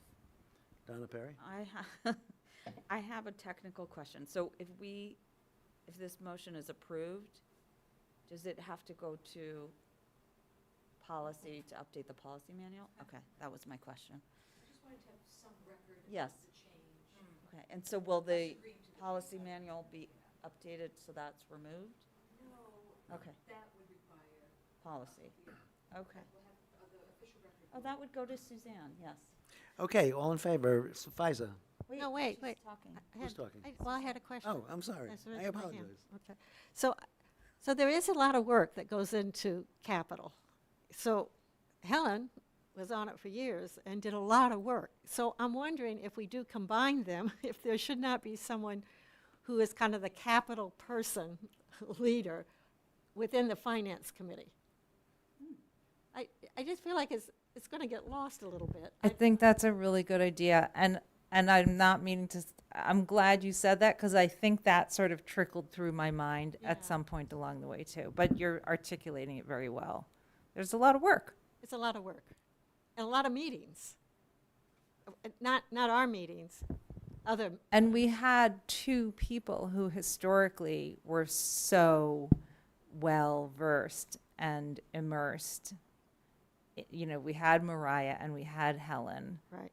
And they're both no longer no longer with us. No longer on the committee, let's put it that way. So I think you make a really good point, Suzanne. So I just want to say to that end, I think last year on finance, we did have sort of like Mariah was obviously the finance subcommittee chair and Jesse took the lead on capital. So they used that model last year.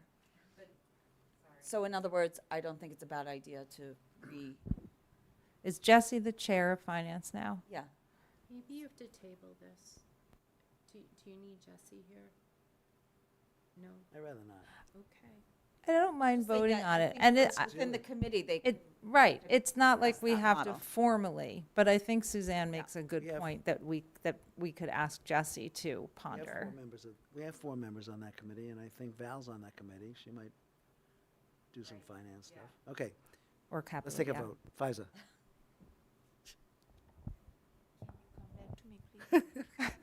Suzanne. This is prior to me, so thank you.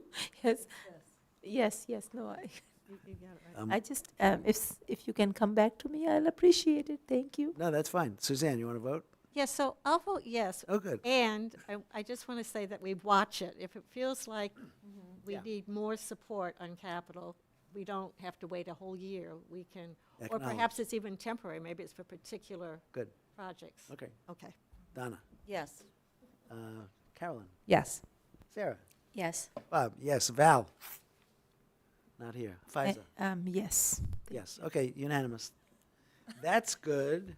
I just wanted. We now have a committee of finance and capital projects. Okay.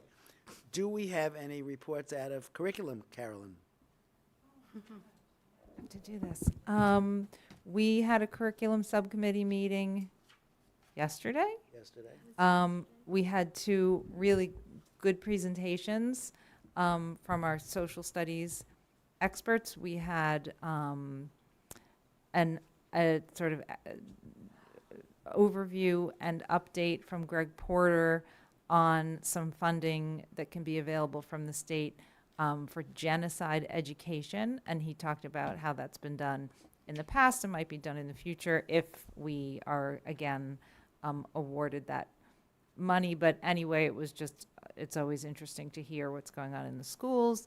And then Jen Martin led a conversation, an update on the WISP, having a look at WISP, and just some more conversation about that. She presented some data. She's been working really hard. There's going to be some work done over the summer that's responsive to some of the community concerns that have been raised. And I thought it was a good conversation. I thought it was a good conversation as well. I think there was some Good. movement there, yeah. Yeah. Okay, anything else? No? Finance capital projects? Jesse. Jesse? Okay. Negotiations? Me? Okay, we're moving along in negotiations. We have exchanged proposals back and forth. We responded to the fiscal proposal that they presented, the BEU presented. We presented ours. We've responded to a lot of the language issues in Unit A, Unit B, and Para. And we're gonna meet again on the what's today? 22nd. Yes, Monday. Monday. So we're gonna meet again on Monday, see what kind of response the union has to our latest proposals. I think we all would love to start the new year with a new contract. That's my hope.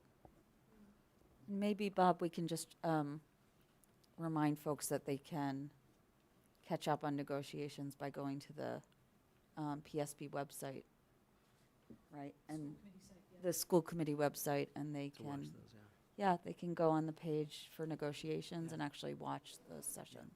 I think the conversations have been very respectful. And I don't think anything is super unreasonable right now. We'll see. Carolyn?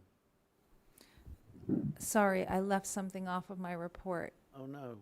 Dr. Benoit gave us a quick update on some survey work and work that the World Language curriculum coordinators are doing with her and the senior leadership team to continue sort of recalibrating, since we eliminated K through 5 world language.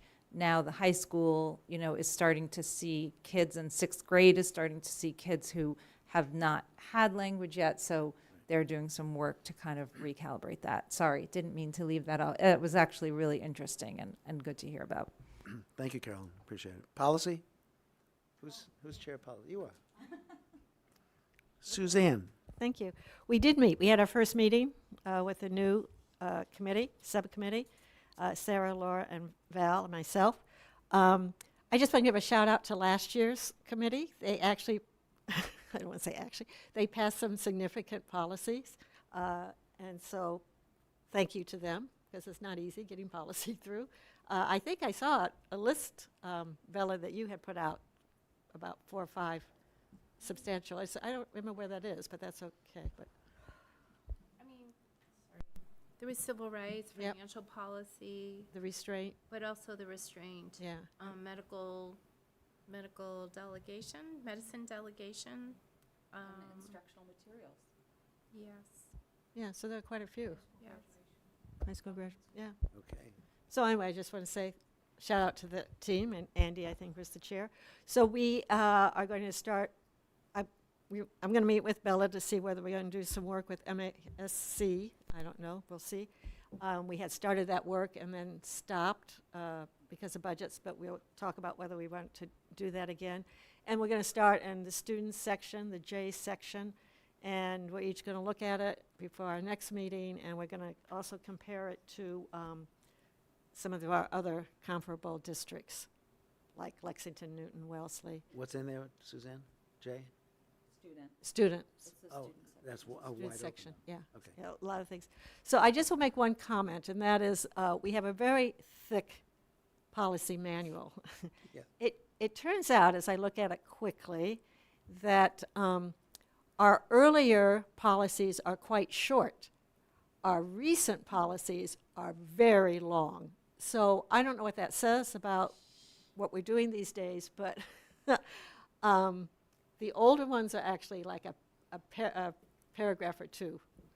And some of them go back to 78, they go back to 81. But our new ones are 10 pages, 12 pages, so we should need to think. We, as a committee, we have to think. You can give us some input about what's going on and whether we want to make them shorter or not longer. just an observation that I had. Thank you. So we have a whole bunch of liaisons running around? Yes. Anybody have a report? Donna's got a report. I have a report. I'm actually reading on behalf of Jesse Hefter, who's the CPAC liaison alongside Me. Bob Weintraub. Yep. So I'm just going to take a minute to read a little bit about the CPAC Hero Awards, which were given out, I think it was earlier this week or last week. Last week, Friday. Last week.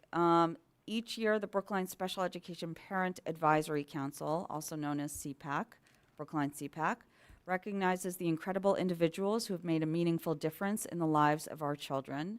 These are our CPAC heroes. They are teachers who go the extra mile, the paraprofessionals who offer steady and caring support, the bus drivers who greet our children with a smile every day, the administrators who listen and lead with compassion, and the PSB or out-of-district community members who step up to ensure that every child feels seen, supported, and included. I think the very special thing about CPAC Hero Awards, and Deb Caruso, who was here earlier, being recognized for 31 years of service, mentioned that this as well, that the nominations are unique because they come directly from families who have taken the time to share the many ways these individuals have changed lives through kindness, dedication, advocacy, creativity, and heart. So we honor and celebrate these exceptional people. They may not seek recognition, but their work deserves it. So I want to take a moment to read their names and thank and recognize our 2026 CPAC heroes. And those are, I'm probably not going to pronounce some of these correctly because I'm half asleep, but Roberta Arapi, Sarah Asensio, Lindsay Brody, Erin Brown, Tamika Brown, Anne-Marie Carlson, Georgia Carter, Liza Cassell, Sarah Salucci, Garth Klinging-Smith, Jill David, Alex Delgado, Nancy Dillon, Vicky Fersler, Donna Finnegan, Joel Griffith, Erin Horan, Holly Irvin, Kylie Jenkins, Elsbeth Leslie, Ben Medeiros, Gabi Nussbaum, Joanne Pasker, Diana Paguero, Beth Richard Deli, Maya Robeson, Mary Rosini, Bernadette Rusamano, Rosie Scott, Umi Shuli, Karen Shashua, Jesse Stevens, Britt Stevens, Elizabeth Sullivan, Abby Thompson, Haley Tyner, Fatima Valette, and Sophie Weinstein. So we thank them all. Thank you. Anything else from the liaisons? Suzanne? I'm not really a liaison, but I had the privilege and honor of attending the Vision of a Learner workshop today. Oh. And there's lots to be said about it, and I know it's late, but I'm happy to share it with people as we go along. And I've got a couple of handouts. And it was a good conversation, I thought. A good group of people, a wide range. We had students, we had staff, we had community people. So Robin was there. She's leading the charge, and we'll have more news to come. And thank you for doing that, Suzanne. I know that was a big chunk of time, so I appreciate it. Any other liaison reports? Okay, do we want to go into executive session, Betsy, for? Yes, we do. Want to do it? Okay. We need a motion to meet in executive session pursuant to Massachusetts General Laws, Chapter 30A, Section 21A, for the following purposes. Purpose 3, to discuss strategy with respect to collective bargaining with Brookline Educators Union, Unit A, Unit B, paraprofessional unit, because an open meeting may have a detrimental effect on the bargaining position of the committee and the chair, so declares. And purpose 7, to review and approve executive session minutes from the June 4th, 2026 meeting. Do we have a motion for executive Yes, session? I'll move that. Second? I'll second. Yeah, Faiza? Oh, yeah. Suzanne? Yes. Donna? Yes. Bob, yes. Val? Carolyn? Yes. Okay. We will not be coming back to open session. So this is the last school committee meeting of the 25-26 school year. Wow. It's been amazing. It's really a lot of fun. Bella, thank you, thank you, thank you, thank you. And thank you to Betsy. Been a pleasure. Betsy, thank you, thank you. Robin for many, many contributions. And thank you to the parents who stayed until the bitter end. Okay. Can we just do it in my office instead of waiting for it to close? Is that okay, Betsy? Yeah.